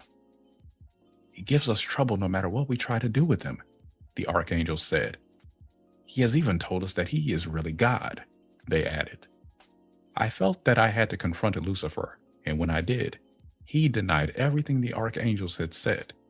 He claimed that they did not like him because he was greater than they were, and that they would not admit that he was meant to be their leader. They won't allow themselves to be led, he said. But Heart leads them, I replied. Heart does not lead them, Lucifer sneered. Heart stands around and shines light like he is a fountain or something. He doesn't lead them. He lets them find their own way. I had to think then of what had happened to so many of the angels, even though Heart had been present shining love upon them. I feared that Lucifer had some validity to his statement, even though it did not feel good to me. The mother intervened then and said that it was not Lucifer who was right.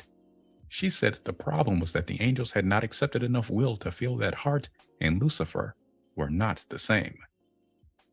If they cannot understand that Heart is love and Lucifer is not, they will have to learn by seeing what happens to them if they follow Lucifer. Sometimes she startled me with both her certainty and her wisdom. The mother had this strength and certainty in her rage, and the minute she said these things, she would become afraid inside that she might be wrong. She would feel guilty for having been so positive in ways that guilt told her were not nice. She wondered if she was a loving mother or not, to feel so angry at so many of the spirits. Lucifer heard the mother and began to discredit her statements. He told her it was not right to put feelings on some sort of pedestal above reason. He told her that feelings were not all there was, even though she might think so. The innuendo he threw her was that she was so self-centered that she couldn't value anything else.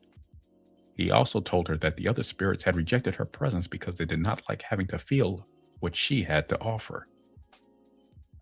"When have you ever been without fear?" he asked her. "Fear holds everything back and does not allow anything to go forward without unpleasantness." The mother shrank from Lucifer because now she was not sure who was right. She felt a chilling and sickening fear. Lucifer pointed at her. "See, you're afraid right now. Even the truth frightens you. You cannot even stand the truth." Guilt told her she could not oppose Lucifer because she could not be sure he was wrong. The mother looked to the Father of Manifestation to see how he felt. The Father of Manifestation had felt Lucifer here and now indicated that Lucifer was not a great archangel, but was one of them.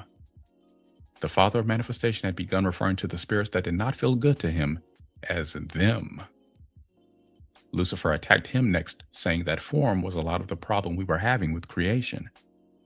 All these different forms are giving rise to feelings that are not allowing the spirits to get along with one another, Lucifer said. And then he went even farther in his next statement. You cannot blame me for the problems you are having in creation. Form and feelings are the problem. Without them, you would have nothing amiss. Then Lucifer pointed at the father of manifestation and said, he is the real cause of the problems. Until he came along, the mother knew she had to listen to you. Lucifer meant me, and the innuendo he gave me was that I was not a man anymore because of what my woman was doing. If others think I am more fit to be God than you because I have better understandings to give, I cannot help that, Lucifer continued. But I have not said it myself. The innuendo he gave this time was one of, I don't have to say it.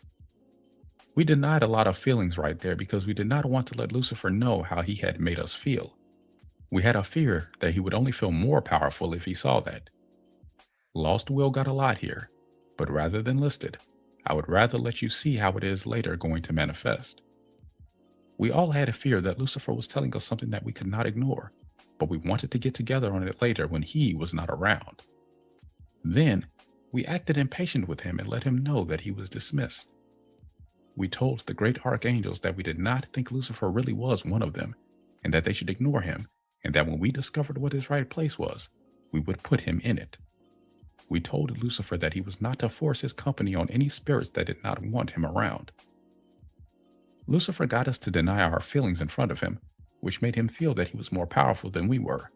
And yet, it was not wrong that we did this. We had this fear also. Otherwise, why would we have denied our feelings? I now know that it was because we were denying these feelings in ourselves already that Lucifer was even able to reflect them to us in that way.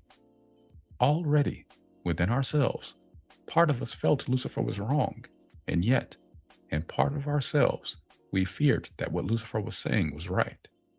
Since we had not moved these feelings in ourselves, we could not move them in front of him. I had to learn this, though. I did not know it then. I had to learn this by seeing the mother later go ahead and try to move her feelings in front of Lucifer and see that he had no acceptance at all for her. I have the tortures of Lucifer to bring forward in another book because he tortured the mother for a long time, empowered by her fear and guilt that she was responsible for all that was wrong in creation, including having called form into being. Then the mother had nightmare visions of how Lucifer wanted to treat her that made her almost unable to look at him. He went on to the lesser archangels and found, more or less, the same thing. They had learned much from heart, and they also had some spirits hanging around that did not seem to belong in their order. There were only a few of them, but there was a distinct feeling to them that was not the same as the lesser archangels. The lesser archangels did not like them, but were trying hard not to show it. Guilt had been telling them that it was not loving to dislike others. Because I had told Lucifer to leave the great archangels alone, the lesser archangels were hoping that I would also solve their problems for them by telling these spirits that did not fit in to go away. The lesser archangels had been letting these spirits hang around because these spirits had been claiming they had no place to go. The lesser archangels did not want them to be homeless, but they hoped we would take them and find them another home. At first, it did not seem that it would be very hard to find these spirits another place, because we had not looked at very many orders of spirits yet. Surely we could find them a home someplace, or make them one. The lesser archangels were greatly relieved. The lesser archangels asked us some questions that heart had not answered for them. They wanted to know if form was important or not. I told them they had to see what form a thing took to know what it was. I was wrong, and this needs to move now. I did not realize that I was trying to give form more importance in the balance of things than it really has, because I was afraid Lucifer had spoken my secret feelings toward form. Giving form was only one of the powers of the Father of Manifestation, and even he did not feel that form needed to have that much importance given to it. He felt that I was patronizing him, and yet he wanted my acceptance and he wanted harmony between us, so he did not contradict me. There has been a form and essence confusion in creation that needs to move now. Just because something has the right form does not mean that it is what it appears to be. Many spirits got led like lambs to slaughter by this misunderstanding, and for a long time, I have had great grief and guilt over what went into the lost will here, because it has not moved in all this time. Instead, many people have blamed themselves for not being loving enough instead of being able to realize that they were being trapped by forms that had no acceptance for their love. The lesser archangels were more childlike than any spirits we had emerged so far, and it was particularly painful for me to watch them suffer with this misunderstanding because of their childlike playfulness and innocence. The form and essence confusion also gave the lost will more than we realized here, from having made the judgment that it was not loving to treat others in ways that you yourself would not like to be treated. The form of how others were treated became more important than the essence of it. Guilt has also caused spirits to overlook how they are being treated in favor of how they treat others. This guilt began in the lesser archangels because they did not want to make any spirits homeless just because they did not like having them around. The form and essence confusion I gave them then made it even harder for the lesser archangels to know how to proceed. This misunderstanding has had its effect on all other spirits also. Do unto others as you would have them do unto you has been fulfilled more often in form than it has in essence. Most people do not even allow themselves to notice the difference here. Most people think that if they have an understanding, others should take on the same form of implementing it that they have. Others should take on the same form of implementing it that they have. As an example here, how often, when you have a desire to have something, do you give it to someone else as a gift rather than giving the other person what they would really like to have? Guilt has further complicated this by telling people it is unloving to give honest feedback if it means saying they like the gesture but do not like what they have been given. There has been a lot of fear that not loving what someone has done means that you don't love the person. Rather than feel this way, most people have tried to overlook the form, the gift for example, and appreciate the essence as a loving gesture. Form and essence have to align for love to manifest. If you deny one, the other cannot evolve. At that time, I had a long way to go to understand what I have just said, and I did not even know that I did not already understand it. I now know that form has its right place along with everything else, but I had to deny it to learn what happens when it is not aligned with essence. I have understanding to give on form that has not been given before, but it will not be given until the last book in this series because it is not right to bring it forward now. I have to tell you what form has gone through first so that you will be ready to understand form for what it is. The lesser archangels are not wrong to have lost will on earth now because they needed to learn a lesson about form also, but they need to allow the misunderstandings to heal now.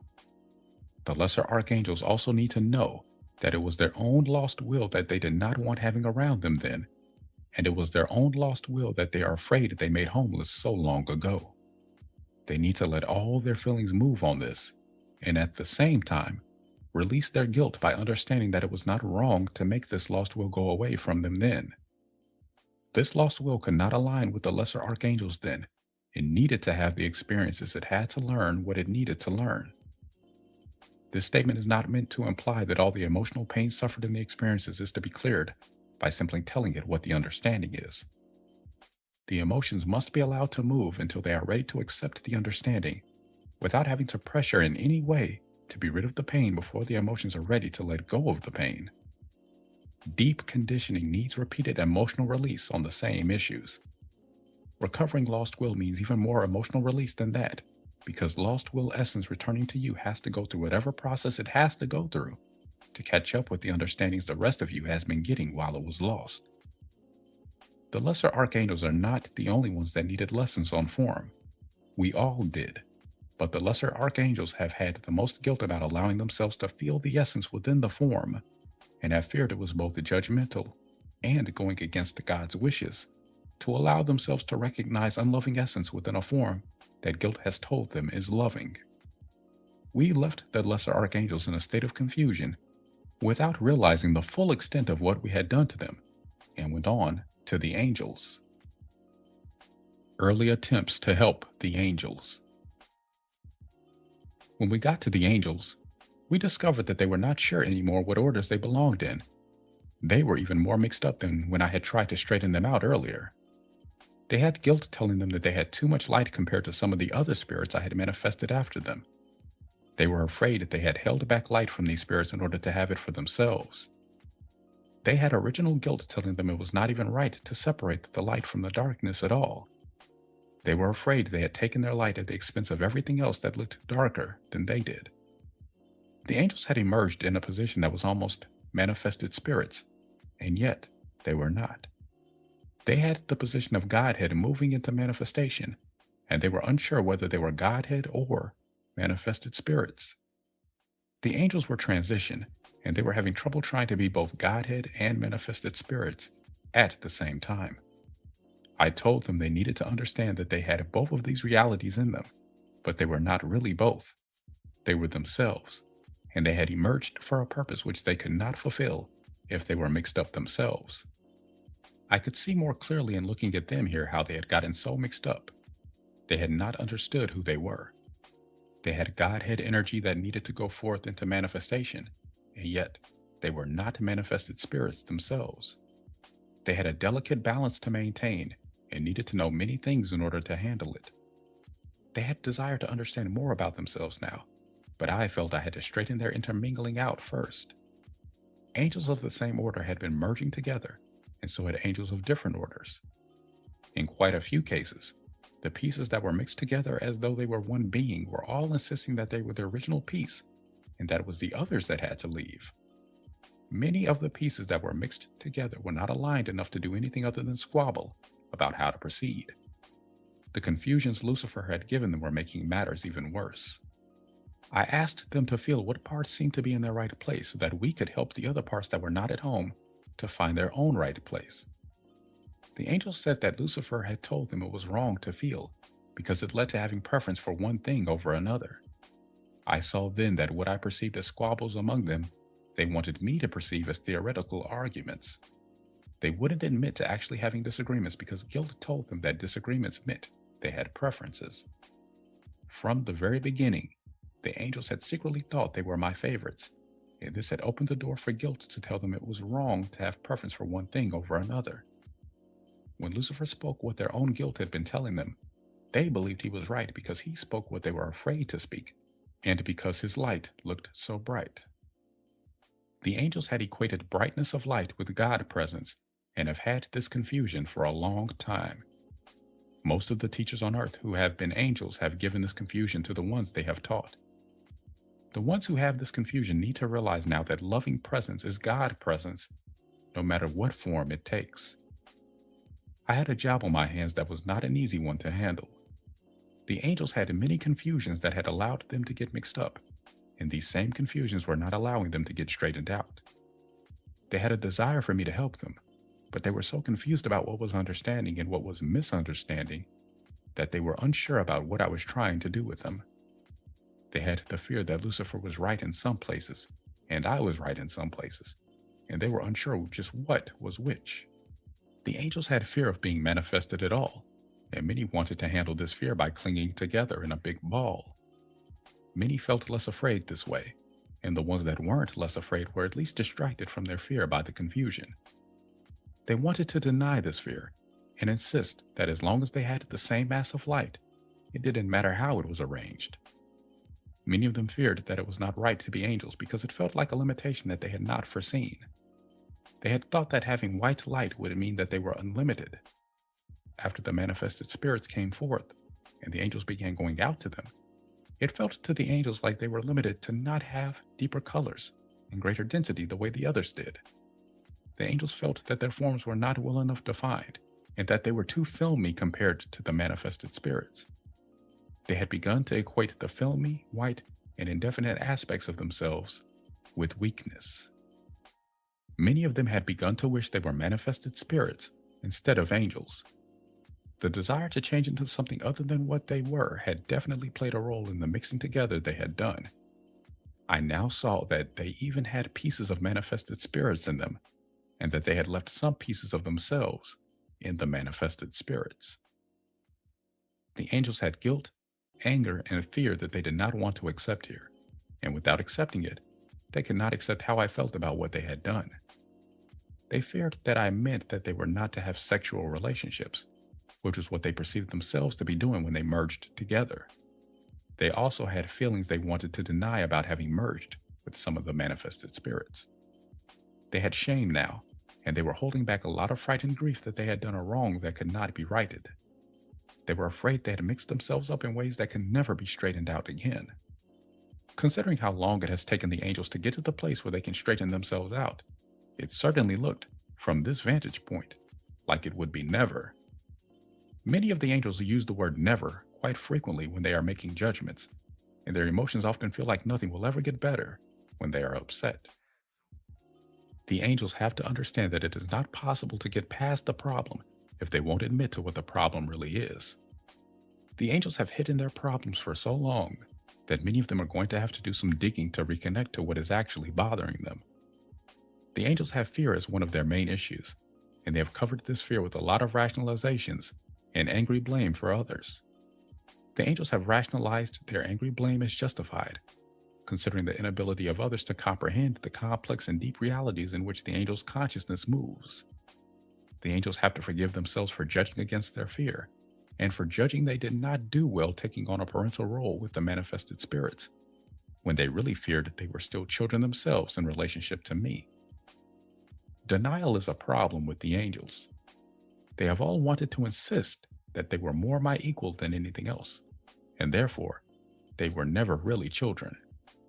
They have a lot to learn now if they are finally ready to accept it. I have great love for the angels, and they need to understand that it is not wrong that they have harbored resentment toward me. That needs to heal now. The attention I gave the angels at first was because they needed it, and because I was fascinated by what they had to offer. The angels then believed I favored them even over the mother. They had fear that this was not right in some way, and their fear opened the door to guilt. Their guilt then drew them punishment that seemed to be saying, God does not like any spirits to think that they are his favorites, and the treatment you are going to receive now will let you know how wrong you have been and will convince you that you are not God's favorites. The angels have held this judgment against themselves and have had a very hard time with the punishment guilt gave them here. They have a lot of healing of pain to do. The angels had started on this path even then. I did not want to see them have to go down it, but I could not stop them, no matter what I tried. The angels feared my inability to help him and I was not an adequate God, or that I was unloving or that I really did not love them the way they wanted me to.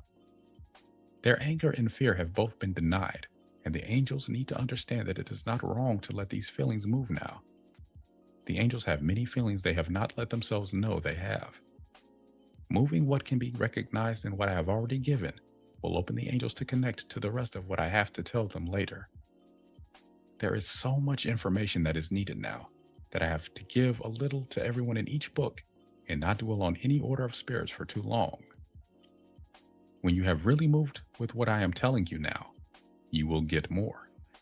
I have realized fully that what I give is the right amount at the right time. In the past, I had guilt that I was inadequate and could not provide the spirits with enough. I now know the spirits have some responsibility for themselves that I was not acknowledging then. The spirits have to understand more profoundly now than in the past also, or healing will be no more effective than past efforts have been. The quickness of spirit to assimilate information is not to be denied, but spirits desiring manifested existence must understand what that means. The spirit must find the ways to communicate this to the will that is so lost it does not even know what you are reading now, and this must be done with love present. Lack of acceptance for the will's seeming slowness is not a loving acceptance for its needs, but loving acceptance for the anger at the will must be given also. When your anger triggers you into fear, or triggers someone near you into fear, and the guilt is recognized in this pattern, you will be getting someplace, because the lost will is very afraid of the spirit's anger toward it. Some understandings the seraphims and the cherubims need now. When I went on to the cherubims and the seraphims, these two orders of spirits seemed to be having little or no trouble.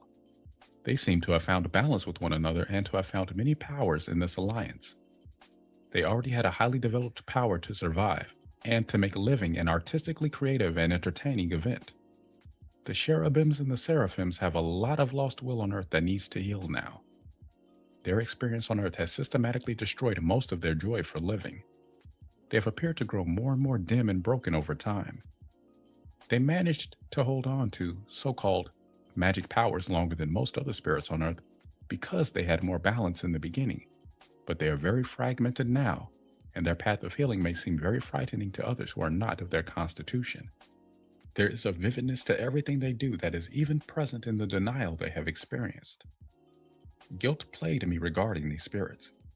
Even though they weren't having real problems when we first checked them, I could see that these spirits were going to have a very difficult time.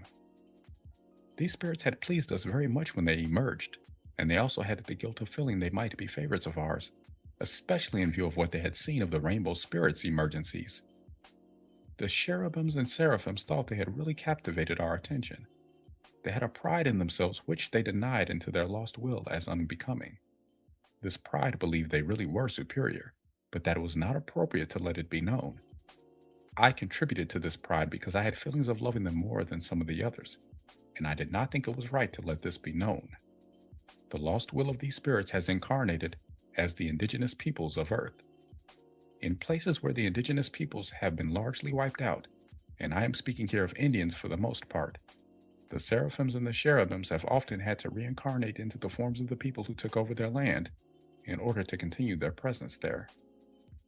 Dramatic reduction in Indian populations, including Mexico, Central and South America, has not allowed the essence of the cherubims and seraphims to retain enough power in the forms they had so much loved earlier, although some have kept their Indian forms. The ones incarnating into the forms of the ones who had conquered them did it partially because they had no other form available, and partially because they wanted to try to love their enemy and to help their enemies to love and value them. They have always kept the desire for color and drama in their lifestyles, and have often ended up being outcasts among the peoples they have sought to open to their ways. The cherubims and seraphims have guilt which they have held in a state of denial that is the cause of their problems. They had guilt telling them it was not right to feel they were favorites of mine, and they have punished themselves in measure with how favored they believed they were. They also had guilt telling them from the beginning that it was not right of them to have more of everything than other spirits had. These spirits also had the guilt of seeming to do better than those around them. Guilt told them it was wrong to think there was any reason for their good fortune and that their day would come.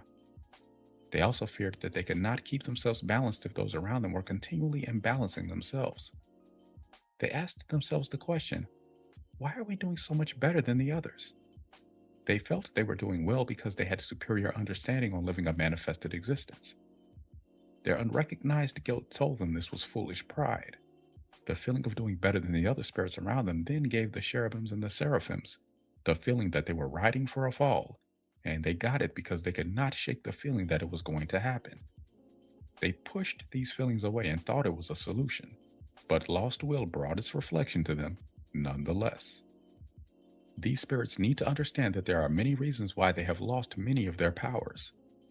Guilt told them it was not right to be what they were, and they were vulnerable to guilt because somewhere inside of themselves, they knew they had asked for more power than was really theirs. Self-acceptance is what they seek.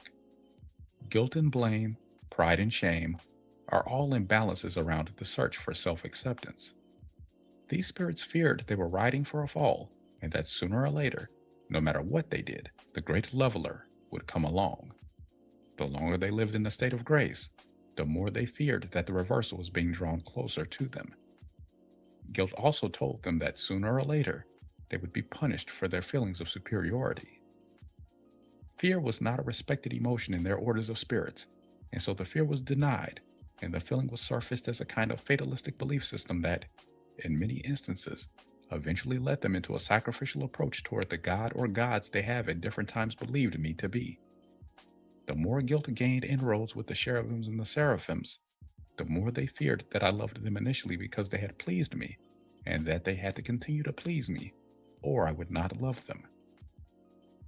In not realizing how they were drawing punishing events into their lives, many feared they had displeased me. They feared I was punishing them for daring to believe they were favored or superior. These spirits need to understand that I love them no matter what they do. The cherubims and the seraphims also feared they had committed a sin by denying heart the way they did at their emergence, and this led them into many sacrifices involving cutting out and or eating of hearts. I did not require or want these sacrifices, but their own unrecognized guilt thought that I did. Many times when they have thought they were hearing me, it has been the voice of their own guilt instead. They need to accept having emerged to balance the polarity of male and female before they can accept manifested heart. This is the same thing that I did, and it is right for them. They did not really deny heart in the beginning, and yet they feared that they did. I have not sent punishment to the seraphims or the cherubims, and they do not need to pay for sins because they have not committed any. I have no desire for them to engage in sacrifice of any kind, and I would like them to realize that guilt is the reason for all their pain and sacrifice.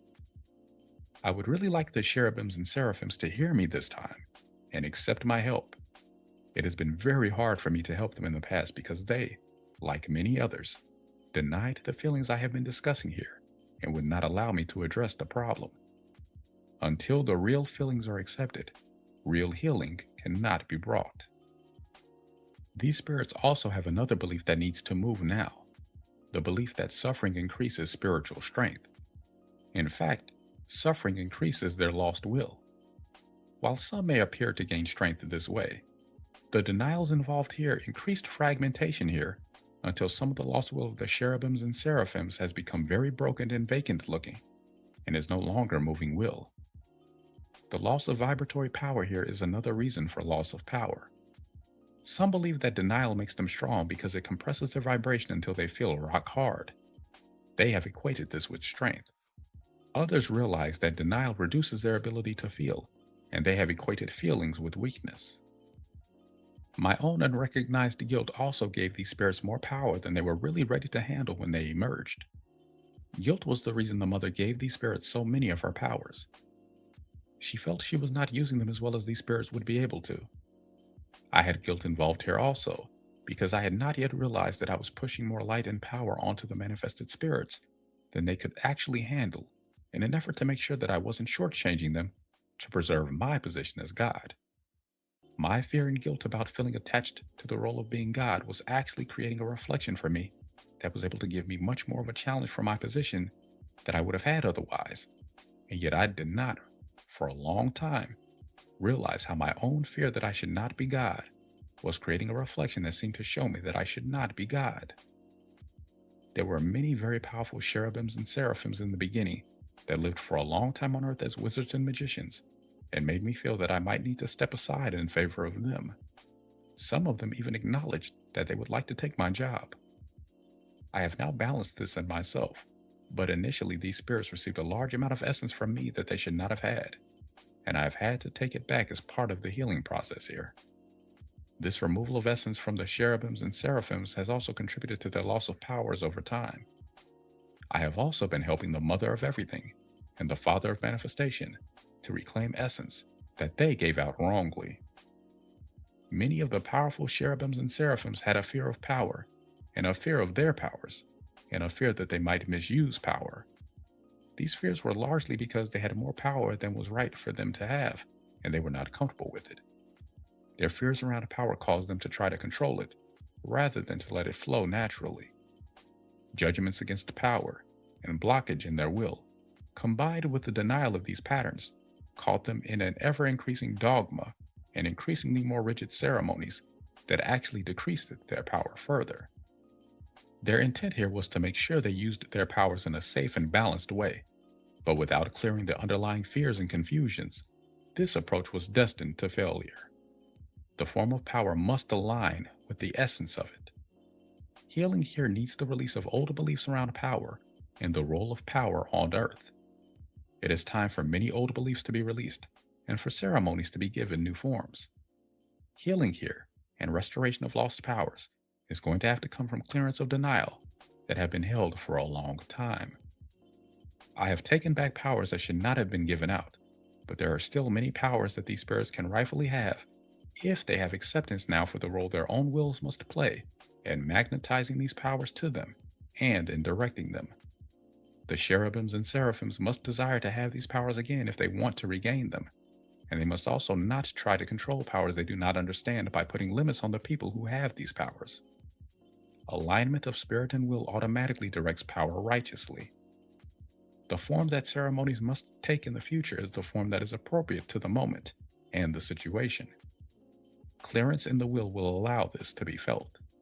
Superstition has to be looked at and understood for what it is. Many cherubims and seraphims are going to try to insist that they still have plenty of power and do not want this advice. But I also know there are many who can understand what I am saying now and who can see that I am saying this from love. The fear that loss of power may have been the result of impurity in the use of or misuse of power needs to be healed. Many cherubims and seraphims have given death and guilt the power to annihilate them because they have felt they were wrong to be what they were and wrong to have greatness, strength, abundance, beauty, and power. Understanding here is that abuse and misuse of power are not possible when the ones involved are of good intent. Self-forgiveness is needed here, along with the understanding that they must allow themselves room to learn. Often they have cut others a wide margin for error and have been very hard on themselves. They have said that this was the tolerant and brave way, but lost will here is holding a rage and a fury about the treatment it has received. When this rage and fury have tried to move, it has been in a denied state, and the cherubims and seraphims have not recognized the movement as their own denied emotions. They have thought I sent this upon them as punishment for having displeased me, when in fact, it was their own denied will essence trying to get them to recognize what they had been denying. Usually these spirits have reacted by believing that they must punish themselves even more for having displeased me. The punishment involved pain that they thought they had to bear bravely. Bearing it bravely meant denying their will's response to the treatment they were giving themselves, and this increased their lost will. Increasing lost will increased essence in a state of denial that their guilt was directing against them. The devastating natural disasters the cherubims and seraphims have experienced have been their own denied will essence, sent into the earth by those who believed that this was the best place to put it. It has come back on these spirits because it is their own will essence and must be accepted and healed. It cannot be gotten rid of. The cherubims and the seraphims have to accept the emotions they have rejected and denied in the past and allow them to move now. They have a power to move the earth that can be used in a positive manner, and this power is needed now. Judgments that they were wrong to manipulate nature in the past need to be released now, along with the understanding that manipulate was the word the judgment used. Manipulation was not what was happening here, but unclear and denied emotion in the will was making the use of power by these spirits take on forms that seemed wrong. Healing the denied will bring the balance of form.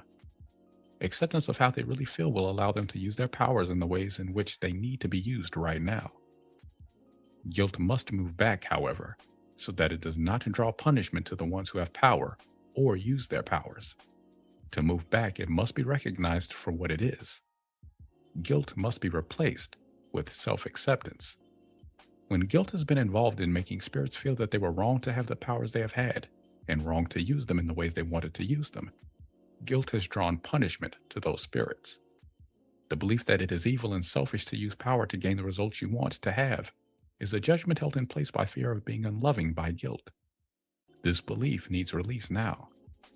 This judgment has put quite a lot of power into a state of denial, where it has acted according to the instructions the judgments have given it. This power has to be recovered, and the ones needing to recover it must do it in secret, because the ones who have this power wrongly have evil intent and selfish motive, and do not want to give it back. This power can be recovered if you have understanding on how to do it. You will be given these understandings as we go along. For now, implementing what you have already been told will ready you for the next step.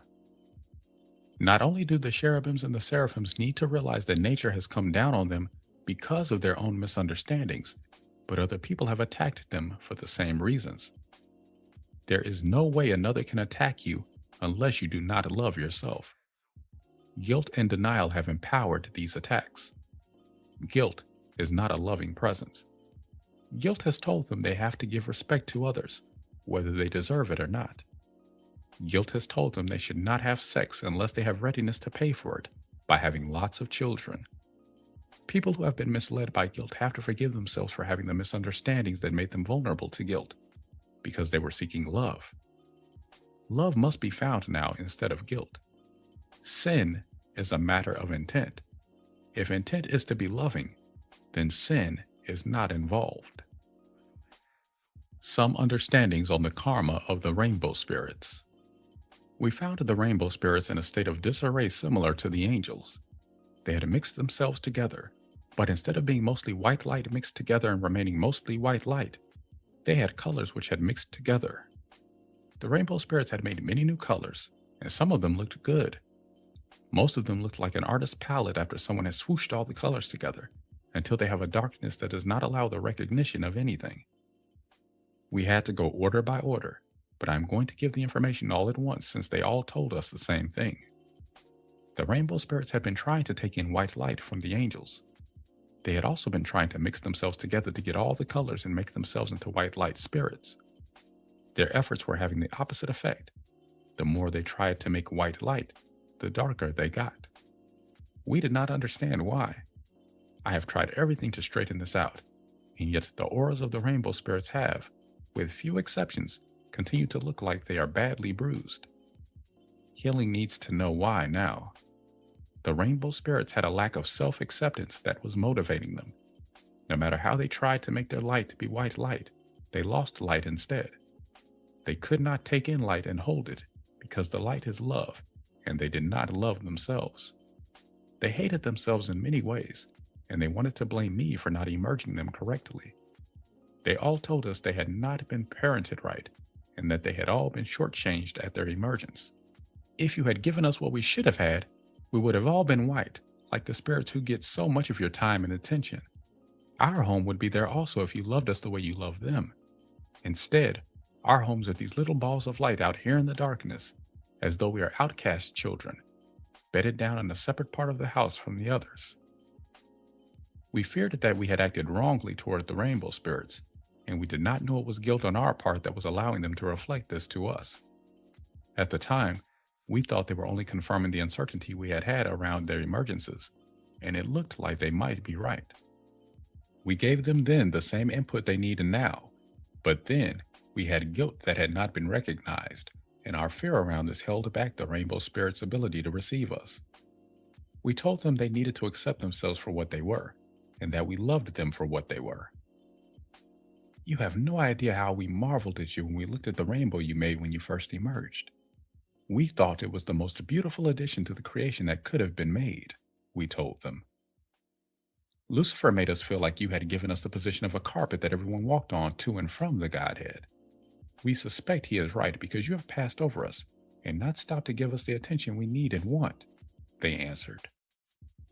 We had a guilty vulnerability to the words here, but we did not feel that Lucifer was right because we knew that we loved them too much to feel they were only something to pass over.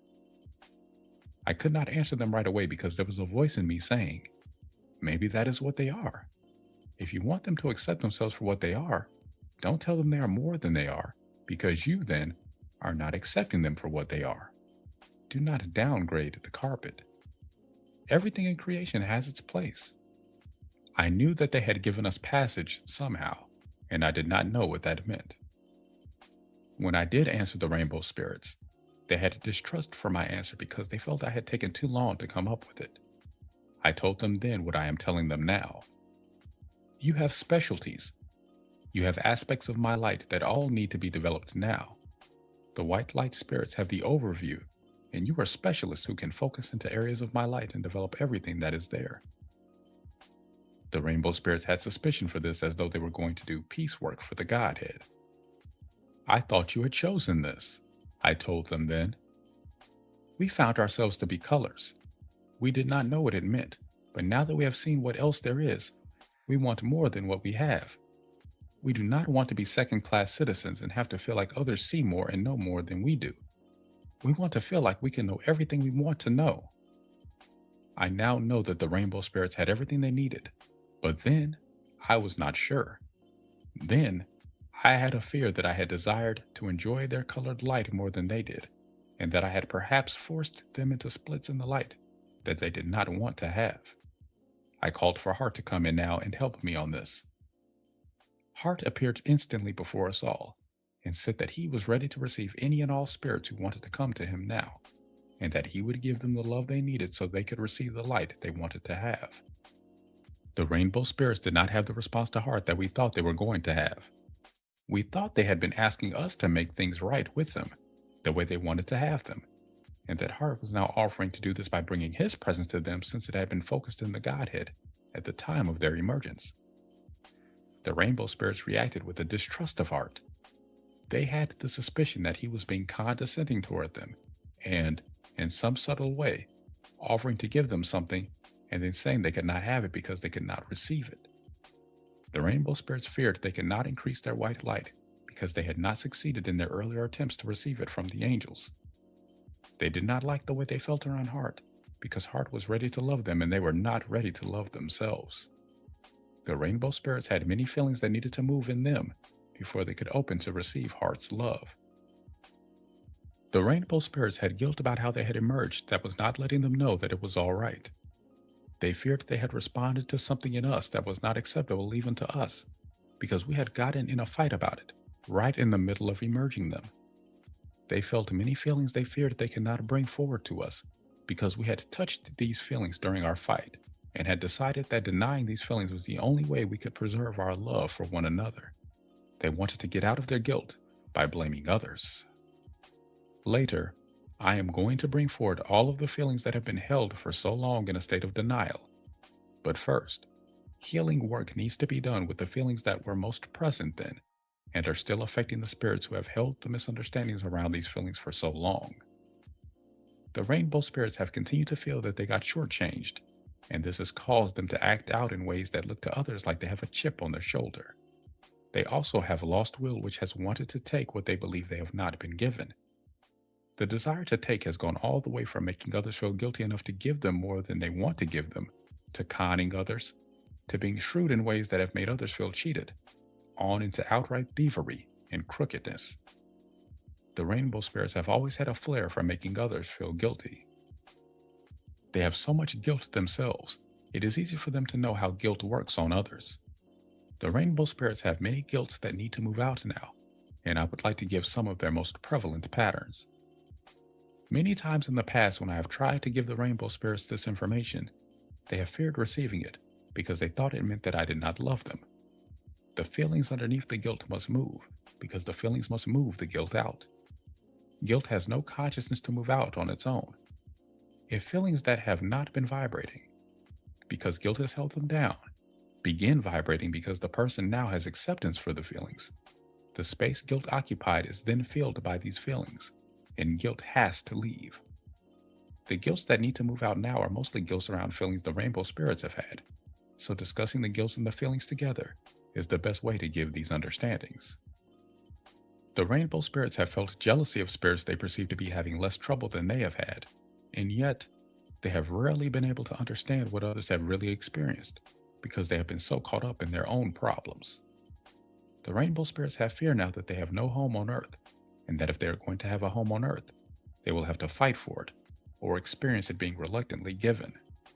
Even when they have given to one another, there has often been reluctance to do so because of lost will's fear that there might not be anything more, so they must hold on to what they have. They have tried to take care of what they have and have not seen others as having the same appreciation for things that they have. They have been accused of hoarding for this reason. The rainbow spirits have confusion in their orders about position and age that also need to be mentioned now. They had emergence in a progression of colors, and they had two lines of spirits emerge. The first line went down through the rainbow and had more white light with it than gold light. The second line came back up through the rainbow and had more gold light than white light.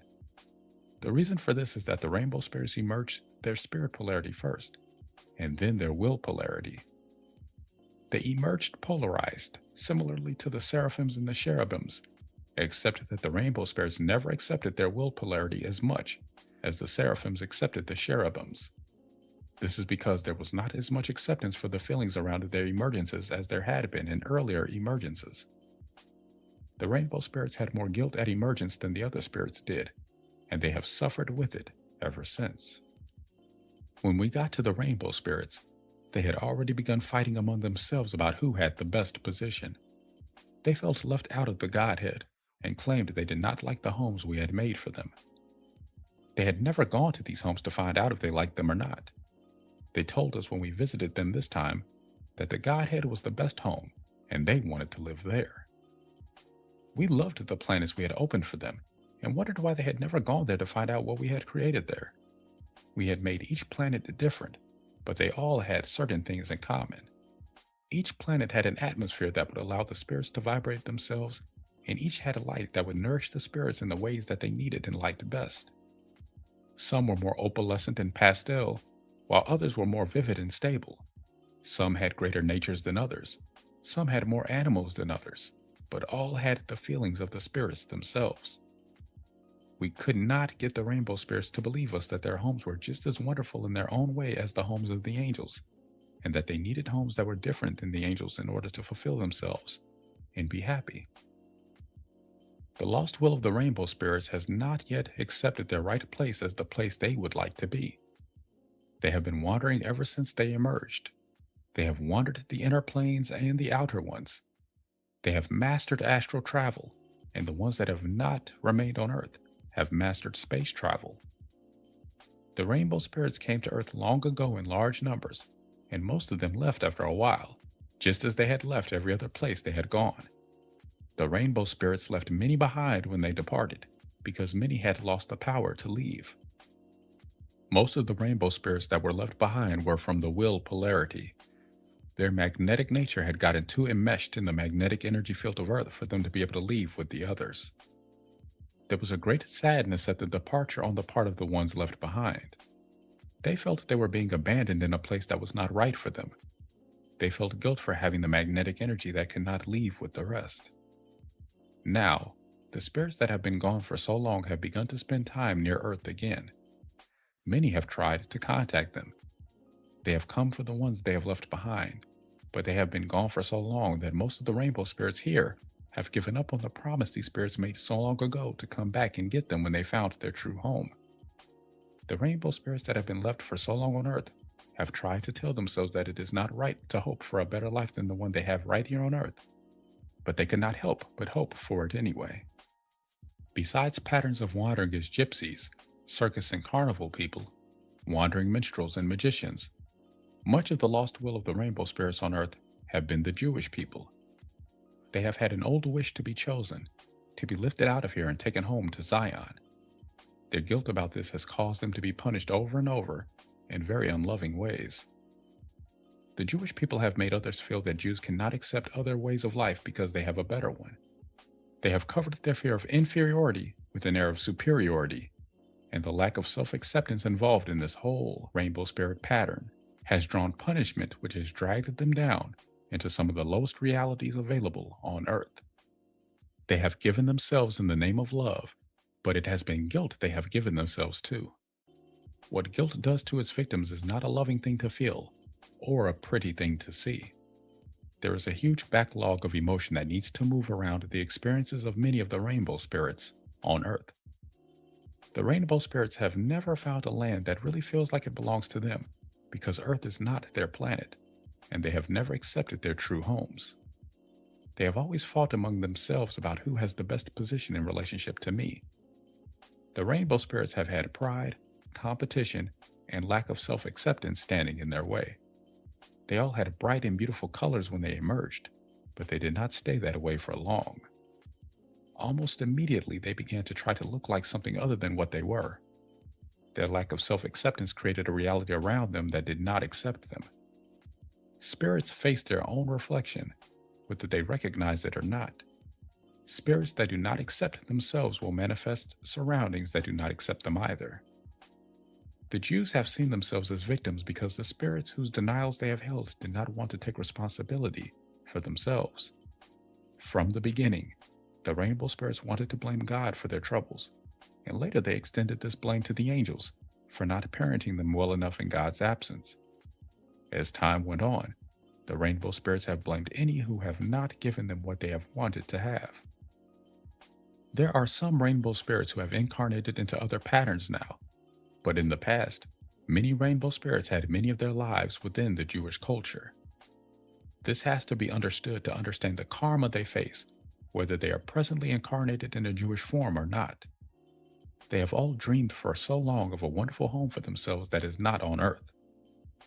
I am not asking them to give up this dream now, but I would like them to give up the guilt that has said either they will never get there or they must pay a terrible price to get there. I would also like them to stop believing they must die to leave Earth. The rainbow spirits need to understand that it is not wrong that they have been lost for so long. They had too many confusions to know what home was for them until they had had a lot of experience to teach them. They also need to understand that it was not wrong to have emerged as they did. The rainbow spirits need to understand that the kind of orgasms that called them forth are not wrong just because they were not like the ones that had happened before. They also need to understand that the Father of manifestation is a rightful part of creation, and that I was only having sex in my body with my spirit present when they emerged. I did not fully recognize manifested form as a part of myself then, but now I do. All the conditioning they have received around this has to move now. They have been considered too materialistic because guilt has caused their love for form to materialize in a state of denial. Their sex lives have not taken the form they would like them to have either, because their guilt told them that the form they responded to was wrong. Guilt and old denied emotions need to move here, and the light of the Spirit needs to come in as it never has before. The rainbow spirits have a sexual guilt that is deeply buried in religious arguments that even include rules about what positions are appropriate for lovemaking. Their sexual guilt is all related to what was going on with us when they emerged. Having had so much guilt about what they enjoyed the most, they have tried to deny it to themselves in an effort not to repeat what they view as their original sin. A lusty interest in sex is not wrong if you have love present for it. The guilt they have had about heart has never really let the rainbow spirits believe that love and sex can really go together. After all, where was heart when they emerged? Moses reflected a lot of their guilt to them, and he gave the Jews many more laws than are listed in the modern Bible. I would especially like to see an end to circumcision, which was really not so much a matter of health, as it was a question of guilt making the rainbow spirits feel they needed to do something to reduce their sensitivity, and therefore, their interest in sex. Circumcision and health problems in the genitals are both symptoms of the same kinds of guilts. Just because we did not understand everything that happened when the creation emerged, does not mean that understanding cannot come later. Lack of understanding does not mean that what happened was wrong. At the time of the emergence of the rainbow spirits, we had to go on our instincts. Our instincts turned out to be right, but then, we did not know if they were right or wrong. We have learned since then that if we feel like doing something, it will not be wrong, even if the lesson we learn is a bitter one. The more we learn, the less bitter the lessons have to be. We had plenty of feelings in denial when we emerged, the rainbow spirits, and they are hard feelings to heal now, but not impossible. Old feelings just need to move here so that they can receive new understandings. Love really was present here in all the feeling we had. We just did not realize it because we were afraid to trust ourselves in some areas. Lost Will now needs to know that it is not going to be possible to give everything it needs to know right now in this book. If Lost Will gets healing moving with what has been given here, Lost Will get more when it needs it. The will polarity of the rainbow spirits is not wrong to feel so much distrust of its spirit polarity. The will polarity has been getting denied almost from the very beginning. As the rainbow spirits were emerging, the lost will was already increasing because of denials in the spirit polarity. The line of rainbow spirits that had more white light thought they had been more favored by me. This line of rainbow spirits has more sexual guilt than the will polarity, because there was less alignment around will leading us into manifestation than there was around spirit leading us back home. The spirit polarity of the rainbow spirits tried to say that they had not emerged first. They had insistence for a long time that they had actually emerged in the gentle orgasms. When we asked the rainbow spirits to go to their place of emergence, the spirit polarity of the rainbow spirits tried to lump together in the place they judged to be best. They all tried to go to the place where the purple spirits had emerged. They all believed that this was the best spot. The rainbow spirit saw this place of emergence as the place that was closest to me, and therefore the best position to have. They even pushed and shoved one another trying to get in the line up there. They had no desire to help one another get in place because they could not accept the places they had. They had no more self-acceptance in their lost will now than they had then. They have to go to their wills now and help them to move these old feelings. The rainbow spirits have felt like crowding is part of life. They have also not liked letting anyone else get a position they think is better than their own. It is now time to realize that all the colors have the love of God in them if the spirits can accept themselves enough to let the light pour in. I want to give some additional understandings now on how the rainbow spirits lost so much of their color. Lucifer told the rainbow spirits that they had emerged too late to get the full spectrum of light, and that they were going to have to be happy with what they did get. Lucifer also told the rainbow spirits that the angels got preferential treatment in the Godhead that the rainbow spirits did not even know about. He told them there was more light there than they had ever seen. He also told them that I had no love for the way they had emerged, and that I thought they were pushy and had emerged too fast. He told them that the mother did not like it that there were so many of them, and that she had not wanted to take care of them from the very beginning because it would interfere with her sex life. The rainbow spirits had fear and guilt then telling them that God wanted them to slow down, hold back, and reduce their numbers. They all thought I would favor the ones that had the most light, and that I would not eliminate them. The scramble for position not only included trying to have their place of emergence look like it was the closest to me, but their desire to take in more light became involved now also. The ones who had taken in the most light thought they had the best chance to be favored by me.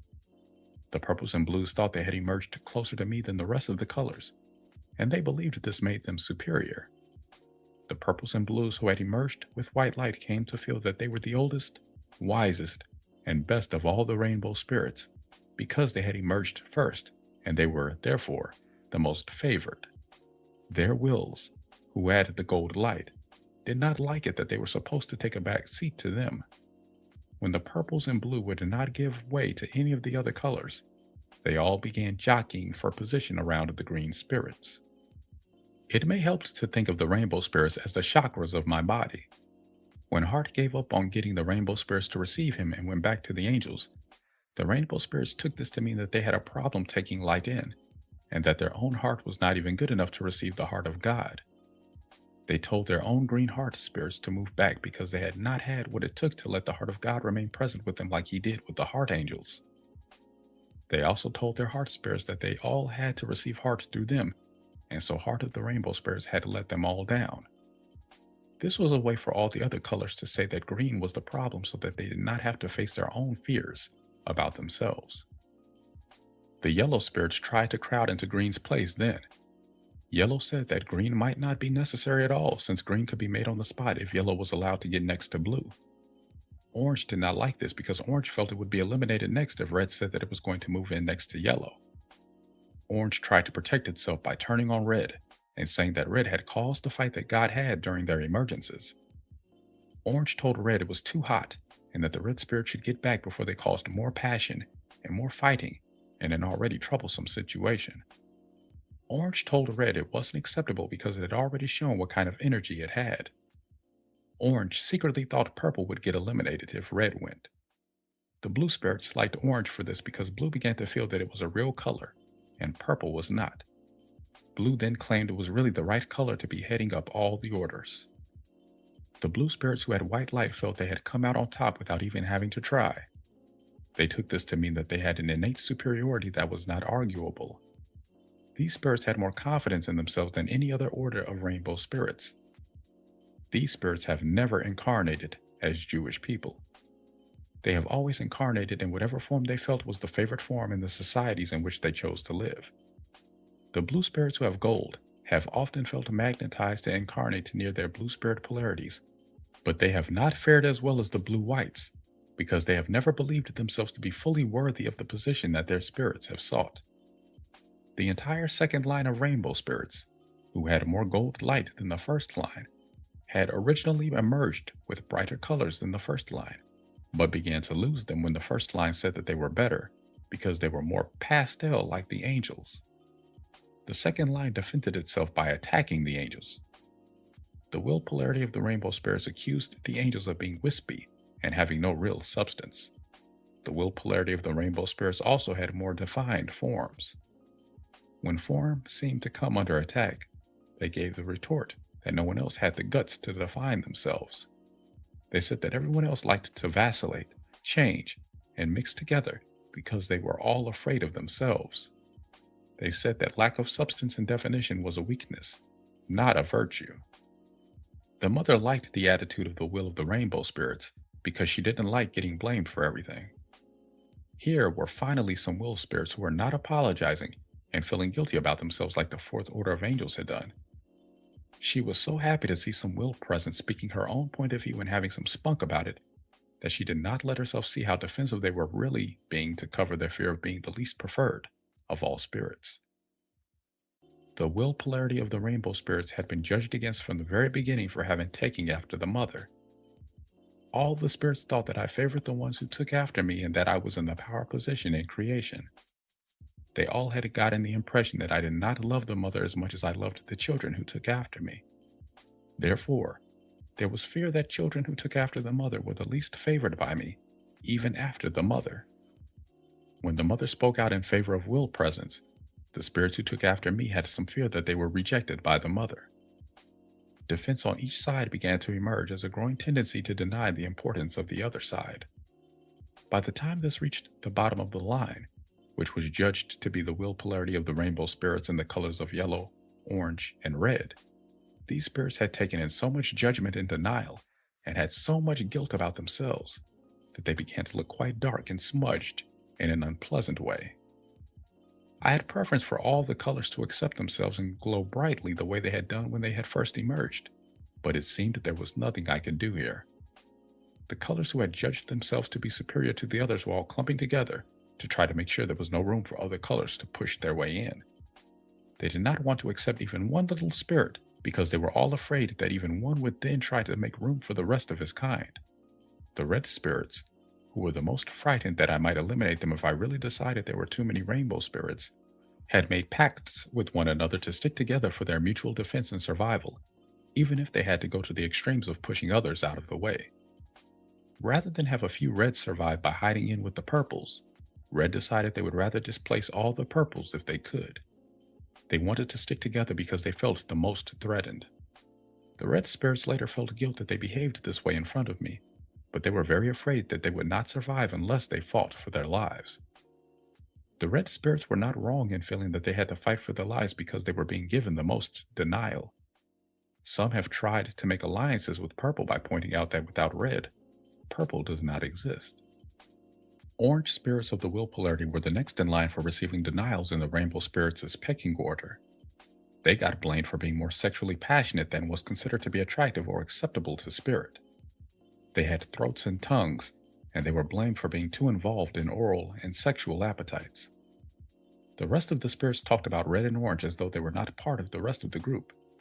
These two colors got blamed for most of the things that are judged against on earth in the nature of man. They were said to be warring by nature, clannish, pushy, passionate, sensual, sexually intense, orally insatiable, and emotionally extreme. Rage is the most denied emotion in these orders, and it is also the source of their greatest power. These spirits need to give themselves acceptance now and bring their denied essence within the light of God.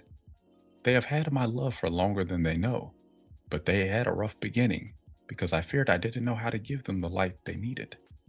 They have struggled to survive on their own for a long time, and I want them to receive the help they need now. They have great power to survive, to be physically vital, and to express creatively, if they have enough self-acceptance to be able to open and receive the light they need. Expressing the feelings they felt then, when they were so judged against, is an important part of their healing so that they can open to the light they need. The other colors argued their points, but did not take as many actions as the more threatened oranges and reds did. No matter how they were judged against by the other colors, each color had reasons to believe within themselves that they were the best and the most important. The indigo spirits had not said much at all during any of this, and they felt they were superior because of their composure and inner strength. The blue spirits have always believed they are the greatest expressionists there are. The indigo spirits have always quietly dismissed the self-importance of blue because they believe blue is nothing without them to supply the inner model for their outer performance. The purple spirits have always maintained that they are the best because they receive inspiration directly from me, and the rest of the colors just implement their instructions. Purple whites have always believed they received more of my personal attention than any of the others, but knowing they had red in them has made them wonder how I manifest spirit this way, if I do not like red. Everyone needs to know that I love red. I just did not know how to handle the feelings I first had when I had to trust will and body to guide me into manifestation, when I was so used to being the guide myself. I know now that red and orange need to move their rage over being denied acceptance for their right places for so long. Red and orange are not wrong to have the great intensity they have, and it is necessary that they have it. They have the strength necessary to anchor me in manifestation, hold me there, and allow me to survive. Red has the power to hold open the space needed to survive, and orange has the power to creatively fill that space with what is needed to survive there. These spirits only become warring when their survival is threatened. They have always felt that if they have to attack the ones threatening the survival of others, they will do that. They need to understand, though, how important self-acceptance is in being able to live without having others attack them. Yellow was not wrong in having the merriment of sunshine in its emergence pattern. I have finally gotten these spirits to listen to me, but their lost will still needs to understand that they are the heart of the mother. Some of what yellow felt when it wanted to displace green was that they were heart also, and they were not being recognized for it. The heart of the mother is the intuitional center that feels what balanced action for the mother is. Green is the heart of all, and must receive from both the mother and the father.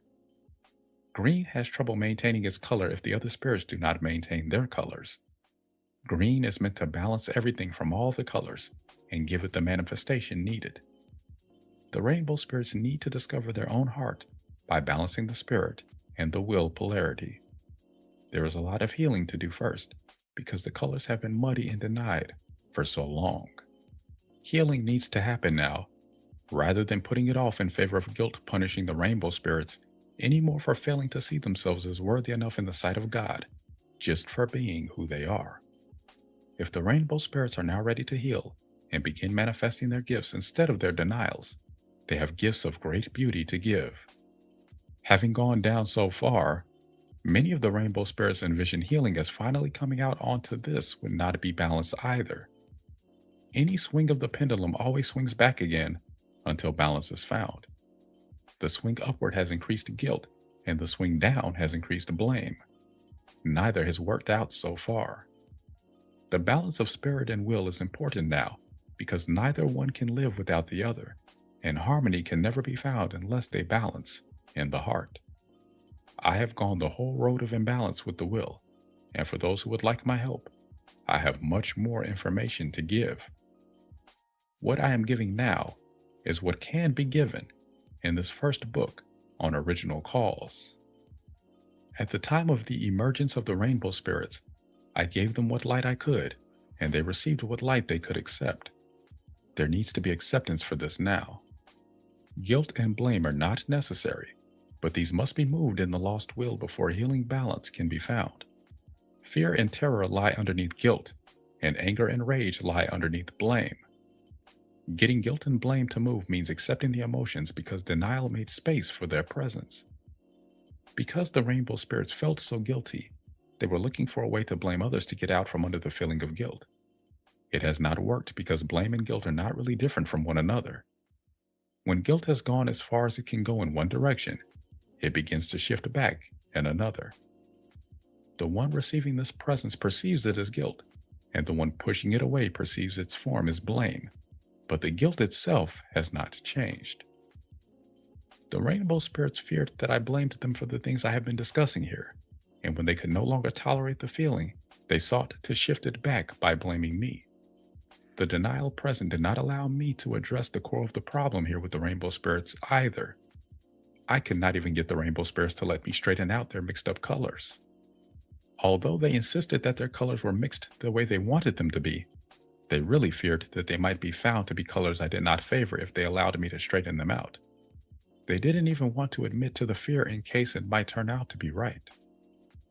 I found that Lucifer had spoken to the fears of all the spirits in ways that had made them afraid to speak of them again, because he had been able to make spirits feel their fears were right. While I had been trying to help the rainbow spirits straighten out their misunderstandings, the Father of Manifestation had been trying to help them with problems they were having maintaining their forms. He had not had any more success than I had had. The Mother had been trying to get the rainbow spirits to accept their wills as part of themselves, and she had had even less luck than I had had. The rainbow spirits all had feared that they had emerged wrong, and they had blamed their wills for having moved at the wrong time. The spirit polarity would not accept the will polarity, because then they would have had to take responsibility for the movement of their wills. The spirit polarity felt guilty that they had come forth in response to feelings that I had not seemed to accept, and they felt that blaming their wills made them look more acceptable to me. No matter how we tried to allay their fears and straighten out their misunderstandings, we could not do it then. The rainbow spirits, like most of the other spirits, were going to have more experience before they would be able to see that they had misinterpreted my intent. I had loving intent, whether I understood everything I was doing at first or not. The rainbow spirits had loving intent, and we all had guilt. At that time, we did not realize that guilt was an unloving thing to have. We did not know what was going to happen as a result of the presence of guilt. We had many problems manifesting the creation, and we have many problems to heal now, but they are healable if there is intent to heal them. Forgiveness is a very important part of this healing, because it is not possible to go back and change what has already happened, except by changing the way we feel about it. The will cannot be pressured to forgive before it is really ready, because the forgiveness would not be real. But intent to reach forgiveness can allow intense old emotions to move without continuing old hostilities. The will has to go through all of its pain and then forgive everything. Judging the will, no matter how subtly, for how long it takes to do this, is not giving it the acceptance it needs. Spirit has to respond to the will with the feelings it has also. Spirit has responsibility for causing the will's response, and Spirit has to let the will know how it feels about the will's response to it. You have to understand, it is not a one-way street to balance this. The Spirit cannot just preach to the will, and the will cannot just rave on without Spirit helping will to understand itself. Lucifer has no intent to be loving or to help the will understand itself. Hearing the will's response when it has blame for the Spirit is not an easy thing to do, but the will must be accepted for how it feels now. The will has a valid case for blaming the Spirit, but the will must move the blame and forgive the Spirit for not knowing what effect denial was going to have on the will. You have to understand that behavior is not the issue here. Misunderstandings are. In other words, there is no reason to forgive yourself for having sexual orgasm that was the greatest thrill of your life. It is important to forgive yourself for judging that how you achieved this was not acceptable in the sight of God.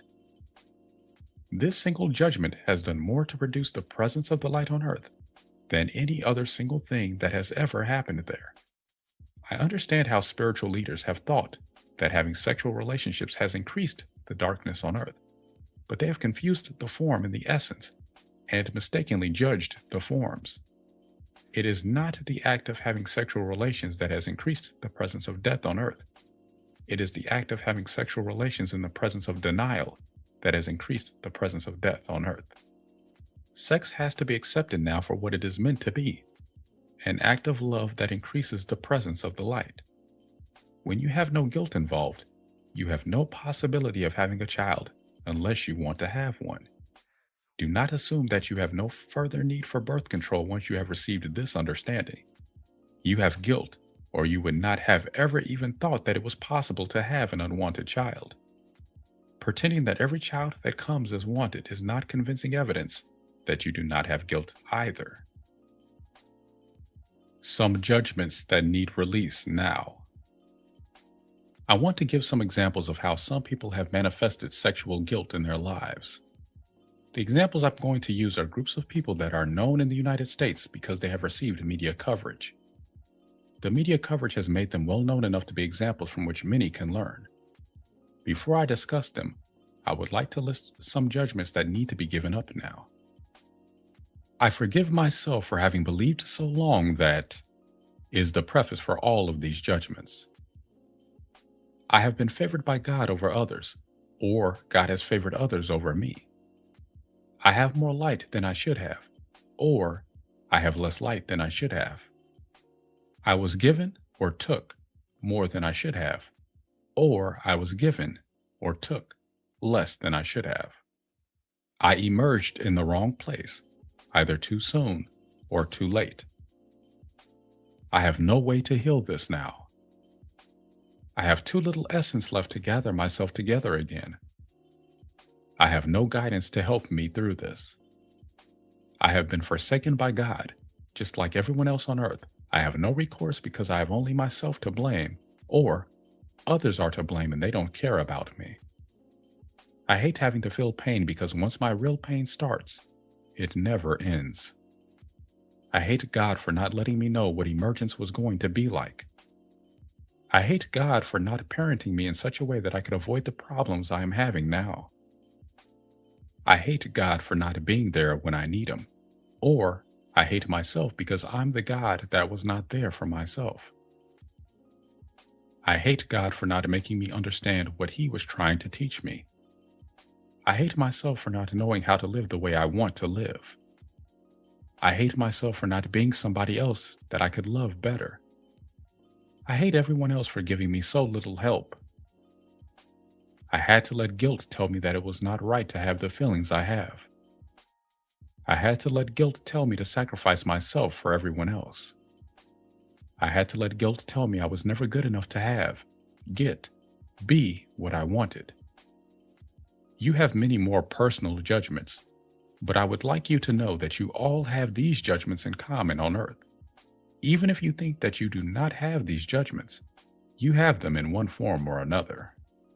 There are many on earth who think that guilt is not a problem for them anymore, and it is largely for these people that I am going to give the examples I am now going to give, although everyone has something to learn here. Just as you may think that you have the understandings you need already, you must learn to understand what I am telling you in a new light. I have given many understandings many times, and they have not been understood, or I would not have to be giving them again now. It is important to understand what judgment release really is, and I have given you the information you need if you can learn to apply it. I would like to mention the word release before I go on. Release to most people has meant letting go or getting free, and this is right. The manner in which this is done is all important. If you release yourself by getting rid of part of yourself, you have not released yourself at all. You have only gotten rid of something. Anything you get rid of will come back later, whether it has to change its form or not. What is yours and cannot be gotten rid of. You have responsibility for it, and no one else can take it in and handle it for you. Even Jesus did not die for your sins. He cannot do it for you. Drugs cannot do it for you. Affirmations cannot do it for you. Divorce cannot do it for you. Abortion cannot do it for you. Getting rid of the form of something that has caused you trouble in the past does not mean that your essence will not create it again. Sometimes you may not recognize the new forms this creation takes on at first, but sooner or later, if you have loving intent to learn, you will recognize the recurring patterns. The patterns are what you need to look at to recognize the underlying judgments. For example, if you have a long string of lovers and none of them give you the enjoyment you seek, you need to realize the problem is your own sexual guilt and not the partner's. If you have guilt, your partners will also have guilt, but they are not the cause of your problems. If you have one you can trust, though, you may be the mutual solution for one another. Anything you bring forward will trigger the complementary pattern in your partner if healing work is going to be possible there. If this does not happen, do not pursue the issue with that person because you are facing denial in another that you have not recognized in yourself yet, and you will get blamed for everything. You have to realize that it is not right to go forth with emotional release just because you have read about it. You must feel that it is safe to do it in the place and form in which you are going to do it. Release is a matter of letting old patterns move within you and express outwardly as actions when they need to. This is not the same thing as getting rid of a pattern by shoving it out, for this is what created lost will in the first place. Lost will now must be healed by being taken back in by the ones who pushed it out, and healed in such a way that lost will can change its outlook and increase its understandings. It is not possible to let lost will go on anymore in the form it has taken outside of the spirits to whom it belongs. Most of the lost will has become destructively dark because it has been deprived of light for so long. Its desperation is because its survival is threatened. Light is necessary for life, although Lucifer told many it was not, and that they should not need it. He shamed many spirits into thinking they were like babies who refused to be weaned when they wanted to continue receiving my light instead of making their own. This also has to be forgiven now. Receiving light from me is not wrong, it is necessary. If I am not fully present when you open an orgasm, you do not take in light, you take in death. If you have some part of yourself that you do not accept, and everyone does, I am not fully present. Does this mean that you have to give up sex until you are fully healed? This would be ideal if you could do it, but as I have said, living is a question of balance. The denial involved in suppressing sexual energy would not promote healing any more than having sex in the presence of denial would. Because of this, there was a long time during which I felt uncertain about how healing could take place. I finally realized that intent makes the difference. Gaining understanding also helps. As long as most people believed that having sex was taking them to hell, they went ahead and helped themselves along the way. Now, if people find out that it is all right to have sex in the presence of love, they will be able to start increasing the light. Getting alignment in the part of you that is still vibrating is the most important first step. Then reaching the layers of denial as they have readiness to unfold themselves to you is the next phase of healing. If you have intent to heal, you need to know that it is not wrong to go at the speed that feels right to you. If you have an urgent driven feeling about the healing that you need to do, you need to go to the fear that lies underneath this. The urgency is not wrong. It is letting you know that you are terribly afraid for your own survival. If you are afraid for your survival, you have good reason to be, but giving the presence of the fear the recognition and acceptance that it needs and allowing it movement will strengthen your ability to survive, which will, in turn, calm your fear. The fear is trying to say that you have not been responding to your needs enough to make the will feel you are able to survive. Urgency means you are now recognizing this, but driving yourself to heal will not allow the rest you need, and the will still be frightened that you are not sensitive to your needs.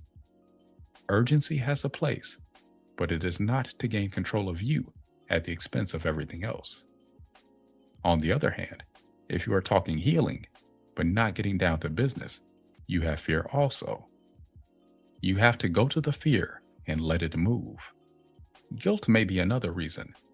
You may have so much guilt telling you your emotions are unacceptable, dangerous, too intense, or whatever your judgments are against them, that you may need to start by recognizing judgments and giving release here first.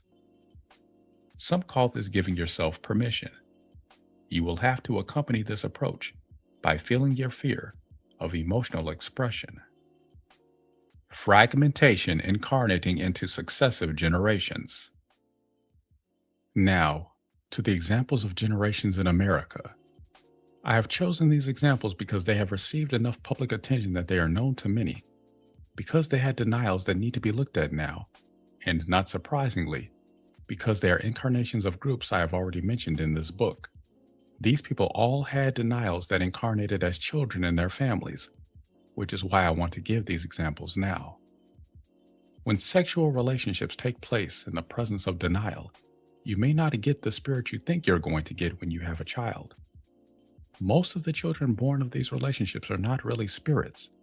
They are fragments of spirits or denied will of the spirits involved. They have karma with their parents and they have reflections to give. How lovingly or unlovingly the reflections are given is dependent upon the judgments held in the situation and the amount of love present in the judgments. If these families have love among the fragments and just lack understanding on how to keep fragmentation from happening, they feel more complete as a family unit. If there is lack of love and acceptance toward the essence that has fragmented, these families are more comfortable separated from one another than they are when they are together. Some of these people have so much guilt that they do not allow themselves to know whether they like one another or not. These spirits fragmented when they felt they could not handle everything at once. Some of the denials held by the fragments are loved by the parental part of the spirit, and some are not. Some of the greatness these spirits originally had was denied into fragments when guilt told them to diminish themselves. The progression of generations here followed the progression of the denials in the parental parts of the spirits involved. What one generation could not accept in itself, the next generation reflected in a state of denial. The first generation involved here came to America in droves. They had an adventuresome, inventive, pioneering spirit that wanted to make themselves a better life. They tried various lifestyles as farmers, pioneers, craftsmen and artisans, and merchants and traders. They began building America into what it is now. Some of these people had an affinity to the Indians in many ways that are not recorded in history or brought forward much anymore. The problems between these newcomers to America and the Indians were, at first, basically because there were so many of the newcomers that the Indians felt crowded by their lifestyles. The Indians had the feeling of being pushed back to make room for the newcomers, and these Indians then made other tribes feel pressure to move back also. The newcomers had left Europe to gain religious, personal, and economic freedom. They had been unable to prevail with the establishment there, and had decided to seek a better life for themselves by leaving their problems in Europe. These people had a desire for a fresh start and a lifestyle that was less restricted by rules and limitations. They also had religious misunderstandings and sexual guilt that were not moving at the time. These spirits had much of their wills in a state of denial, just as they had had from the very beginning. They wanted to allow only the feelings that felt good to them, and they believed these emotions were the only ones that were acceptable to God. These people had sexual energy, but they did not believe it was right, so they held it back as much as they could. Even so, they had many children because the guilt involved here dictated this as the price they had to pay for having sexual relations. The children these people parented reflected their parents' guilts to them and made the parents feel that their guilts were right. What the parents thought they had left behind in Europe had very quickly reincarnated into their lives again. Their children had the desire to bring limitations and rules back into their lives again, and one of the main arguments they used was that there were now too many people to continue with the old ways of letting individuals govern their own lives. This generation wanted to pass laws, fence the land, regulate business, and increase government in general. This guilt generation told their parents that they were going to have to step aside because their children had the ideas needed to organize the country and to give it the form it needed to progress into the vision their parents had given, but could not manifest without their children's help. The parents here had faced this reflection before in Europe and had no better idea how to heal it there than they had when they faced it again in their children. The guilt was not recognized then, nor was it known that underneath the guilt lay denied emotions that were empowering their fragments. For example, fear was being held in a state of denial when these people left Europe. Their fear had been judged as something that would hold them back. In trying to leave their fears behind, instead of taking them in and healing them, the fears had received the judgment that they were not to move and show themselves for what they were, because fears were limiting, unacceptable, and a sign of weakness. The children who were holding these denied fears did not then present themselves as being afraid. Instead, they had a very annoying look of weakness to them that most of the parents did not allow themselves to see or respond to. This next generation continually justified itself in the face of every argument their parents could present, and had a feeling of self-righteousness which was actually infuriating. although the response to this was denied as unloving. If response had been given in the presence of the unrecognized guilt, the parents would have been punished for being unloving toward their children. These children succeeded in having their way. They placed limitations on life in America that were designed to limit movement to the levels that the fears could handle. The fears, then, did not have to feel themselves or be triggered into motion, but the expansionism and freedom their parents had felt without this reflection could not continue either. Since balance had not been found within, the imbalance was also manifesting outwardly by giving first one side the upper hand and then the other side. The problem with this approach is that there is no movement or evolution involved, only compromises and a taking of turns, so to speak. This generation of guilt was holding denied fear and also denied anger.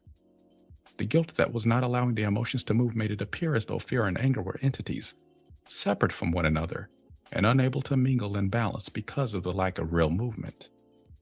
The fear fragments made and enforced the rules, sometimes with the help of certain kinds of anger fragments. Most of the denied anger manifested as a parallel batch of fragments whose lives made it appear as though all the limitations and rules were necessary. When this guilty generation of denied emotion had children, they gave birth to more denials. They had children that were fragments of denied greatness that wanted to rush ahead of everything that was trying to hold them back. Their parents were very strict with them and tried to invoke religion to control them. These children began in small ways and grew into the great era of entrepreneurs, builders, and far-sighted investment bakers. Their imbalances made it appear that another round of limitations was needed.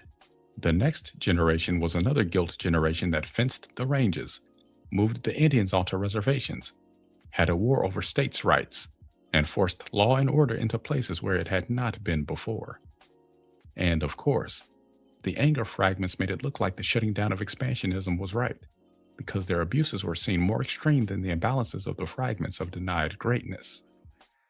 When this guilt generation had children, they had another generation of denials. The children born to these parents were also fragments of the first generation that I gave as examples here. They were also part of the denied greatness I mentioned earlier. The parental parts of the spirits who denied this greatness in themselves did it because they are not able to handle all of their own greatness unless they move their fear of their own greatness and power. When the self cannot accept something in itself, it feels it is wrong to have it. This feeling allows guilt to move in and tell the spirit involved that it is right to deny itself in this way. Guilt told these spirits that they had too high an opinion of themselves, that they were too much, and that they needed to diminish themselves. Guilt also told them that the fear was to let them know that they were not right to go ahead as they were.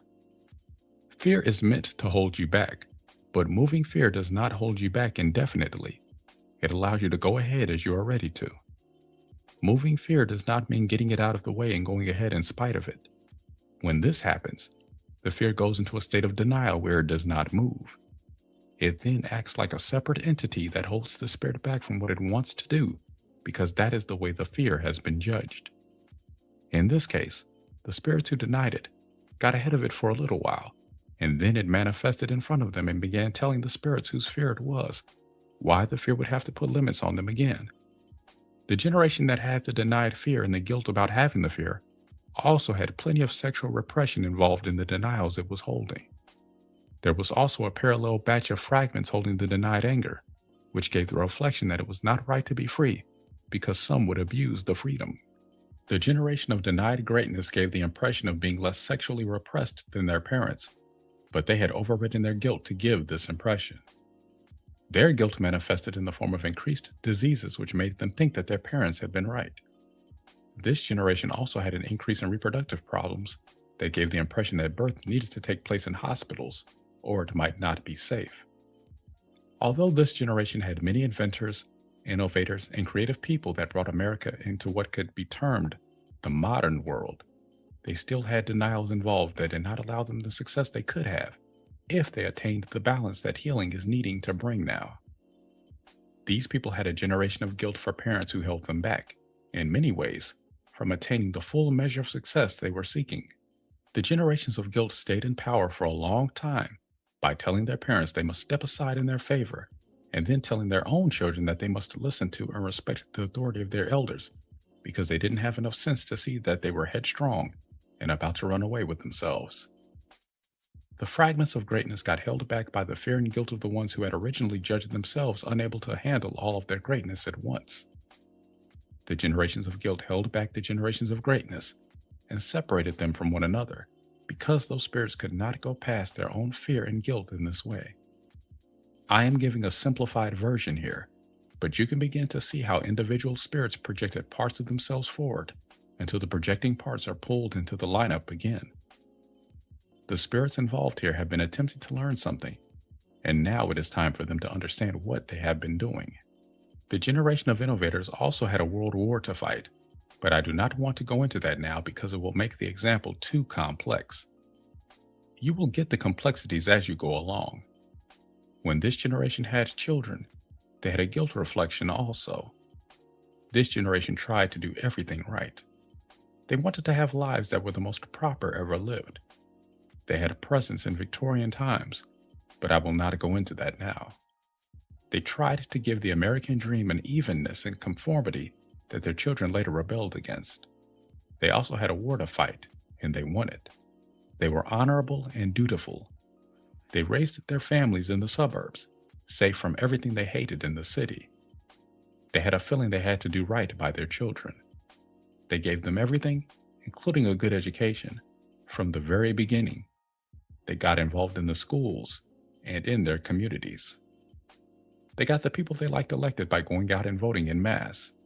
They had intent to give the American dream the best thing it had had yet, another generation of hard workers who were even better educated than they were. That begat the hippies instead. They were horrified to find that everything they had worked to give their children was going unappreciated. Their children were throwing it all away for drugs, sex, and rock and roll. The parents thought the children had a feeling that nothing was good enough for them because they didn't appreciate what they had been given. They didn't want to work. They wanted to loaf instead. They didn't want to pay taxes. They wanted to take the government for everything they could. They didn't care about law and order. They demonstrated and started riots. Instant gratification was all they cared about, and they didn't care how they got it. The rebellion of their children caught these parents almost totally by surprise. They had thought their children were going off to war, and they burned their draft cards instead. The hippies, and those who sympathized with them, had a desire to restore some color to life, and most of their parents did not appreciate the creativity in this at all. They wanted to punish them and force them back into the mold they had so carefully prepared them for. Many hated the hippies at first for cheating them of the fruits of their life's efforts. These parents wanted to punish these children, and they had the law and order establishment to do it. They had a desire for them to have to go and fight, whether they wanted to or not, and they had the draft to make them do it. They wanted to stop them from using drugs, and they had the police to do it. They could not stop them from having sex, though. All the sexual denials they held so dear to their proper life were being thrown in their faces, and they could not seem to stop it.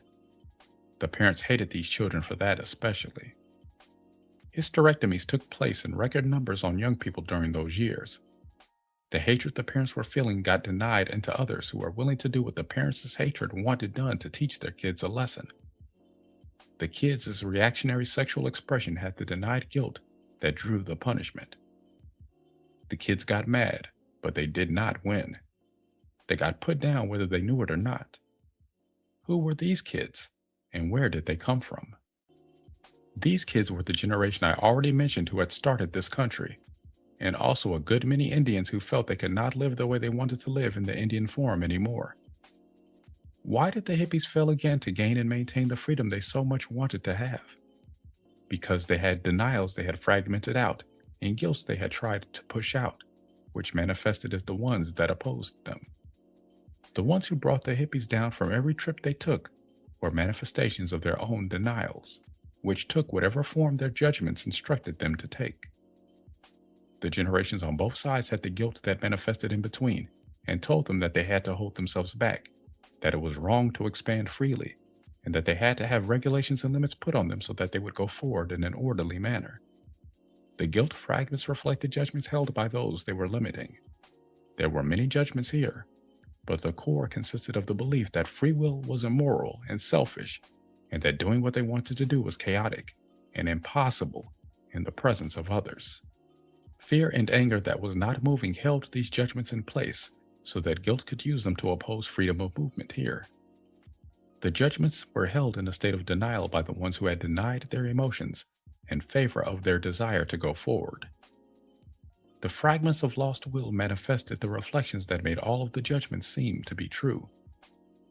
Guilt holds back people who have not moved the reasons they need to be held back. Some understandings on the role of sex in fragmentation. Healing needs this fragmentation to end. To end it, sexual relations must become wholly acceptable in the sight of God, no matter what form they take, and self-acceptance must replace denial. To do this, you need to recognize the denials involved which are not recognized, or the outward manifestations of opposition to your purpose could not be happening. It is important to understand that orgasm can manifest fragments, whether you have a child or not. The energy involved can go to another fragment who already has affinity for the denials involved. If you are not fragmenting into your own children, or giving birth to fragments you have already created, you are still losing essence if you have denial involved in orgasm, and everyone does. This essence has to find a home, and it will go to the magnetic energy that draws it in.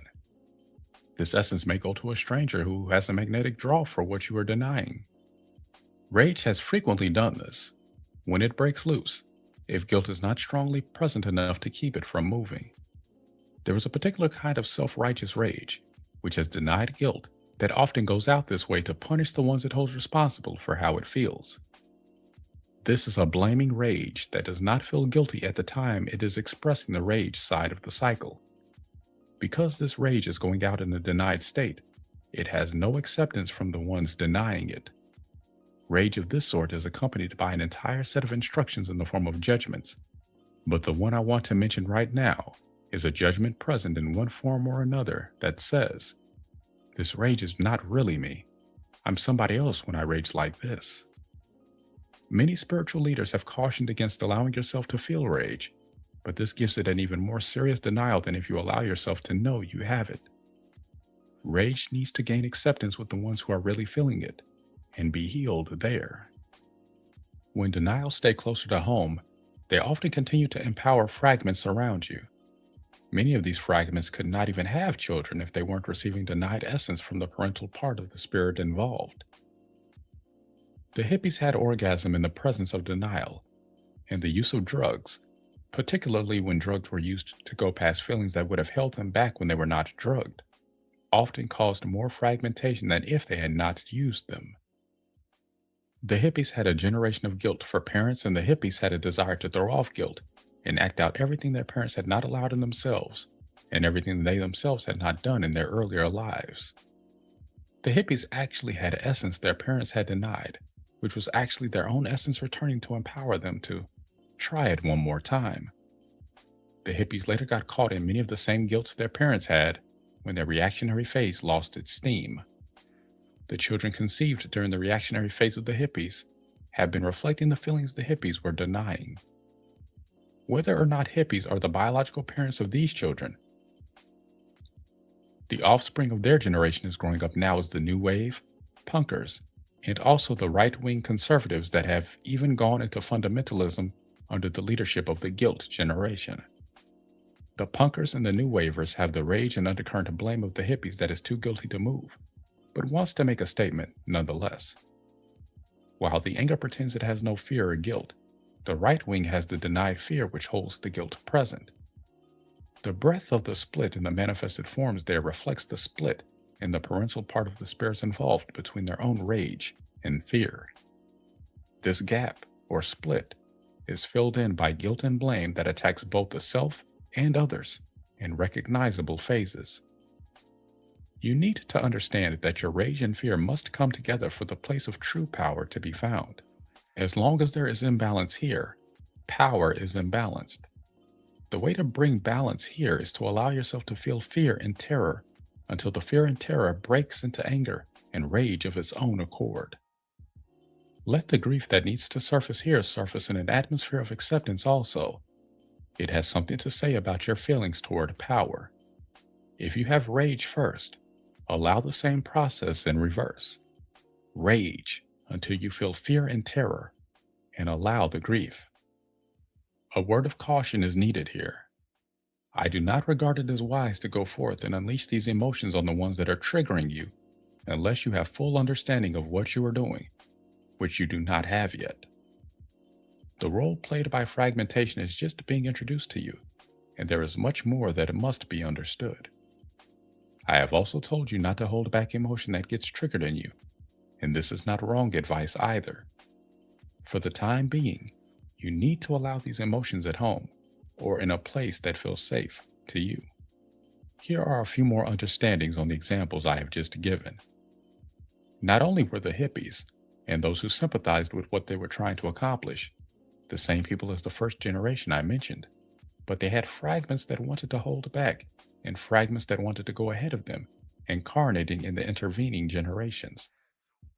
The amount of contact these fragments have retained with one another will determine whether the parental part of the spirit is able to recall and feel these lives of fragments, as though the parental spirit had lived them also. Hippies, and those who sympathized with them, are not unilaterally the parental parts of the spirits involved, but they have a higher percentage of parental parts than do other generations I have mentioned. As long as the fear and rage is denied, judged against, and laden with guilt and blame, the parental part of the spirit always appears to be victimized by the fragments that want to hold it back, and overshadowed by the fragments that want to rush ahead of it. The parental part of the spirit is exhausted with this struggle, and has the choice now of giving up and declaring guilt and the manifestation of their own denials the winner, or to understand how they have created this struggle for themselves and take the necessary steps to heal it. Most of the hippies have realized that the forms from their own reincarnational past when it was in its positive swing. Many hoped that invoking the power of these forms all at once would somehow invoke the power to prevail this time. The strength of the denials here is immense and cannot be put aside this easily. Many who still want life only want it if they can have it without the reversals they have struggled with for so long. Many who took the spiritual path told themselves they just needed to do more work on their spirits, and then they would find the happiness they sought. The paths most have taken have been fraught with the same misunderstandings the seekers already had. The paths fade in the will presence because their intent is to do this. Lucifer has control of these paths, and even if many are only misunderstanding rather than of evil intent, he is still able to gain tremendous power by using the denied will essence the paths of discipline and denial hand to him. A common misunderstanding here is that denial and affirmation will increase power. You cannot get rid of something that is yours and expect to heal with missing parts. I have been repeatedly mentioning Lucifer to many who want to tell me that they don't believe in evil. Recognizing your own fundamentalist fragments will let you know that part of you lives in fear of the power of evil, and the rest of you has rationalized this fear away, because another way to handle it was not known. You have to learn who your fragments are and how they fit into your life patterns to know how much denial you really have. You need to understand denial in stages. It cannot all be taken in at once. Anything you have the ability to recognize as you study the reflection around you is something you have the ability to use now to further the healing, but you're going to have to learn to do more than just recognize it. If you have to get it wrong first in order to get it right, that is not wrong either. If it had not needed to happen, it would not have happened. But this does not mean it is beneficial to continue allowing it to happen once you begin to realize how to have some power in the situation. If you do not allow yourself to regain personal power over your destiny, Lucifer will take you to a place of complete personal powerlessness. Lucifer loves making people feel they have no power over their destiny, and that anything other than a willless surrender is a travesty against God. If hatred can love anything, it loves the power to punish others. The surrender to whatever happens that denies the personal will is Lucifer's supreme opportunity to punish others, because it brings death sooner or later to everything that gives up its will in the mistaken belief that God requires this. This is a place of no self-love, and I cannot help you there. I appeared not to accept the will at first, but this is not a full enough picture of me to understand why I appeared to be this way. There are some who want to say to me that I have overstated this situation with the will, and that they have intent to heal, and that intent to heal is all they need. It is true that intent to heal makes the difference, but healing cannot manifest until you understand how to heal yourself. No one else can do it for you. God is not going to magically bring down earth changes and heal everyone on earth, thus ushering in the golden age. Nor do you enter into the golden age by just putting in your time, so to speak, until the golden age somehow appears. The golden age cannot be experienced by you unless you have the vibrational power with which to be present there. If you think the golden age is a state of mind, you have given it manifestation in only a part of yourself. Many people were not ready to accept this information until they gave it one more try with the approaches they have tried in the past. You have done it now. You have gathered all the forms you thought would help. You have gathered all the spiritual power you could. You have used many techniques and many drugs that you thought would help you empower your lower levels of vibration. You have given speeches to your lost will. You have beseeched it. You have prayed for it. You have shined light upon it. You have tried to be a living example for it. You have gotten enraged at it and left it behind. You have denied it and affirmed yourself to be no longer troubled by it. You have tried everything you have known to try, including the rationalization that you no longer need to try because there is no place to go and nothing to do when you get there. You have said that heaven is here and now. You have said that beauty is in the eye of the beholder. No matter what approach you have taken, you have died anyway. And even as you hear this, you are aging. You must get the lost will to vibrate so that it can receive you. If you do not want to go into oblivion, bit by bit, you are going to have to give in to me now and realize that I have something to teach you that you do not already know. If you still want to insist that you already know it, you are going to go outside of me and find out whether you know everything you think you know or not. Earth has reversed herself for the last time. Healing either comes now or Earth will be lost forever. I have not exaggerated the situation here, so do not dismiss me and then later realize you're sorry you didn't listen to me once again. There is something in the will of spirits on Earth that has opposed me for as long as they have had existence in me. The opposition to me has been caused by the same thing that has created the reversals in your own lives. The most recent reversals have been mellow compared to reversals in the past. This is because it is time to heal now, but you also need to understand that fatigue has played more of a role here than you realize. If this period of laying back does not bring real resolution, there will be another skirmish between the spirits and their own denials that will end their existence as spirits. On the other side, if I said there was nothing to worry about, you would have a feeling that that was not right either. Lost will gives you the feelings of reversal so that you can never get a fully positive or fully negative reading on anything. You're going to have to go through all of this essence and help it align with you so that you can go ahead without reversals.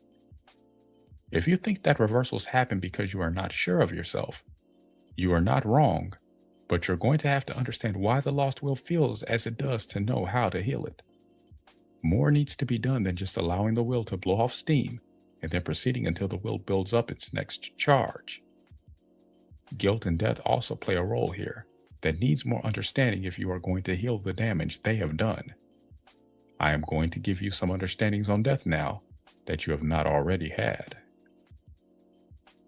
Some understandings on death. Originally, Lucifer told the spirits that death was nothing, and he was right. Death is nothing. Lucifer then told the spirits they had nothing to fear. He sneered at the ones who feared, and many denied their fear in favor of looking brave in the eyes of others. You have to overcome your fear of death, Lucifer told the spirits, and many took this in and have repeated it ever since. Overcoming fear is important, but it cannot be done by denying it and then proceeding as though you do not have fear. Fragmenting your fear out into others does not mean that you do not have fear. If you have been dying physical deaths, you have will essence that is holding feelings around this. When a person dies, it happens because there is not enough vibrational movement left in the will to enable the spirit to stay present anymore. When there is no longer enough movement left for the spirit to express itself, the spirit has been taking the route of breaking off from the parts of the self that are no longer vibrating and leaving with what still has enough movement to be able to leave. When this spirit reincarnates, it does so with less essence than it had in the past. Essence has been lost along the way, and you're going to have to go back and get it now. The spirit essence that has remained alive does not have the experience of death within itself, so death does not seem real to it. The spirit has to go back and get the will essence that has experienced being taken over by death, and this is the essence I am speaking about now.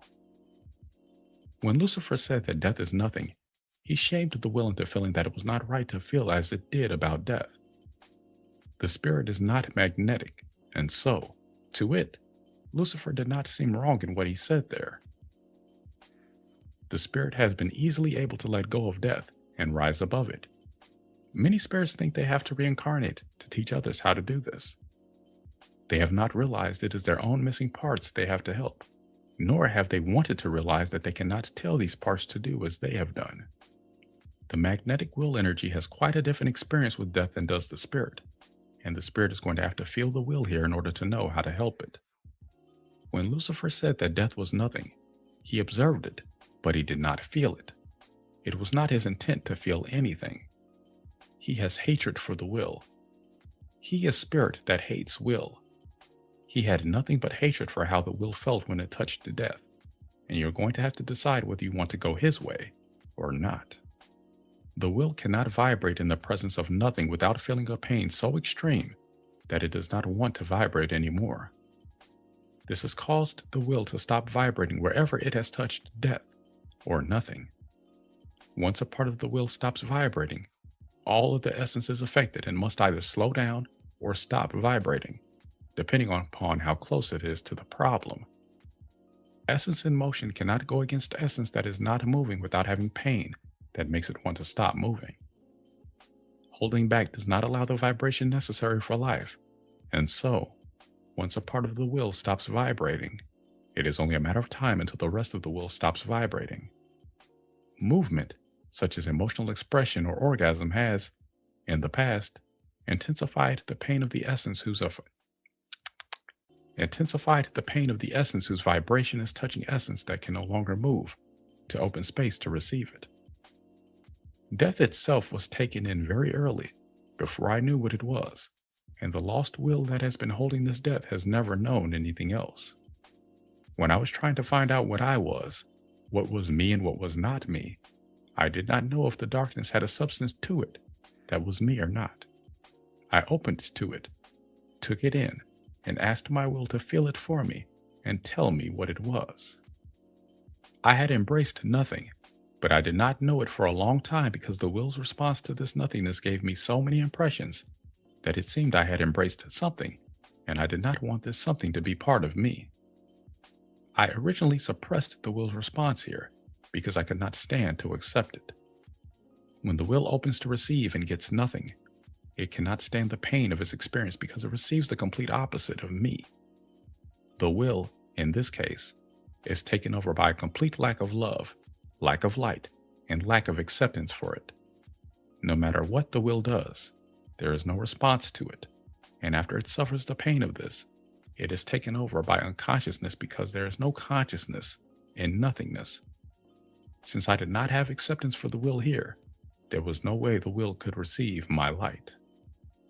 When the will was first experiencing death, the will's terror was that death had the intent to be as cold and unresponsive as it was because it could torture the will the most this way. Later, the will realized that there was nothing there to contact, no possibility for change or evolution, and that it was totally alone with death unless it could somehow get my attention without having to move so much that it would go unconscious from the pain involved before it could tell me what it was experiencing. My lack of acceptance for the will here did not encourage her to feel that this should even be attempted, because she feared that I meant for her to suffer in this way. The reasons the will felt this way need to be given later in the story so that you can understand them. The will has a terror of opening when it does not know what it is going to receive because of the initial experience of opening to receive nothing. Lucifer, very early on, realized what death was because he sought it, not only for himself, but for me. He has used the will's terror of death to intimidate it into doing his bidding.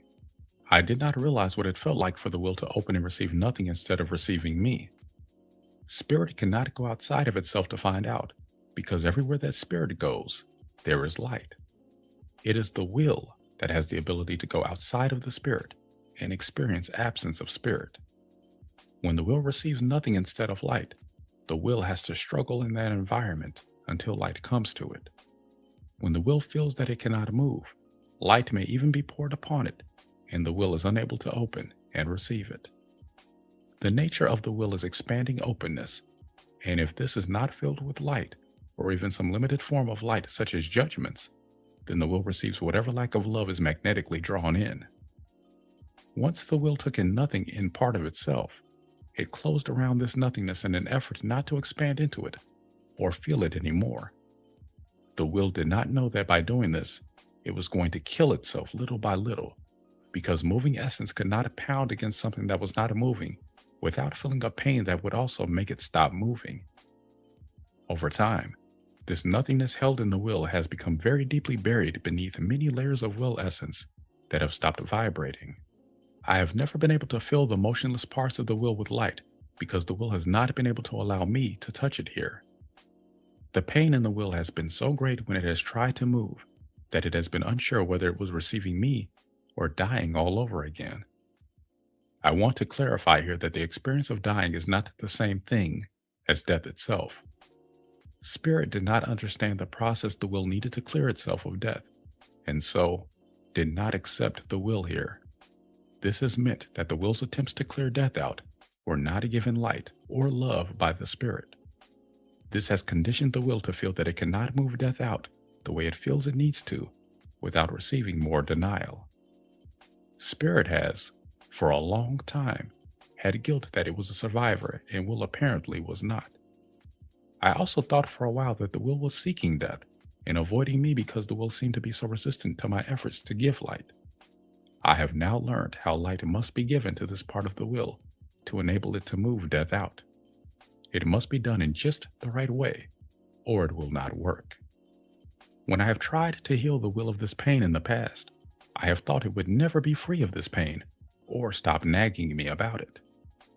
I have healed most of the will in the past, but I have never gotten the will to release the clench of death it has been holding ever since it took in nothingness.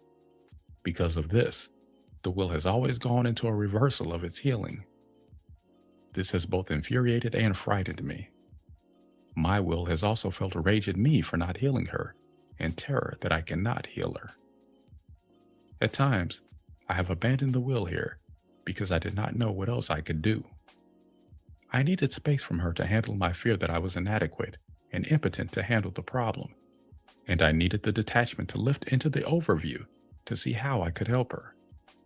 The will has interpreted this detachment as a lack of love for her, as abandonment, and a lack of concern for her plight.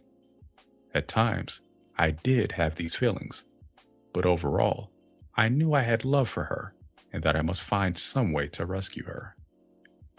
The will has tried to handle her terror of death by giving into it as much as she could to see if there was any way that she could accept it.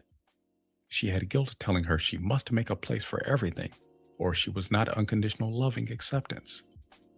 The will has not found any way to lovingly accept death. After a long time of trying to accept death and of hiding her feelings about this from me, she has approached me and told me that she cannot bear to hold it anymore.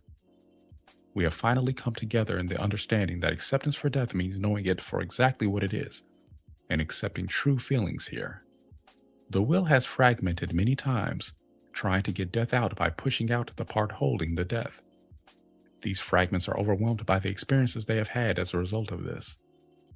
The will has been terrified that death was an incurable disease because the more she tried to push it out, the more of it there was. This is because fragmenting to get rid of the part that held the death only created more places that were missing their essence and thus were nothing. The will now knows that she has to release the death she has been holding for so long, and that no will essence that has desire for life is to go with the death when she releases it. Death has to go outside of me, and will knows that this must be done by feeling all the essence that has died and bringing it back to life so that only the empty space that belongs outside of me goes outside of me. Those who still do not want to understand what life is and what death is will have to go out there also and experience the opposite of me. It has not been pleasant for the will to experience nothingness taking over her when light, life, and love is what she seeks. It has been unbearable torture, in fact. To clear this, the will is going to have to express the emotions that have been held in the essence that took in nothing when it wanted to receive me. These emotions are terror, rage, and an immense grief. In the past, when the will has tried to move death out, no one has had acceptance for the intensity of the emotion involved. Everyone, including me, has tried to get as far away from the will as possible when these emotions have come up. The fragments holding death have been shunned in the same manner. Guilt has made some people go toward this instead of away from it, but they have not gone with the love and understanding they think they have had, and so their presence has been helpful, but not healing. Deconditioning the will here is not an easy thing to do, but it must be done, and it must be done lovingly. The will cannot be ordered to stop fearing death and see that it is nothing, because the will has felt nothingness and knows the reality of it better than anyone who just looks at it ever could. This is why we must have both understanding and feeling to have life at all. I have objective understanding, but without will, there is no love. The will has love to give in response to my light, and it is not wrong to assume that without will presence, there is no love. Lucifer has personified the hatred that results from complete denial of the will. Glimpses into some of the understandings needed next. This book has been a preface of sorts for what I have to say next. The spirits who have to begin healing first are the ones that emerged first. If they don't start healing, there is no point in holding out hope for the rest, whose emergence story I have not yet given. All the rest of the spirits, whose emergence I have not yet given, are will-polarized spirits. They complement the spirit-polarized emergences of the Godhead.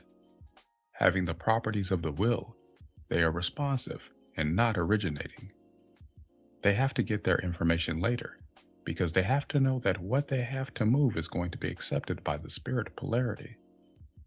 They have desire to heal, and if they receive rejection from the spirit polarity now, they are going to have to come into me. I have room for them, but this is not their first choice, because they have emerged to be what they are.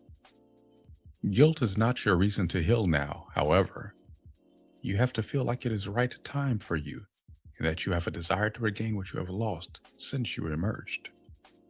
If you have the feeling that you are a fragment of lost will, of one of the great spirits that has emerged already, and you have fear that you are going to die in the form you are in now, and go back into the parental part of the spirit, you need to allow yourself to go through whatever feelings you have about this. If you heal as much as you can, you will find out whether you are right about this or not. Understanding is also necessary for the lost will that has fear of this. If you left, you will not go back in until you are ready. If you came into existence by being denied without enough essence from another part of your spirit, you do not have the consciousness that would hear this and feel you could heal from it. In other words, the people that are not evolving on Earth are people who are denied fragments that cannot heal in the form they are in, or they are spirits who have no desire to heal at this time anyway. Understanding will allow you to go through the feelings you need to go through and survive them. Many denials have taken place in the past when spirits have feared they could not survive the feelings they were having. If you do have to go back into another part of your spirit, you will have readiness when the time comes. If you are not ready, then it is not the right time, because this time, the essence that goes back together needs to have alignments so that this time it can stay together. I would like to mention also that even though the Godhead spirits all emerged in a sexless form that was more masculine than anything else, the presence they have on earth has polarized into both sexes. The delineation is no longer defined the way it was originally. There is spirit and will polarized into both sexes. I will be giving more understanding on this as I go along. For now, allow yourself to understand this in the ways that seem most logical to you. I have many people I have not mentioned on earth. By far and away, the majority of them are fragments that cannot heal in the form they are in now. The generations that I have mentioned as my examples all have presence in the orders that have already emerged. The angels have a relationship with the rainbow spirits that has intent to be loving, but has been permeated with guilt so far. This has to change now. The angels need to understand that I did not parent them more because I favored them over the others. The angels do not need to continue trying to prove that they can do everything on their own without my help, so that they will not look favored. Neither do some of them need to punish themselves for being favored by handing themselves the short end of the stick to prove they can handle it as well or better than the rainbow spirits. Don't forget that emotion has to move around everything that I am mentioning now. Even if you have to help yourself to begin to getting emotional movement any way that you can, the emotion will not be fully cleared until it moves freely and on its own, and in the time sequence it feels is right. Emotion is not to become a dictator here, but it has a right to its right place, and it has a sensitivity that is needed now. Appropriateness is a gift of emotion when it is not held back and loaded up with old charge. The rainbow spirits need to understand that they have a lot of old charge, even more than the angels have. They have to let it move and not hold it back because of the guilt they have held for so long. The rainbow spirits have a fear of punishment because guilt has given it to them so many times, but there is no way anyone can escape punishment if guilt continues to be held. Self-acceptance will make the difference here. As you grow to understand guilt, you have to realize that the fear of not being right fed guilt a lot of essence, which is empowering it now. Clearance of this fear will help the guilt presence to be reduced dramatically. You have to accept that death is the way that guilt is going to go. Try not to let any of your essence go with it. Guilt has to find death because it is not really living. Guilt has to receive what it has given others, but the guilt itself will not notice what it has experienced. Guilt does not notice anything except movement, and lack of movement is what it seeks. Guilt opposed me from the very beginning because I wanted to move and seek to know myself. Guilt opposed my vibration and the expansion of my light, and because guilt is unchanging here, it must now go outside of me. This is right place for guilt because guilt has a long way to go before it can accept vibration of any kind. Because of this, there is no way to move guilt itself. Instead, the space that guilt has occupied must be closed to it by the vibration of the will. I want to take this opportunity to show you an example of what I mean when I say that spirits have held images and judgments which they have thought were full understandings, but which were only partial understandings. What if you felt that you had taken in as much as you could, and you believed you had the understandings you needed, and you put the book down now? It would be easy for you to feel that guilt is to blame for everything that has happened in its presence. This is not full understanding, but it is not wrong if you need to go through a phase of feeling this toward guilt. The feeling of needing to look away when you get full is not wrong either. What is wrong is lack of movement here. There is no way I can give you more understanding than you have readiness to receive, but you must make yourself ready to receive more by having the experiences you need and moving your will in response so that there is expansion in which more understanding can be received. If you close around something and hold on to it for long, it loses light. The question of balance demands that I say here that you cannot go through the motions of movement and get the result you are needing unless you understand what movement really is. You are going to learn a lot about this in the next book when you see an entire order of spirits emerge who have confused body frenzy with vibration of essence. If at any time you need to look away and have experiences in order to understand and become ready to receive more, do not forget that understandings have emotion also. They will deepen in time if they get the experiences they need, and this deepening brings them more light. The understanding on guilt is going to be this way, as is everything else if you really understand it.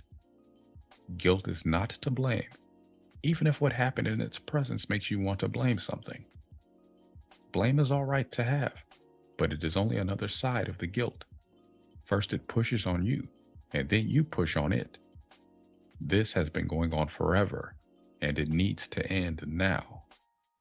There is no way you can have a successful battle with guilt, but you need to go through all the emotions as though you are having a battle with it, in order to get through any emotional charge you have around guilt. Then you will be able to let it go, which is the only way it can leave. The opposition guilt has presented has not been wrong. As long as there is any room for guilt, opposition is necessary. The reason I say this is because I had gaps between myself and my will. As long as these gaps exist, guilt and death are going to fill them. When you have guilt and death present, you cannot move ahead unconditionally because they do not move. If the will is not there to help the spirit move, the spirit does not move because the will must open the space for the spirit to move into. If you have a gap, then spirit is not filling that space. Whatever the will receives instead is what fills that space. Everyone on earth is seriously gapped from the wills right now. To not be gapped, you must have total self-acceptance that allows total spontaneity. Any time gap between how you feel and when you express it, or any lack of freedom in the expression indicates a lack of self-acceptance. Guilt has a reflection to give on how much lack of self-acceptance there is. Going past guilt in the name of spontaneity will not heal you. Guilt is not something you can move past unless you know how. This means full understanding, which I cannot even give you now. So, work with what has been given, and know that when you reach your own limit, or I give you one, it is for a reason. Pushing past limits in the name of overcoming fear has extracted a price of death that has nearly cost us the creation. The lost will has not been wrong to hold death and fear either. It is the nature of the will to open, and it has to hold what it has been given until a way to change this is found. A way has been found now, but implementing it is not as easy as it may look. When the will is fully vibrating and the light of the spirit is filling all the space the will opens, there is no way for guilt to reverse you or hold you back until death sets in. When this is not the case, being held back or even reversed is the right thing. Spirit expanding without will to focus it, guide it, and let it know what it is doing is a death-creating event. There are plenty of examples of ungrounded expansionism on Earth right now to teach you what I mean here. Will expanding without spirit to fill it is also death-dealing, since the will has the power to manifest, and will manifest whatever it receives. You have to understand that the arms race is an issue here that has to be solved through the healing of lost will. And yet, the will is not to blame here. I don't want to comment on this anymore right now, except to say that I have wariness with allowing myself to be held back, and I must get moving now. If you have looked away from me for so long that you have lost movement in parts of yourself, you need to remember that looking away must be followed by looking back to me again when you have readiness for more light. In this way, you can get the dosage of me that you need without me having to hold myself back for you.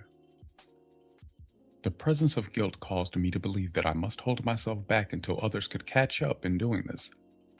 I found that everything slows down and nothing catches you. This is a large part of what enabled me to understand that I have manifested spirits that follow me. There is no way they can overtake me, lead me, or even go at the same speed as I do. I have acceptance for this now, and you need to find full acceptance for yourself in this also. You must move at the speed that feels best to you, no matter what that speed is, and so must everyone else. Getting to the place where this kind of freedom can manifest is not an easy thing to do now, because there is so much guilt in the way of understanding how this could be done, and yet it has to be done. I have moved guilt from my spirit, and you have a part of your spirit that has done this also. The pieces that have not aligned with this yet must now be healed as they become ready. Having the parental part of what is present on earth does not mean that this is all there is to you. You all have a part of your spirit that has never left the spirit level of vibration, and you need to get in touch with that part of yourself so that it can help you with this healing. Many of you have a lot of healing to do before you can receive my vibration directly for very long at a time, but I am with your spirits, and they have the ability to relay to you everything that you need. Those that are not going to be ready within the time span of Earth's clearance must go to other planets until they are ready and do their healing there. The spirits who are on Earth, even though it is not their true home or right place, must heal as much as they can here before they can move to another place without leaving too much essence here. If you can listen to me now, you can get the help you need. All of you must forgive yourselves for not listening to me earlier and for having overstepped limits I gave you long ago. Overstepping these limits puts you in the position you are now facing on Earth. Forgiveness here must be grounded in the understanding that you could not accept the limits you had then, or you would have. You also need to realize that I did not give out limits like an unfair dictator. I found these limits in you and gave you the understanding that they were there. Limits have a purpose, just as guilt has had. You can expand them when you understand how, but you cannot go past them without having to go back eventually and heal the damage done. The past is never past as long as you have lost essence trapped there. If you have not yet experienced the reality of living in several time frames at once, you will, as this healing goes on. Bringing all of yourself into the present is necessary, but it cannot be done by ditching the parts of yourself that have not been able to keep up. You have to go back now for the lost will that has lost the speed to keep up with the rest of you, by first healing the lost will that is still vibrating, and then going after the essence that is no longer perceptibly vibrating. I cannot give any more right now. If you are enraged that it is not enough, give in to the rage and consider it a blessing that rage is moving. Anything that helps you move rage is a blessing, because there is more lost will trapped in unmoving rage than anything else right now. You have to understand that rage has been given the heaviest denials and the most punishment of any of the emotions. When it comes out, be prepared for it to have pain and blame, grief, and even the desire to hurt others the way it has been hurt. This is natural, but do not allow it to hurt anyone else. You have to understand that you also have gapped rage that has no light at all. Gapped rage has to be understood later, but for now, you need to know that when gapped rage comes out, you don't know what you have done during that time. This has the potential for dangerous situations, and it is not to be allowed to move in the presence of others.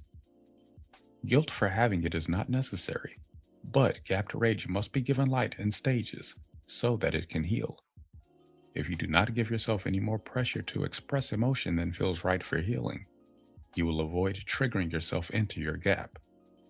The gap has death in it and is not something to fool around with. You have to have readiness to heal it. Now, some of you are going to see this as a limit you are going to want to challenge. If you do go past this limit, you have to take responsibility for whatever happens. You cannot put the responsibility on this book or anyone else around you. If you are experiencing situations that feel like too much pressure, you must remove yourself from the situation and not blame others for having created it. If you have a place in you that cannot yet receive light, it is your responsibility to move back to a place that feels comfortable, rather than insisting that it is the light which must shut itself down. Guilt has succeeded in having the light shut down for so long that most people cannot see how it could be otherwise. The light is central to this creation and has no place to back into. If I compress myself anymore, I will not be light anymore. If I have to shut down and hold back, I cannot generate enough light to nourish everything. On the other hand, if you have a limited ability to receive light, there are many places you can go to find a comfortable level of light that meets your needs. Right place is the place that feels most comfortable, no matter what you may have to release to find it. Do not think that right place necessarily means that you are always going to be in the same place. You need to evolve at the speed that feels right for you, but you cannot evolve unless you find self-acceptance first. You are what you are, and pretending to be something else is not going to help you find your right place. Lost will is holding what you have not wanted to accept about yourself. Does this necessarily make you what lost will has been? No. Judgment against the lost will has made it what it is now. It has to be understood that lost will gives a reflection of what it has been judged to be, rather than what it really is. Lost will has received heavy conditioning that it is what the judgments have told it is. Deconditioning it now is not going to be easy, but it must be done. Guilt is not going to be around much longer to let you oppose me or the healing of the lost will. So you need to get to know yourself, at least enough to allow yourself to clarify your intent. If you have intent to heal, you will not go wrong. If it is not right time for you, be honest enough to let yourself know it. False healing can be more damaging than just accepting your lack of readiness, because false healing will take you into areas that you are not ready to accept or understand. This has the potential for big reversals. When you heal, or how fast you move, is not to be made into another status symbol, competition for superiority, or race for position. There are many old misunderstandings that are going to come up around this healing. These misunderstandings were questions originally that became judgments in premature attempts to answer them. Some of the questions are: is oldest best, most experienced, and most wise? Is oldest closest to me? Is closest to me favored over farther away? Is more light better or superior to less light? Is color of light ordered in preference according to speed of vibration? Is guilt necessary for love to have a conscience? Is having a conscience necessary to be loving? Is it possible to live without having to go forth and experience the self? Is it possible to have essence without form? Is it possible to have spirit without will? Is it possible to leave everything behind except for spirit and heart? In summary, I would like to say that you have to feel guilt's presence. There is no way I could delineate guilt in all of its subtle forms. In general, I can say that guilt opposes the evolution of the light, and there is movement involved in evolving the light. Evolutionary movement may mean slowing down at times and speeding up at other times. Guilt holds you back from doing what you want to do by saying that what you want to do is not the right thing to do. Guilt has been able to use all of your fear that you are not right to do what you want to do. When the will is fully accepted, there is no room for guilt. Guilt has been able to occupy the places where the will was held back from free expression by the fear that it was not loving for the will to express if it meant that another might not like what the will had to give. The healing of this fear is what needs to take place now. Denying the guilt and then behaving as though you no longer have it will not work. I have seen the reversals that take place when guilt is denied, and you will experience one sooner or later if you are not really healing guilt.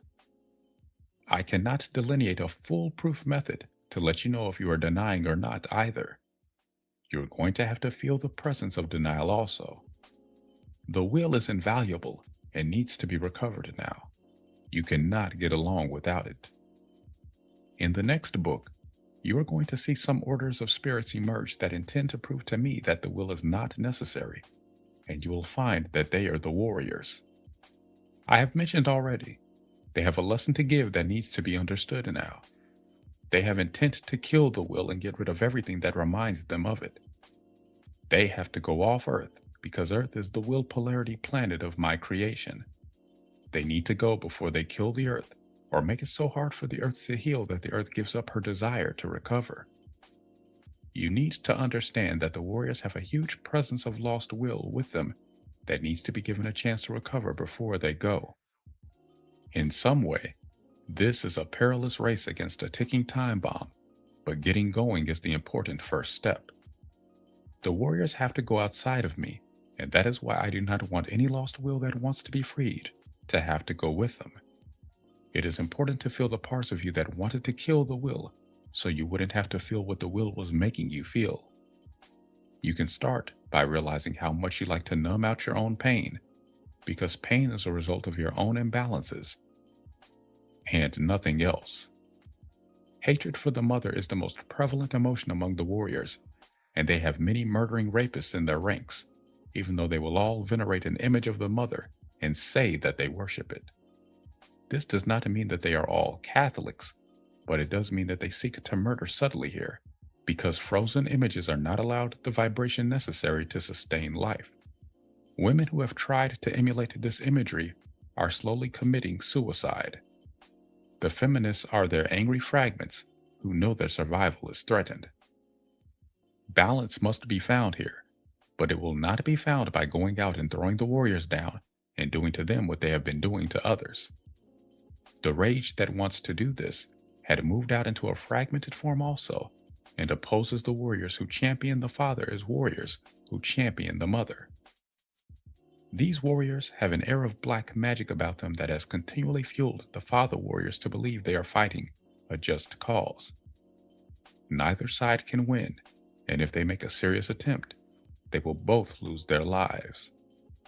This is why you must understand that lost will must be healed within the ones that created it.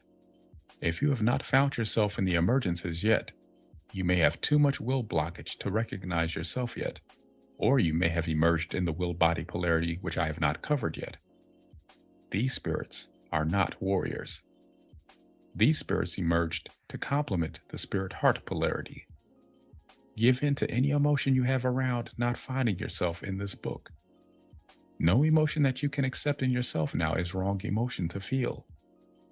There are many things you do not understand yet, and how the will polarity managed to survive as yin in a creation that has been so polarized to yang, and so insensitive toward the true nature of the yin, is no small issue. Even religions and cultures who have claimed acceptance for the yin do not understand the true nature of the will. There is no way I can put all that you need in one book, or any number of books for that matter, but I can give you what you need to learn on your own. What the will polarity needs now is to be triggered by not receiving yet what they have for so long wanted to receive from me. The will polarity has cried out for me to speak to them, and I will not leave them without me now, but the spirit polarity must get moving first, because the will polarity is responsive, and the response they have to give cannot be given until the spirit polarity makes room to receive it with love this time. If you have rage, fear, and grief over this, do not hold it back now. If you need to rage at me for not speaking to you directly, do not hold it back now. If you need to pause the book now and declare that you're never going to listen to another line of it, allow yourself to do this. If you're afraid that either the book is crazy or you're going to go crazy trying to understand it, allow yourself to go into the terror that you have here. Many had terror that they could not understand me and chose to turn away from me, rather than risk being overwhelmed by a terror they believed they could not handle. You are going to have to move terror around what the next book has to say anyway. Please understand that terror can move and is not something that can be held anymore. If you have any ability to feel terror, allow yourself to feel as much as you can move at any one time, because terror is the most difficult emotion to move of your own volition. Usually something has to terrify you. At least let it be something of loving intent that terrifies you this time.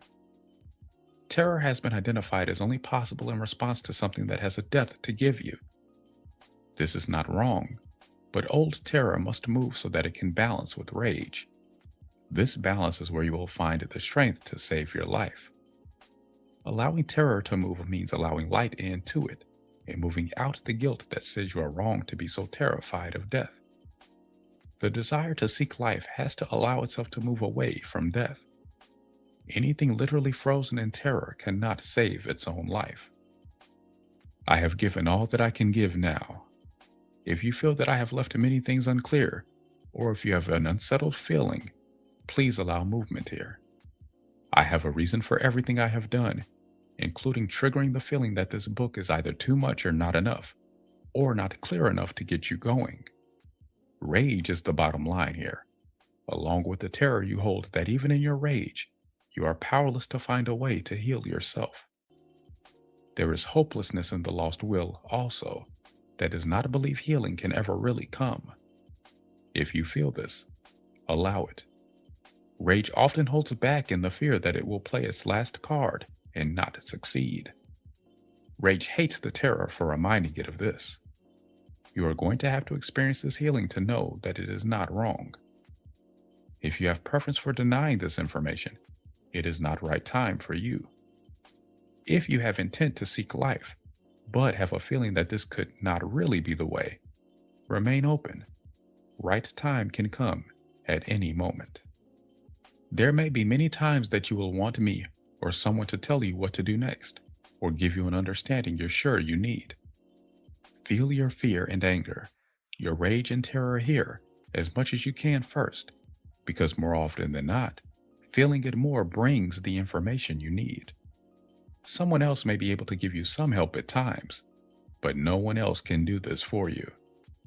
You have to take responsibility that is yours now, and allow me to give you what is my responsibility to give. I am a loving God, but you need to understand that it is not always loving the way you have defined love in the past. I am the highest vibration there is, but speed is not all there is to being the highest. If speed was all that defined me, Lucifer would be God in my place. I have something to say now to the people that must have something else move first before they can go ahead with their healing. You need to have something else move first, and your response will be what heals you. If you have response to anything I have said here, do not allow yourself to move it in any place that does not feel safe to you. If you have no safe place, you need to move the fear that there is no place that has acceptance for you first, before you push past it with other feelings. There is no way that you really have no right place, but you cannot find it if you have no acceptance for yourself. Many will polarity people, and body too, have tried to be something else because of the way they have been denied their right place. They may have trouble recognizing themselves at first because of this. The presence of lost will has also made it hard for the will polarity to feel good about itself, because lost will gives a reflection of will holding judgments, rather than the reflection of the will itself. Another understanding you need now is that you had consciousness within me for a long time before you emerged, and you need to work with what is getting triggered around this. If you have rage at the feeling of being held back here, you have the spirit's rage at feeling held back by the will. The will does not have a feeling of lack of self-acceptance on its own. It has to receive this feeling from the spirit involved. You will understand this in time. I am not going to explain it now. I intend to end now by giving you my blessing and saying unto you that I have love to give to all who have desire to seek love from me, and that healing intent is the reason why I am now speaking forth as I am. If you have intent to heal, you will find the loving presence within which you can heal. Opening to receive love is the gift that healing the will brings to you. Love is the will's response to receiving love.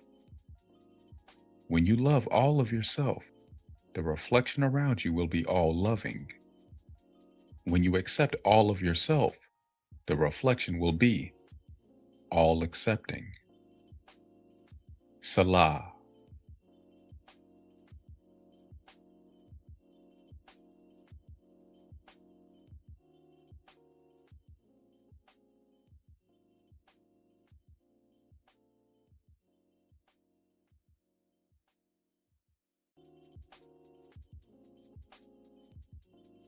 This is the quickest way to clear out stuck poop. I have to poop, but it feels stuck. Stop! Are you trying to kill us? What? Fiber helps you poop. No.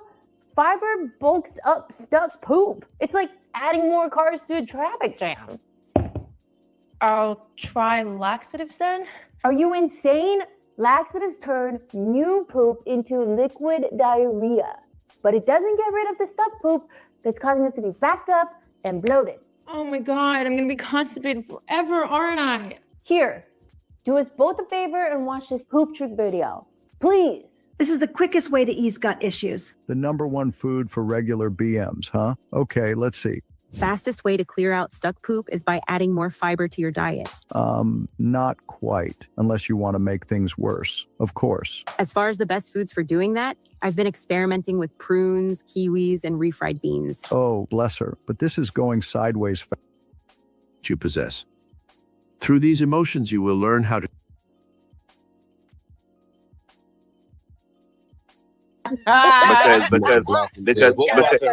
because was throwing out so much shit that I was just like, what? No, Okay. because Mo was like, he used a word improperly, and then AFK was like, yo, act your race, bro. You know, black people, you know, we don't speak good English, right? And you were the only person that didn't understand.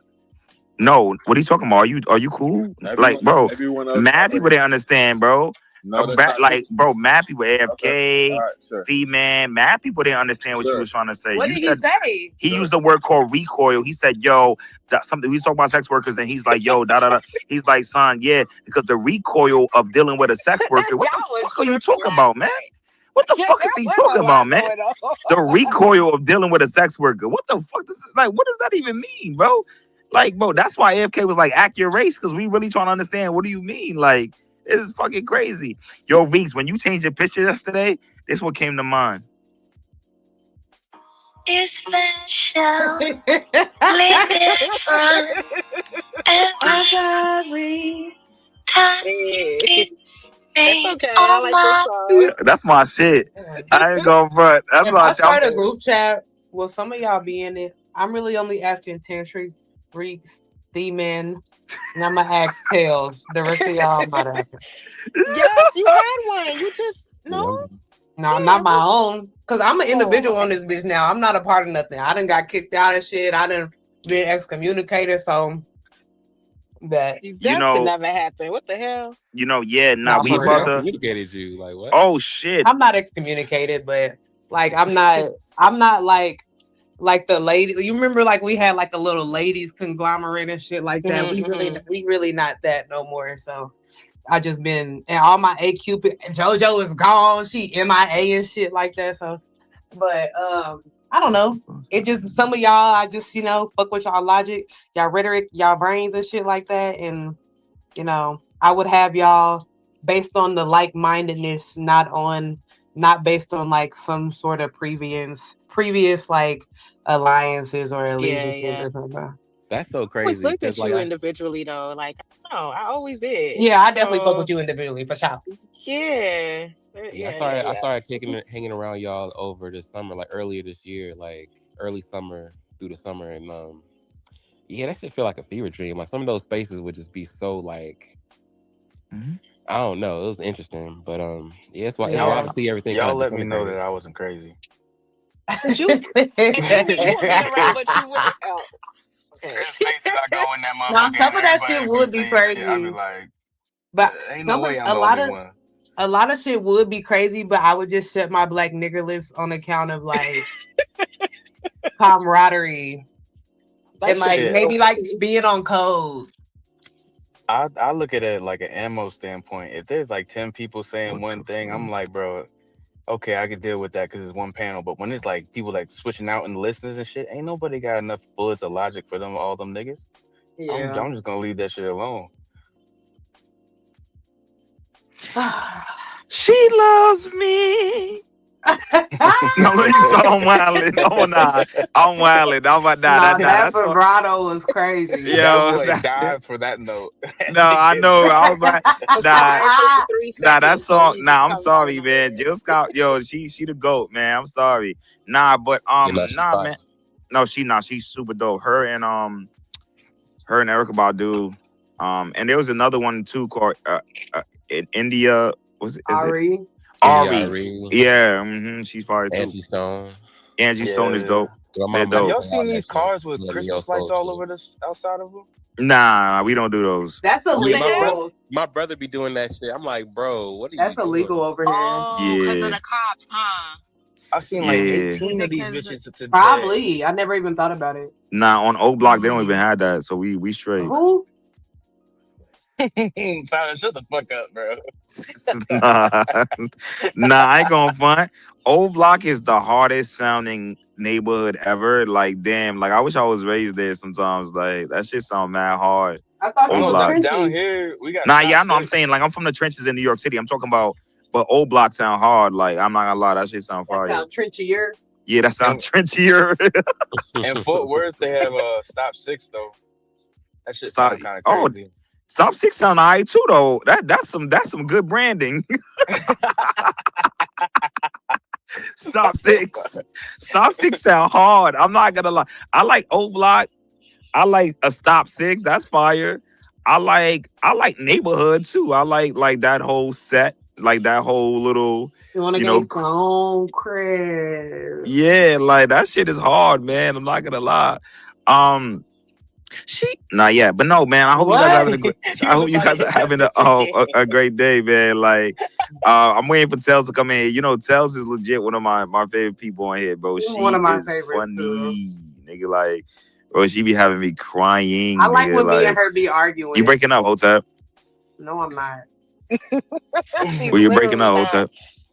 Yo, Nah, Max, I'm back it. excited about that interview, Am man. I I can't breaking wait up, till we set y'all? that up. No, you're I Nah, didn't not. think You're so. loud you and Didn't clear as think clear. hell. so. Oh, Max, I'm gonna add you. I like when me and Yo, Till Max, be we're arguing. gonna start a new group chat, Max, but I'm gonna add you to the group Sounds chat.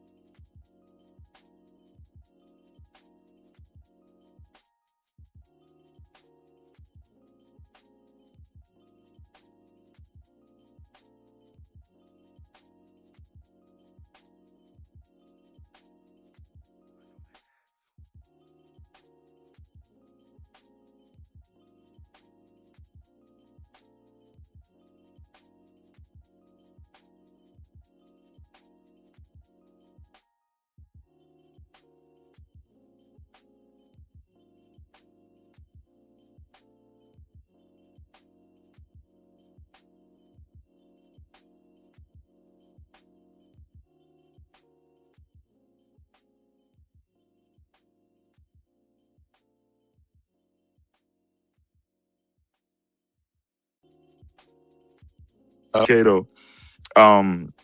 Okay, cool people. Okay, cool people.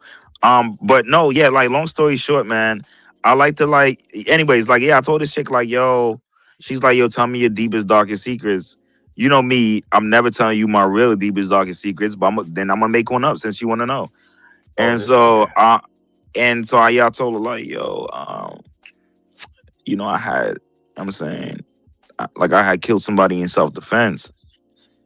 And she was like, tell me more. And I was like, Tell oh, me more is crazy. I was like, oh, I was like, More is she's sick. Like she a little different. Yeah, she a little off. Yeah, she a little off. She a little off. Though, Tell me more. Yeah, she a little off. But nah, there are some people like that. There are some people that they want to share your demons with you, right? They want to really get in there with you, like, you know what I'm saying? So I like people like that. Watching the shit out of them crime shows, bro. Like all. Yeah, hell yeah, for sure. And, yeah, that, bruh. For sure. Up to watch them shows. I don't get why people watch those shows though. Like, and a lot of people like that. Yeah, those shows aren't interesting, but there's this one woman though that's mad intelligent, mad articulate. I'm gonna find her name. She got locked up for like killing a bunch of dudes, and when they interviewed, Nothing. And when they interviewed her about it, hold on, I gotta find a clip. She stood on it. She was like, "Yeah, I did it." And Ashley should. She was like, "Yeah, I did it." I figured that's what she said initially. Like, yeah, I did it. Hold on. Somebody gotta do it. Yo, T.I., I'm trying to bring you up because you're banned, but I'm trying to give you a chance. I'm trying to give you a chance, but you don't want to come out, so I'll just remove you. I got you. I see it, brother. I see it. And special ops team just hit me up, say, yo, remove T.I. I'm like, say less. But yeah, don't be having shit to do. Nah, you're not. Like, special ops. Shout out to the team. Shout out to the team. What the fuck is your salary? Yo, that part. No, I'm telling you, them social capital one checks is hitting. Right? Ain't no way. Socially compensated. Yeah, them social capital one checks is hitting. For real. Like, they definitely are. They've been hitting all year. That's a fact. I mean, look at Mo, right? He when he first came in, he had 50 followers. Now he have 600. Like, that's what I'm saying. That's the power of social capital. That's what 50. That's what we do here at Misfits and Nomads. We get people followers up. We get them, get them some clout, get them what they need. Yeah. For sure. Oh, yeah. So y'all like the platform for real, like trampoline type shit. Yeah, correct. Trampoline. What you said. Trampoline that booty. Yeah, what you said, brother. Whoa. All right, you know what? Let's just call it let's call it a bounce is crazy. Wait, y'all don't know that song? Nah, we good. Yeah. We definitely don't know that song. You know, it makes so much sense that you know that song though. We definitely don't know that song. Yo, how's the weather out there in San Diego, Megs? Bro, it's cold. Damn, how cold can it get? What the fuck? Bro. I mean, it's cold. This shit it's governmental, man. It went from a bright this day. conversation is so riveting. Last night, Tells and them was hating on Mo because they thought Mo was like some fat goofy nigga. And so when Mo put up a video, he put up his video and he was a skinny goofy nigga. Yeah, when that's not true. Yo, Max, when Mo put up his video of all the chicks he be around, you can tell low key like the women started to respect him a little bit more. They like, oh, okay. They like, oh, okay. They were scratching. They like, oh, okay. They were scratching and trying to find. Yo, okay, you should have seen them videos, bro. We did not. Bro, this dude Mo was looking like NLE Chopper with a fro. Like, hell look, we ain't gonna talk about that nigga look like NLE Chop. No, hold on. What you NLE Chop. You call that nigga what? I will admit I'm handsomely chopped. Handsomely chopped is crazy though. But nah, chicks be saying they like men who are medium ugly, so you good. You know what I'm saying? Hey, I am good, man. I had no issues whatsoever. One of my homegirls, but like I think it was a couple months back, we went to this hookah spot on Forest Hills, 71st in Forest Hills, in Queens. Oh my bad, right, in Queens. And she told me, she said like she like medium ugly dudes, and she like dudes and this was a weird kink. I don't know if it's a kink, but she like dudes that they knuckles look like they've been punching walls. Like they knuckles like they've been punching like bricks. And I'm like, okay, that's her shit. With scar tissue. Yeah, that's her I shit. don't like that. Like karate? No, like straight punching, like karate's hilarious. No, like straight punching, like straight punching like walls, like brick walls, like People do that? They just punch them? Like they're mad. Nah, there are some people who are mentally like unstable that they do that. Yeah, they definitely would do that. Yeah, they definitely would do that. Like, if it's you look people at their that be hands, like they look slapping like themselves. their knuckles be like so fucking like they poke out more than other people's knuckles do because there's just scar tissue underneath. Yo, like just to give you, yeah, Max. I'm sorry. I feel like that's like concerning. It is. It's very concerning, right? But we all have like, honestly, one of the hardest, dopest album titles was "My Dark Twisted Fantasy" by Kanye West, because we all have a little like some dark twisted. What's yours? I won't share that, but we all have dark twisted fantasies. And I think that title. Let's all share them.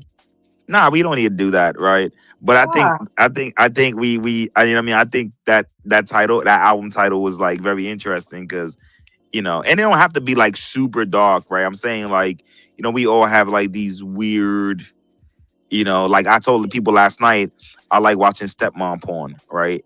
So we all have like weird things, you know what I'm saying? I like, beg your pardon. Never mind. You keep that. Yeah, we don't need to get into that. Yeah, don't even beg. Don't even beg. Pardon me, then. Goddamn. Pardon me. Nah, we go ahead, D-Man. I'm sorry. Oh no, I just wanted to ask about the title. I feel like sometimes the title be a good conversation. Oh yeah, absolutely. Yeah. So the title, Fame as Social Hypnosis. So B sent me this. So B and somebody. I hope she comes in here soon. Right? They sent me a post of Kevin Durant not taking a shower for 2 days. Right? Mind you, when I was telling motherfuckers in here that I don't really take showers and I wouldn't want to, it was like da da da da da da da da da. But then the reason why the title is Fame as Social Hypnosis, because I do believe that like celebrities and famous people, is something about fame that have this hypnotic effect on people where when Kevin Durant says he's not taking showers, right? They like, ooh, they'll still suck his dick. Right. But when a person, but when a person like me, because I'm not famous, say, yo, I'm not taking showers. Oh, Power, you dusty, right? So it's you stink. So it's something. Kevin Durant probably doesn't even sweat. Oh, well, let me explain something to you. First of all, you don't have, and this is no excuse. There is no excuse not to wash your ass. I will repeat this again. There's absolutely no excuse not to wash your ass. But when you have a schedule